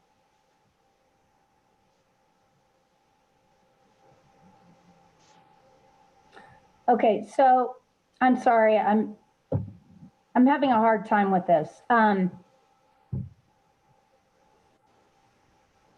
If you make the corrections to his proposal, which you say are necessary, what about his proposal is causing a reduction of $655,352 to EPE's requested revenue requirement?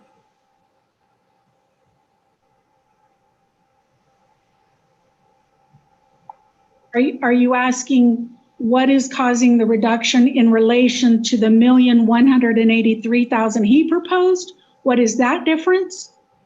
Or what is the $655,000? Okay, let me go back.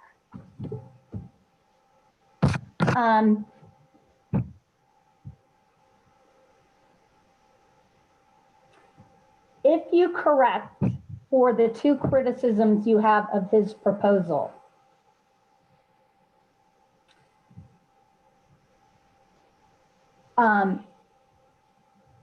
it seems to me that the dollar amount that he's proposing to return to ratepayers would be the same dollar amount you're proposing to return, because he's proposing to amortize the $2.5 million over 3 years, which comes out to $845,245, which is the same amount EPE is proposing to return. So what is it that I'm not getting? What I think you're not understanding is EPE is proposing amortization of $845,000. Mr. Garrett is not proposing $845,000.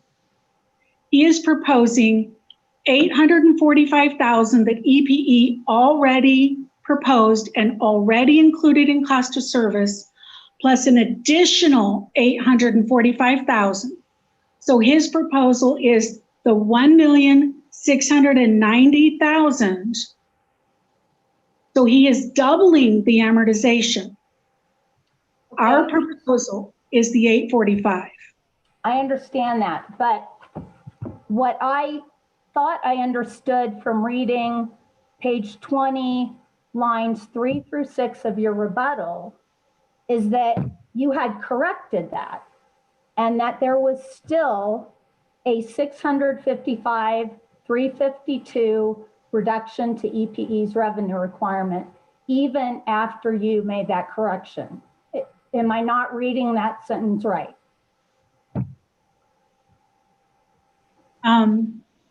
No. What this sentence says is that his proposal wasn't calculated correctly. And that if we adjusted his proposal, which his proposal is to add the $845,000.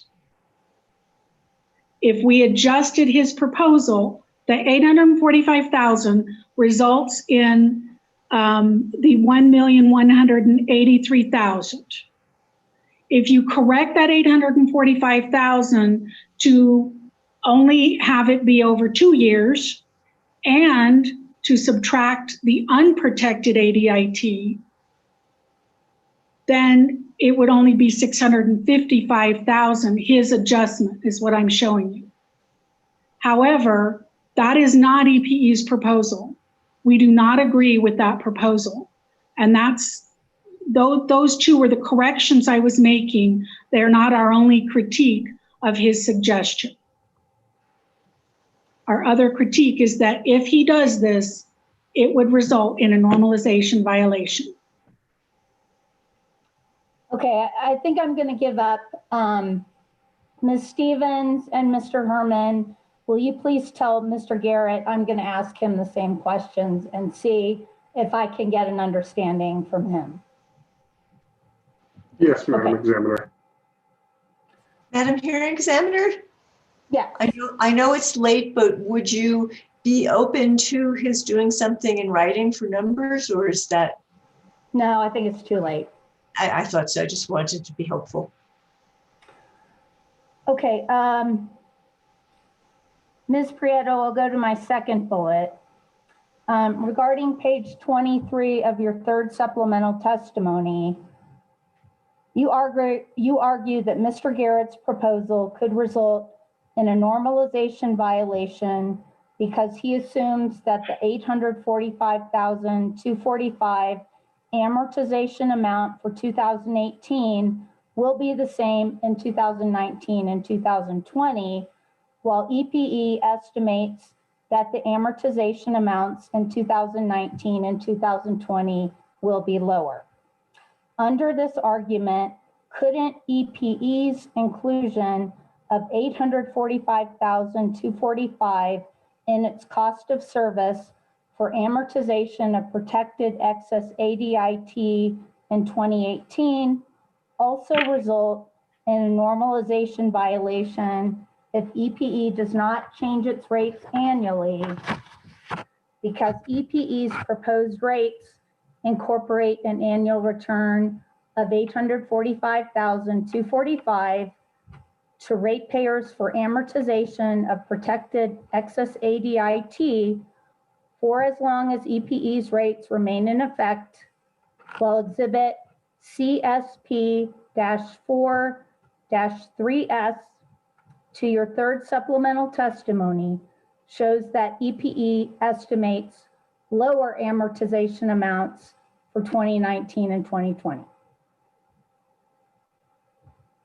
So if we go back to Exhibit CSP-4-3S that was attached to my third supplemental testimony. So as I said before, the normalization violation occurs if you return the excess to ratepayers faster than what is calculated under ARAM. Because we have this 3-year delay, we agreed with the commission not to start amortizing this excess until we had a base rate case. So because we have this 3-year delay, because of that order, then we have 3 years that haven't been amortized.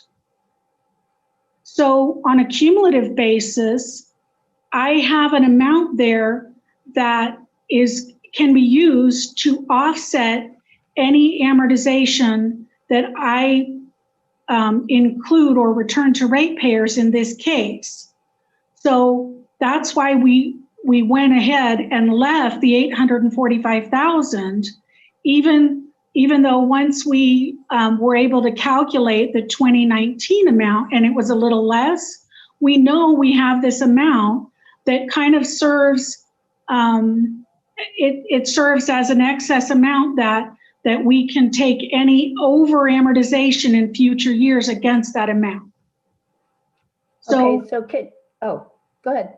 So this, if you read the final order in the case that Mr. Garrett mentioned in his testimony with Duke Energy in the Indiana Commission, this is exactly what they ordered, is what the company is proposing, is that instead of returning this amount, this unamortized amount right away, to be safe and avoid a normalization violation, they preserved it to be addressed in a future case.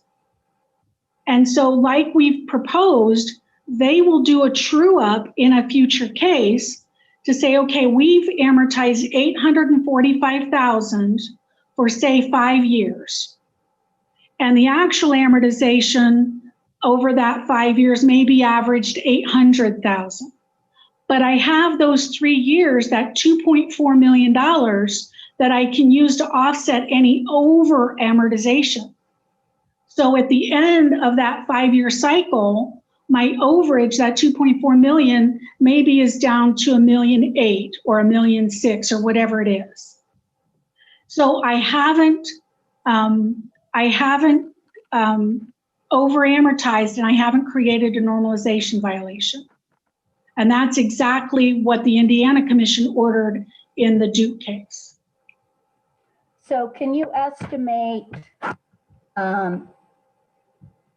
if EPE doesn't come in for a rate case, what year?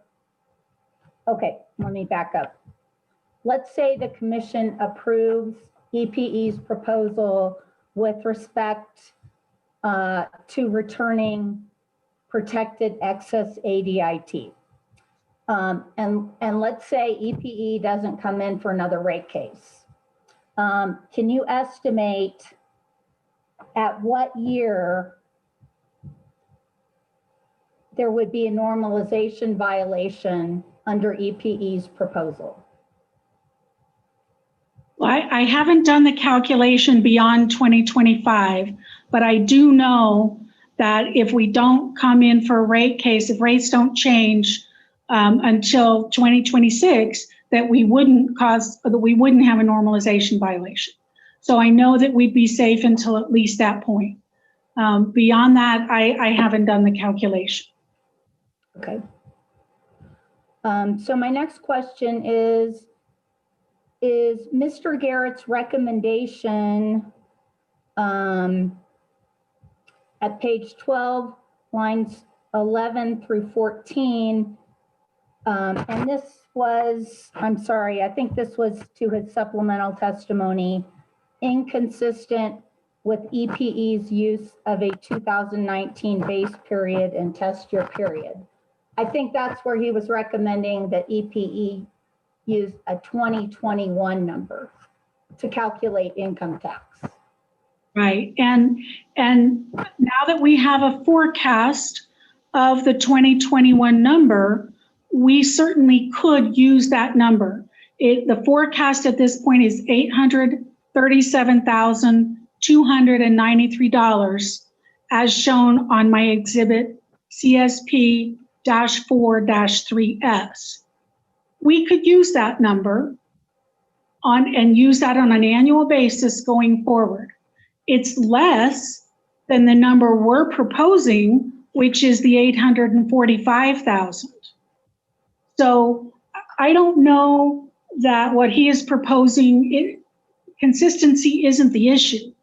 What he's proposing is not to true it up to the 2019 base period. That's not what he's proposing. He is still proposing to double that amortization. Okay, but my question is different, is EPE is using a 2019 base period and test year period, which means that it's using amounts from 2019 unless adjusted for known and measurable changes. So is using an amount for 2021 inconsistent with EPE's proposal to use generally amounts from 2019 to calculate its cost of service?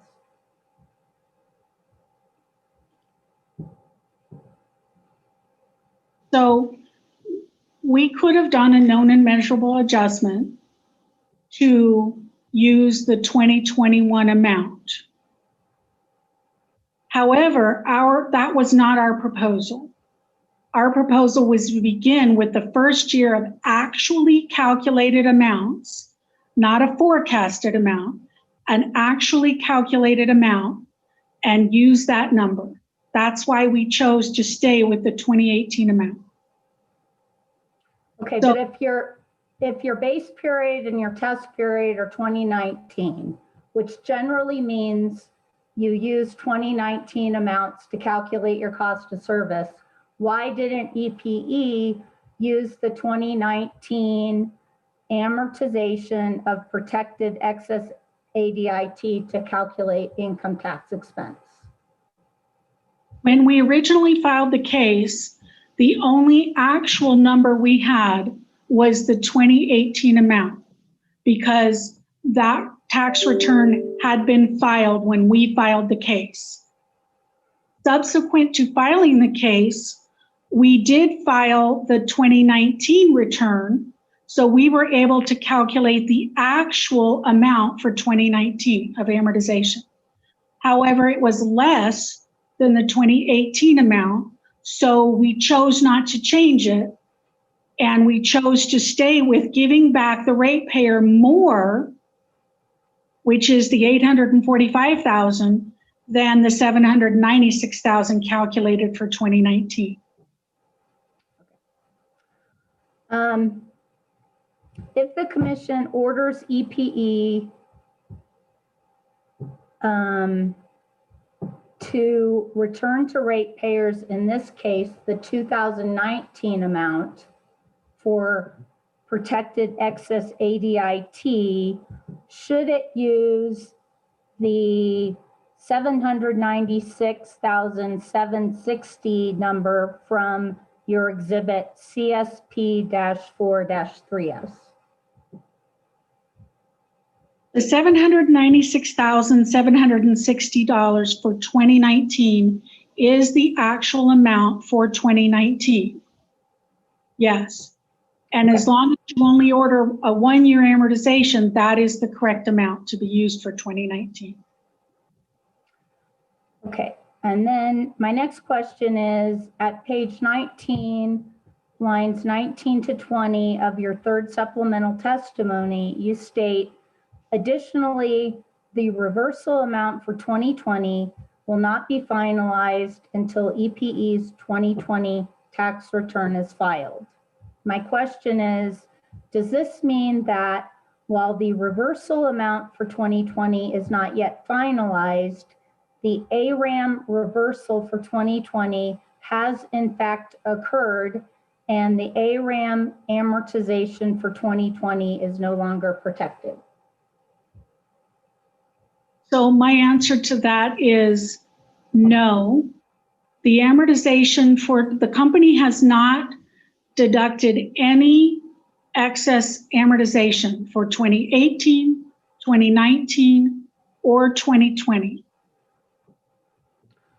But I understood that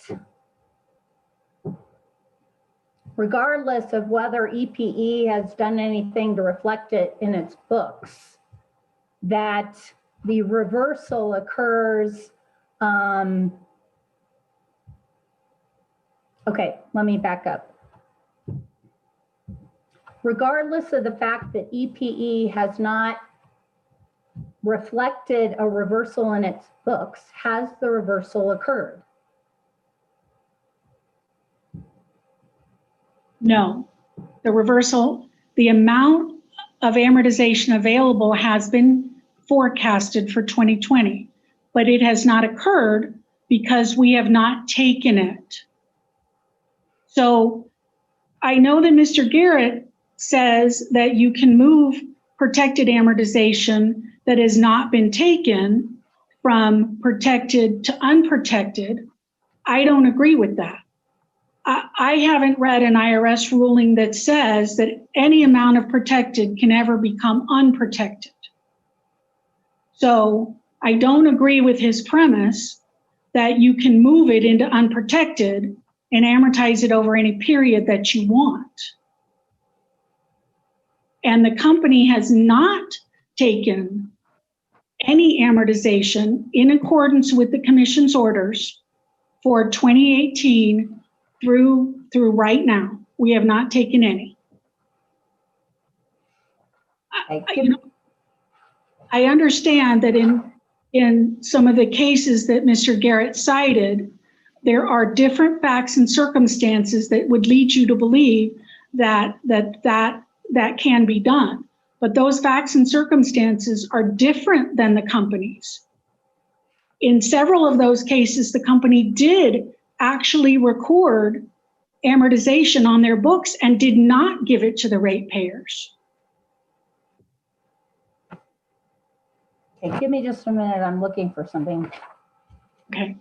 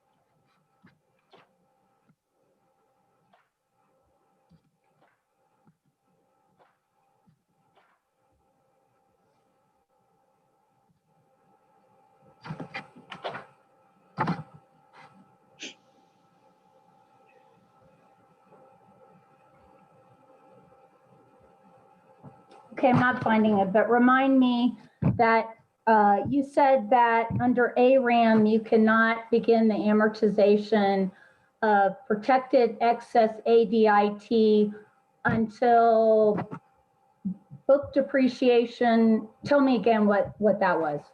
Okay, so under ARAM, for each asset, each vintage of each asset, the way that the amortization begins is when book depreciation exceeds tax depreciation for that year. That's when what we call the temporary difference begins to reverse. And that's calculated on an asset by asset and every vintage within that asset. A vintage is the year it was placed in service. Okay, thank you. So,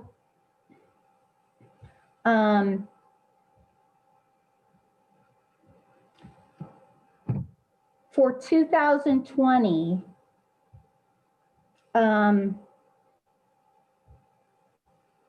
has book depreciation exceeded tax depreciation?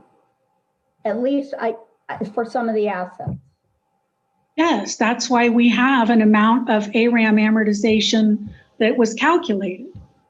So for some of those assets, it has exceeded in 18 and 19 and in 20.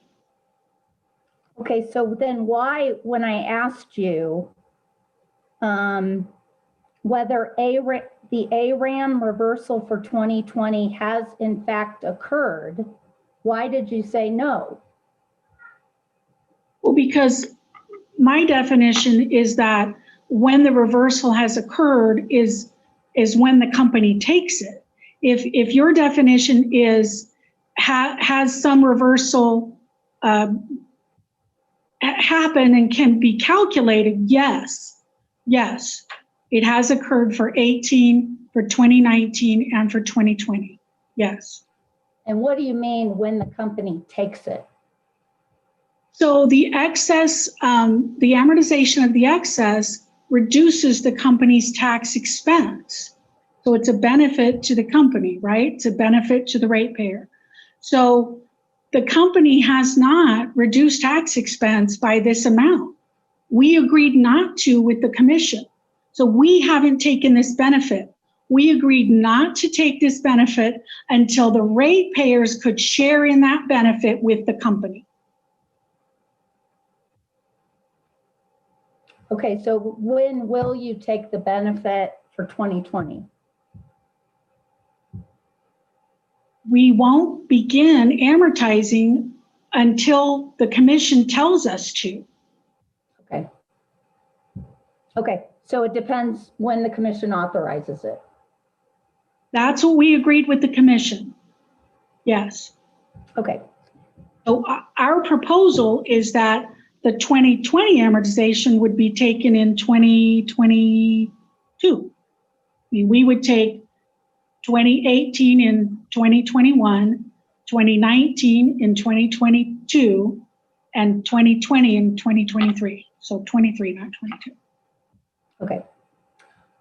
So Ms. Stevens and Mr. Herman, let Mr. Garrett know that I may be asking him all these same questions or variations of these questions. So he should just be prepared to address generally the questions I've been asking Ms. Prieto.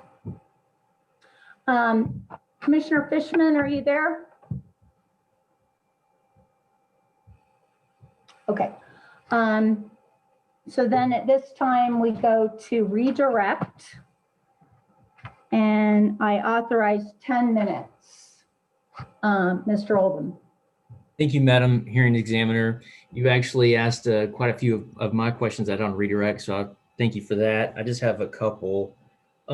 Ms. Prieto, when you testified earlier, I believe it was in response to both the hearings examiner and Mr. Linden, you talked about ARAM, and you said that the purpose of the normalization rules was to make sure that the excess was not returned to ratepayers any faster than calculated under ARAM. What does it mean? What do you mean by calculated under ARAM? So as I explained, the calculation under ARAM each asset, I'm just going to say asset at this point, but we know it's vintage and asset, has a temporary difference. That's what created the ADIT. The temporary difference, when it begins to reverse, which is that book depreciation exceeds tax depreciation. When it begins to reverse, that is when the excess amortization begins. So at that point, it's calculated as the excess, the total excess available divided by the ADIT at that point, that balance, and it's a percentage. And that's applied to that temporary difference that reverses every year thereafter. That same percentage is applied for the rest of the life of that asset. And that's how it's calculated. If the Tax Cut and Jobs Act did not reduce the rate from 35% to 21%, would there be excess? No, there wouldn't be any excess. The excess is created when the tax rates change, either up or down. In this case, it was down. And if the tax rates hadn't changed, where would that money go? If the tax rates hadn't changed, then the money would either be collected from or returned to ratepayers over that time, because the company would then have to pay the IRS. So that's kind of the point of ARAM, the calculation, is to return that excess to the ratepayers over the same period the company would have had to pay the IRS. And that's why it's really important that we don't return it to the ratepayers any faster. Understood. Thank you. One other question. In response to the hearing examiner's questions, you said you made 2 corrections to Mr. Garrett's proposal. What was the first correction and its impact on Mr. Garrett's proposal? I don't have the detail of each of the corrections, but the first correction was to take 2 years instead of 3. He's calculating 3, 18, 19, 20. We're saying in our proposal, we're already giving him 18, so that only leaves 19 and 20. The second correction was to include both the protected and the unprotected amortization in the total amount that was not taken for those 3 years, or those 2 years in our calculation. Okay, and just to clarify, even with those corrections, would Mr. Garrett's proposal still result in a normalization violation in your opinion? Yes, it still would. Okay, and just to clarify, those corrections, even with those corrections, do you agree with Mr. Garrett's proposal? No, I absolutely do not. Okay, no further questions, Madam Hearings Examiner. Okay, do any of the interveners or staff have recross? No? Okay. David, is this good time for a break, or do you want to wait a little while? We can go to 3 o'clock if you'd like. Okay. Then EPE, you may call your next witness. Madam Hearings Examiner, if you'll give us just a second to Sure. change the witnesses and attorneys. Thank you. Sure.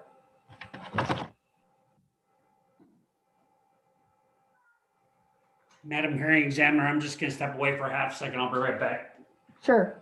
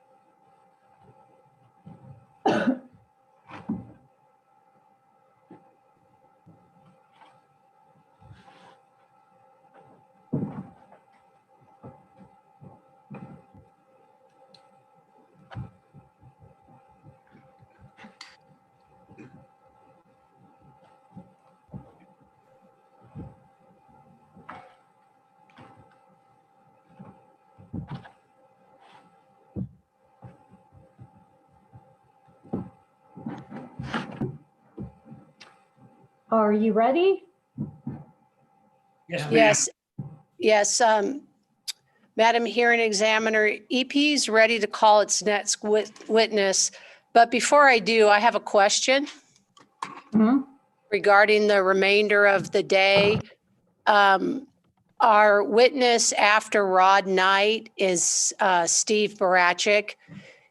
He has not been scheduled for hearing today. I've been advised that he's out in the field. And so I have been asked to request if you expect him to appear today if there's enough time. He is in the El Paso area in the field.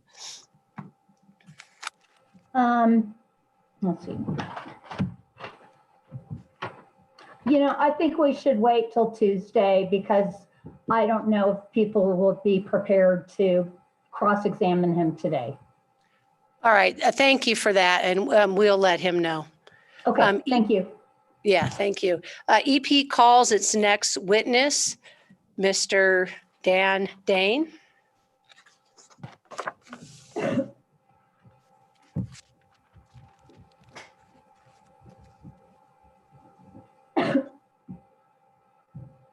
Mr. Dane, would you raise your right hand, please?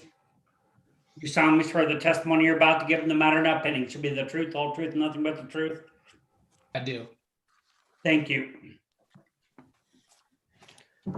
Good afternoon, Mr. Dane.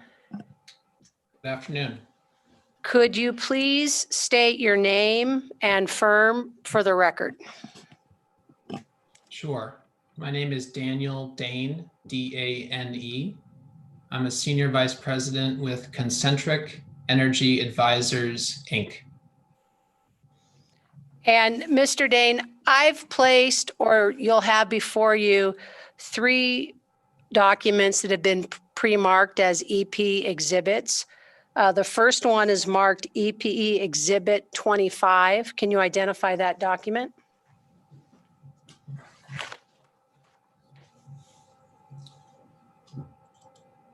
That's my direct testimony.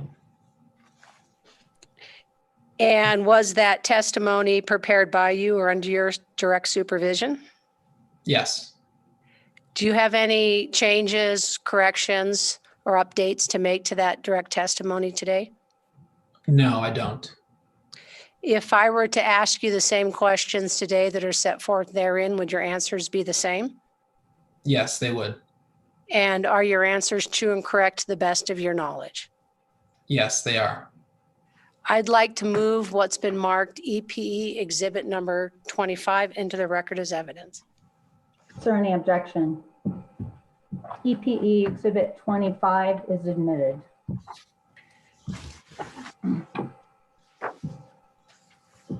Mr. Dane, if you could now identify what's been marked as EP Exhibit 26. EP 26 is my rebuttal testimony. And was your rebuttal testimony drafted by you or under your direct supervision? Yes, it was. Do you have any corrections, changes, or updates to make to your rebuttal testimony? No. And if I were to ask you the same questions today that are set forth therein, would your answers be the same? Yes, they would. And are your answers true and correct to the best of your knowledge? Yes. And now turning to what's been marked EP Exhibit 27, can you identify that for the record? That is my supplemental testimony. And was the supplemental testimony drafted by you or under your direct supervision? Yes, it was. Do you have any changes, corrections, or update to make to your supplemental testimony? No. And if I were to ask you the same questions today that are set forth therein, would your answers be the same? Yes, they would. And are your answers true and correct to the best of your knowledge? Yes. I'd like to move what's been marked EP Exhibit number 27 into the record as evidence. Is there any objection? EPE Exhibit 27 is admitted. And I will now pass Mr. Dane for any cross-examination questions. First, Ms. Burns, I don't think you moved EPE Exhibit 26 into evidence. Do you want to do that? Sure. I'll move what's been marked EP Exhibit 26 into the record as evidence. Is there any objection? EPE Exhibit 26 is admitted.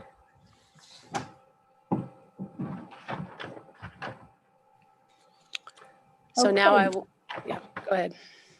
Ms. Stevens, you have 20 minutes.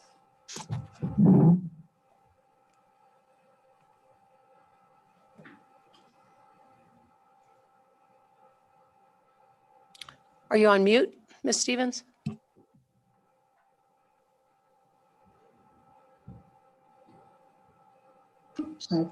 I thought I had unmuted, but I guess I didn't. So, Mr. Dane, good afternoon. My name is Anastasia. Excuse me, Ms. Stevens, you don't have your video on. Oh, I don't. Boy, I am really messed up here. Thank you. So I'll try for the fourth time. Good afternoon, Mr. Dane. I'm Anastasia Stevens for the City of Las Cruces. And I have just a few questions for you about what you choose to include in a cash working capital study and what you don't. If it helps you, I'm going to refer to CLC Exhibit 54. Say cash working capital? Cash working capital, yes. Thank you. CLC Exhibit 54, which is a discovery response that you provided fairly recently. And Ms. Stevens, is that CLC 1226? That's right. And it should be at the bottom of the list of CLC exhibits if you're using the Dropbox. Yep, I have that. Okay, so Mr. Dane, a component of your cash working capital is fuel cost, is it not? When you say component of cash working capital, yes. Your lead lag, I should say your lead lag study. Is that the better way of phrasing it? Yes, we included El Paso's fuel costs in the lead lag study. And how did you determine the revenues associated with fuel costs for purposes of the cash working capital or lead lag study? So your question said revenues, but for purposes of our analysis on the fuel cost side, we're focused on expenses. So for determination of the leads and lags to be applied to fuel expenses, we looked at, for instance, fuel invoices, other information from the company to understand the timing between when the company receives fuel in this case and when it pays for that. And how did you treat the revenues from customers relating to those fuel costs?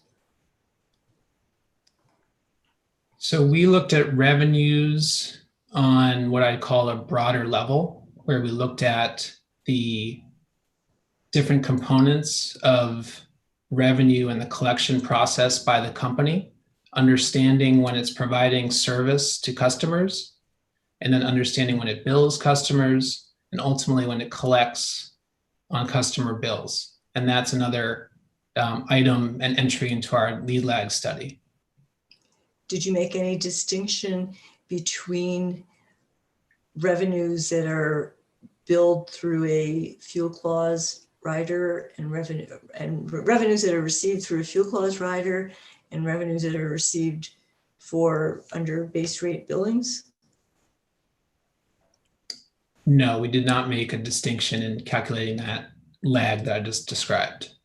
And in other jurisdictions or in other cases, have you made distinctions between the revenues that come from base rates and the revenues that come through a fuel clause? Well, for instance, we also developed a study for El Paso Electric in Texas, and the treatment there was the same as what's been done here. And in terms of studies done in other cases, I don't recall the exact treatment in each study, but generally it follows the practice and precedent in that state. And so to the extent, for instance, that only O&M costs are considered, then we would exclude fuel costs. If the precedent is to include fuel costs, then we would do that consistently with that practice. And do I understand your answer then to be that, in your opinion, both in New Mexico and Texas, a distinction is not made for fuel clause revenues as opposed to base rate revenues? We have not made that distinction for purposes of the lead lag study. Excuse me, Ms. Stevens, Mr. Dane, are you saying O and M or O N M? O and M. Thank you. You're welcome. Ms. Stevens. Thank you. And you indicated that in some you follow the jurisdictions pattern. Are there jurisdictions in which you have prepared a lead lag study that explicitly takes into consideration the nature of a fuel and purchase power adjustment clause? When you say takes into consideration, we would analyze the leads and lags, and so I would consider that taking into consideration. I'm not sure if that's what you're getting at. Well, let me try to clarify. What I'm asking is, have you personally, or your firm, you and your firm, have you done lead lag studies in which you analyze the leads and lags associated with fuel costs and base and fuel clause revenue separately from the leads and lags associated with the base rate component of billings? No. Are you aware of other jurisdictions in which that has been done, or other cases in which opponents to you have done that? Not off the top of my head, no. And are you aware that El Paso Electric has a number of riders, rate riders, for which it collects revenues? I'm aware of that the company does have riders. I don't know the entire breadth of them, but I'm generally familiar with them, yes. And I'm referring again to your response to CLC, this is interrogatory number CLC 12-26. It's CLC Exhibit 54. You provided these answers, did you not? I did, yes. Madam Hearing Examiner, the city moves to admit Exhibit 54, before I forget. Is there any objection? No objection. CLC Exhibit 54 is admitted. So just quickly going over what CLC 4 sums up. In this case, you did not make any, you did not consider the leads and the lags for either the revenues or the expenses that are reflected in EPE's renewable portfolio cost rider. Is that correct? Can you repeat the question, please? Your answer to part B, I'll rephrase it slightly. Your answer to part B of this interrogatory says that you did not consider separately the take into consideration the leads and lags associated, it's actually C and D. I think our lettering is different. Did you take into consideration you did not take into consideration in your cash working capital study the leads and lags associated with the efficient use of energy rider in New Mexico, did you? Madam Hearing Examiner, I'm going to object to the form of the question. I think there was multiple parts. Two different riders were asked about. If it could be restated so it's a little clearer. Mr. Dane. Yeah, Mr. Dane, you did not separately assess the leads or lags associated with the New Mexico energy efficient use of energy rider, did you? Well, I would say it this way. We excluded from the sampling we did as part of understanding the cash flows of the company, certain costs related to energy efficiency. So I think it's accurate to say we didn't separately assess the leads and lags, but I just wanted to be clear on the treatment. And do you understand how the revenues are collected on that category of costs? I generally understand them to be recovered through an energy efficiency rider. And do you know do you by chance know the way that rider is structured, or just that there is a rider? I know that it includes energy efficiency costs. There's also what I would call incentive component to it that is not a cost. I don't know the specifics beyond that. And on the you're aware that the company has a renewable portfolio standard rider also? Are you? Yes. And do you have an idea of how large the amount of revenues that go through that rider are annually? I don't, no. And did you separate out the costs that go through that rider in your process and remove them? Yes, we did.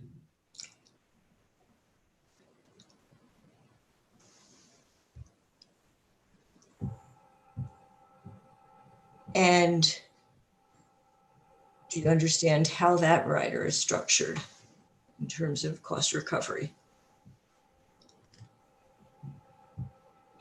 I am aware that it includes renewable portfolio standard costs. I'm not familiar with the mechanics of the rider though. So you don't know whether it's a per kilowatt hour charge or a percentage of the bill charge or when it's calculated. Is that what you mean by you don't know the mechanics? I don't know if it's a per kilowatt hour charge, for instance.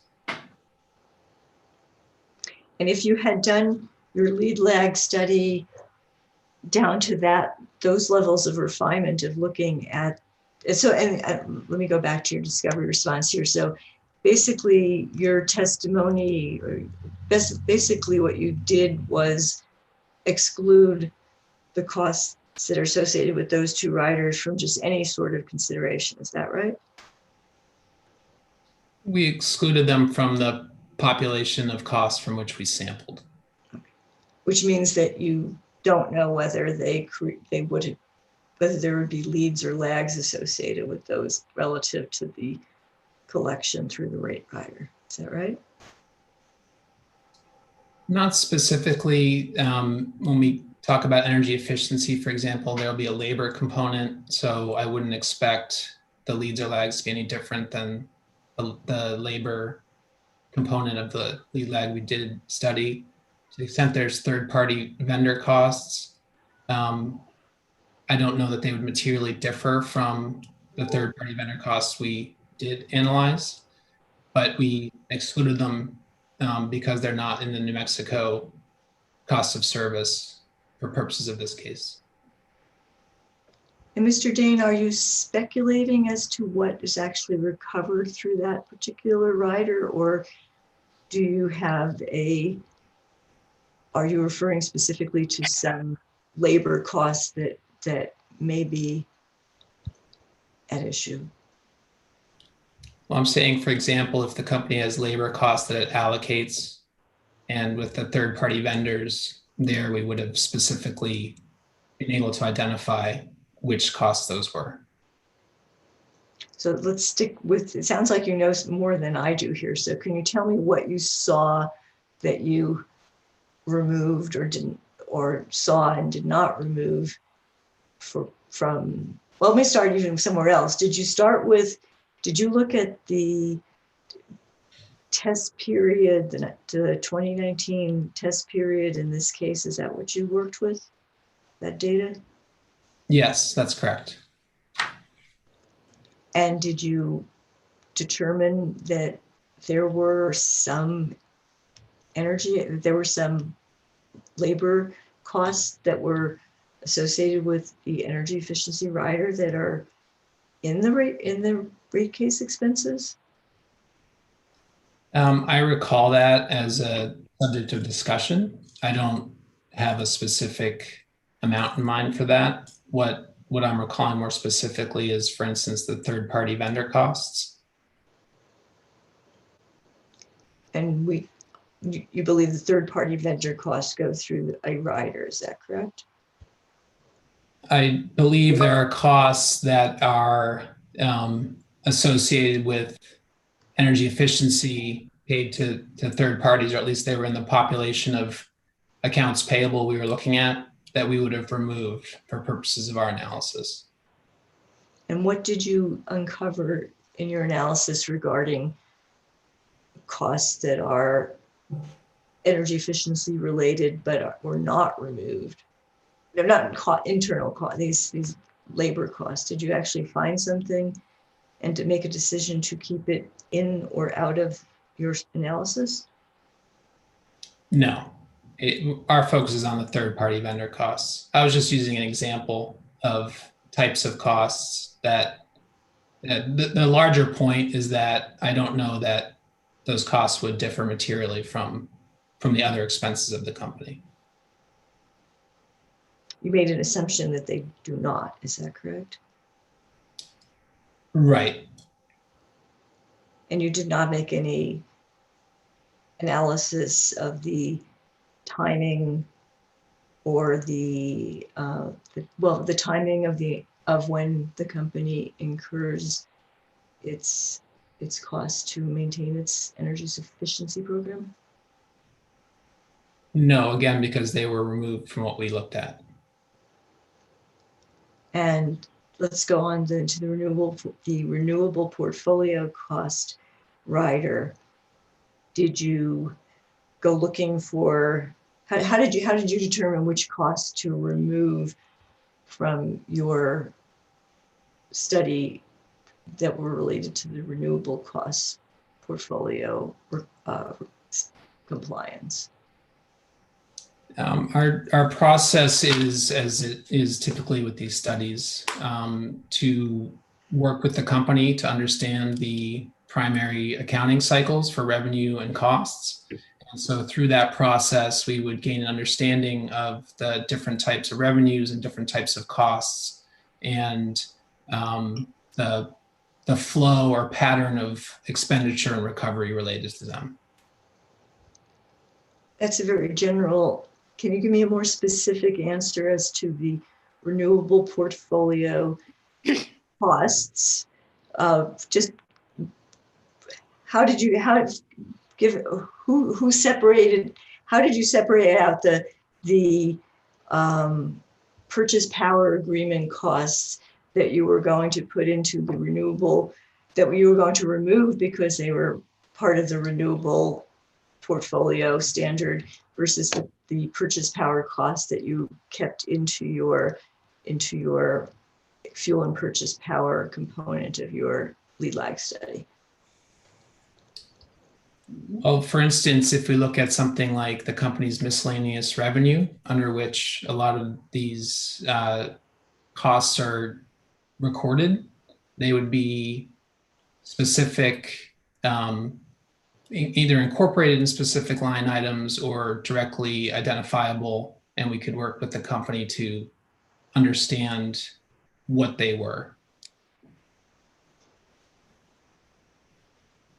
I think that was a generic answer, and can you tell me if I'm wrong? I think that was a generic answer. And I guess I'd like you to tell me whether you believe that somewhere in this cost of service study, that you can point to somewhere in this cost of service study that shows that the revenues that go through the New Mexico Renewable Portfolio Cost Rider are classified as miscellaneous or miscellaneous other expenses. Can you do that?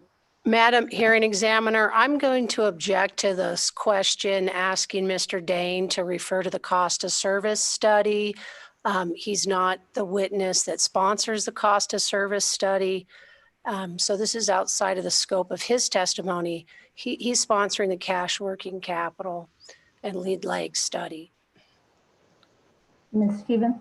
Mr. Dane just referred to a category of miscellaneous general expenses, which I took to mean what shows up on, if you would like, Mr. Hernandez's very simple summary of the cost of service and the revenue requirement, but that may not be what Mr. Dane is referring to. But when he used that terminology, I guess if I might ask him one more question to clarify that. Yes, and then that's your time is up then. Okay, Mr. Dane, did you, when you say that, are you talking about amounts that are actually in this, a number, did you actually see a number in this case, in this rate filing that you were calling miscellaneous general expenses that relates to the RPS cost rider?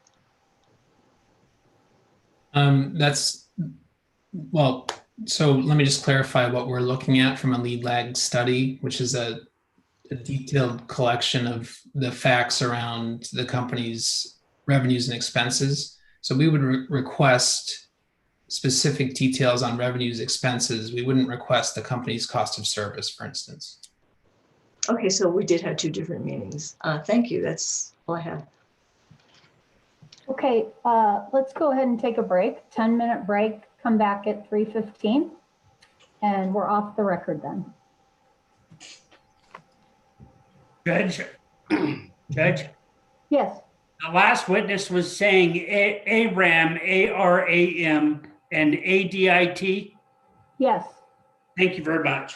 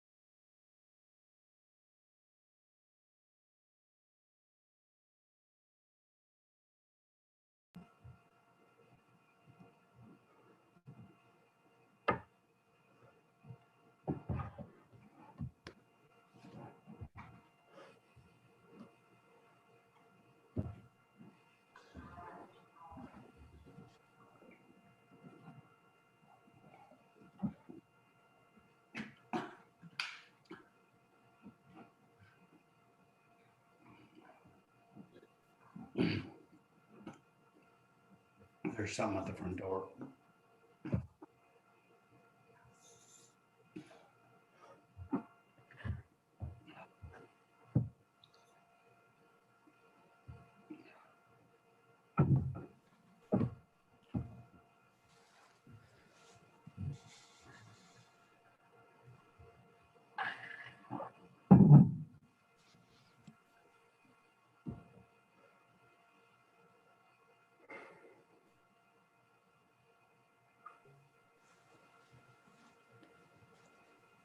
Keith, how about a song?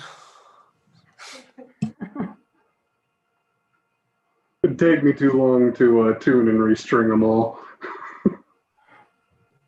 Later, another date.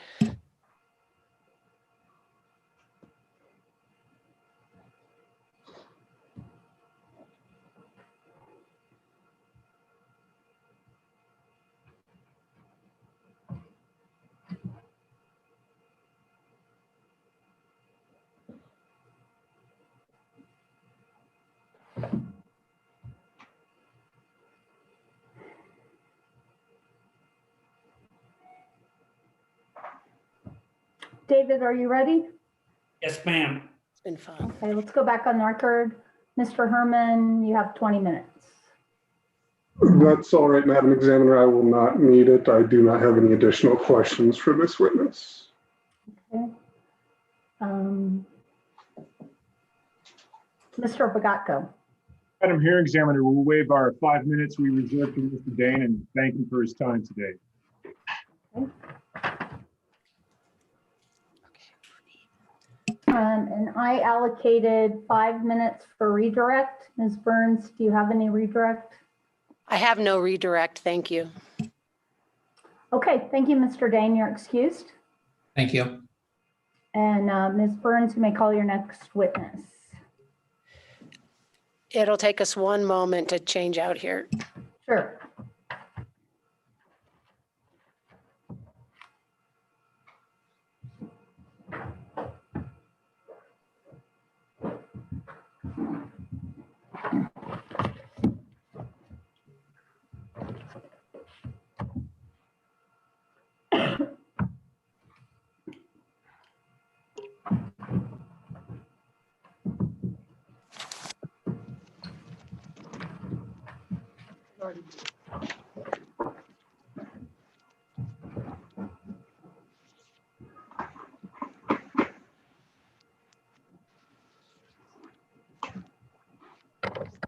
Madam Hearing Examiner, are you able to see if Mr. Knight is on?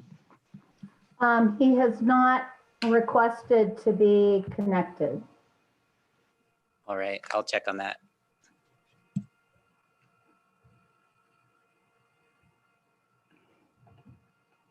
Now he has. Okay, I just admitted him. Thank you.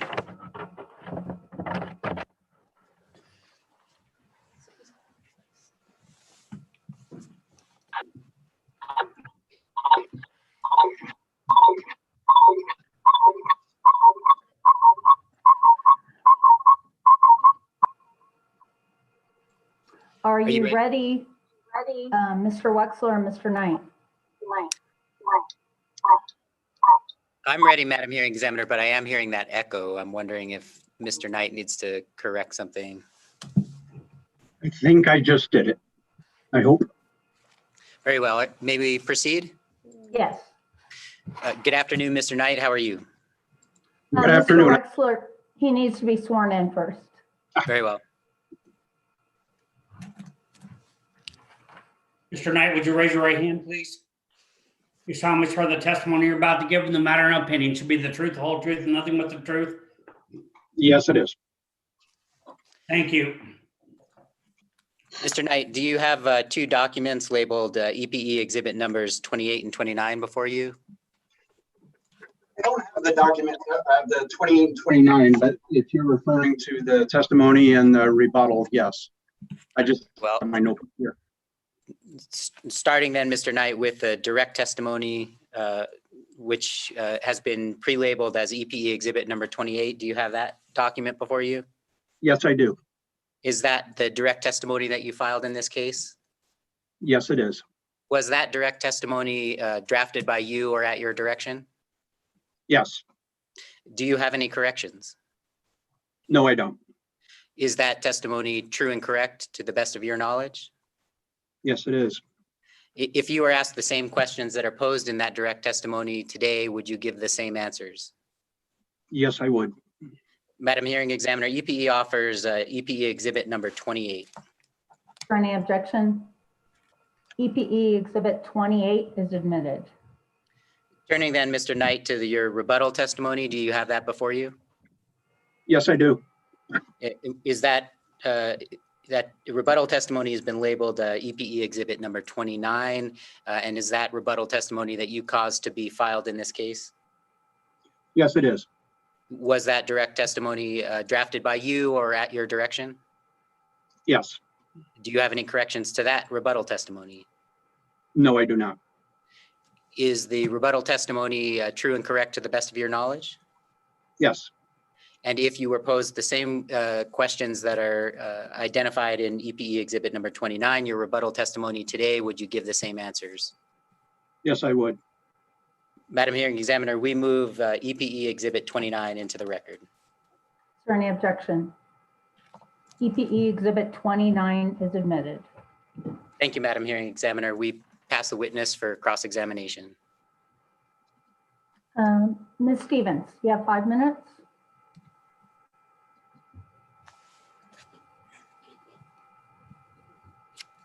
Madam Hearing Examiner, Mr. Knight, I have no questions. Thank you. Mr. Herman, you have 5. I have no questions either, Madam Examiner. Thank you for the opportunity. Mr. Bogatko, you have 15. Yes, Madam Hearing Examiner, and it looks like staff is opting to waive their 15 minutes. Thank you for your time, though, and your consideration. I'll pass the witness. Okay, you got lucky, Mr. Knight, no questions. You're excused, thank you. Thank you. So I guess we're concluding early for the day, and we'll resume Monday at 9 o'clock. Tuesday at 9 o'clock. With Mr. Barasic. Am I pronouncing that right, Barasic? It's a Barachik, as if it were a CH almost. Okay. And so what I'll do over the weekend is I will revise the cross-examination table to add in, I left out EPE requested 45 minutes of cross for DOD's witness.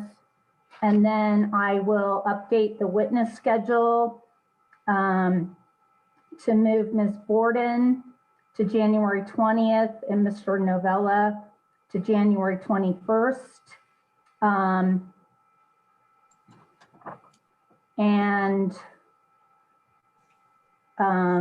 I will probably, given that we ended early today, I will probably maybe put 2 standby witnesses on for each day so that we don't end early again.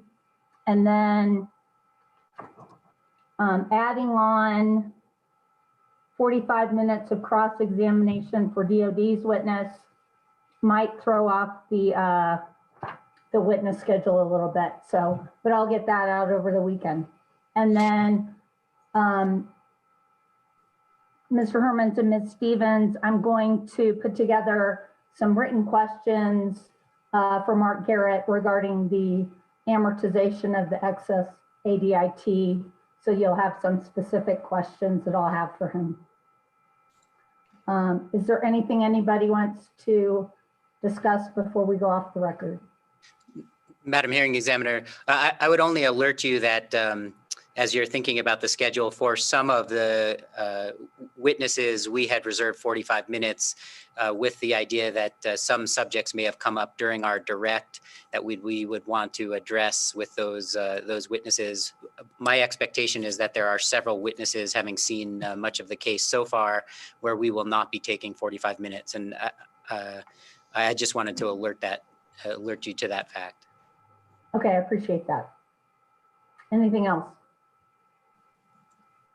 Okay, let's go off the record. And for those of you that have a holiday on Monday, have a good holiday. Thank you. Weekend. Thank you. Thank you.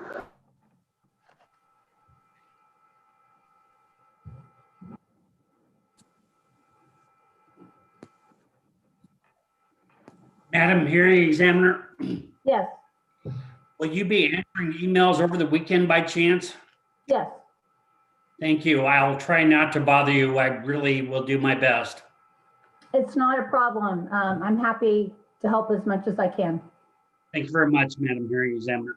Thank you. Have a good weekend. You too.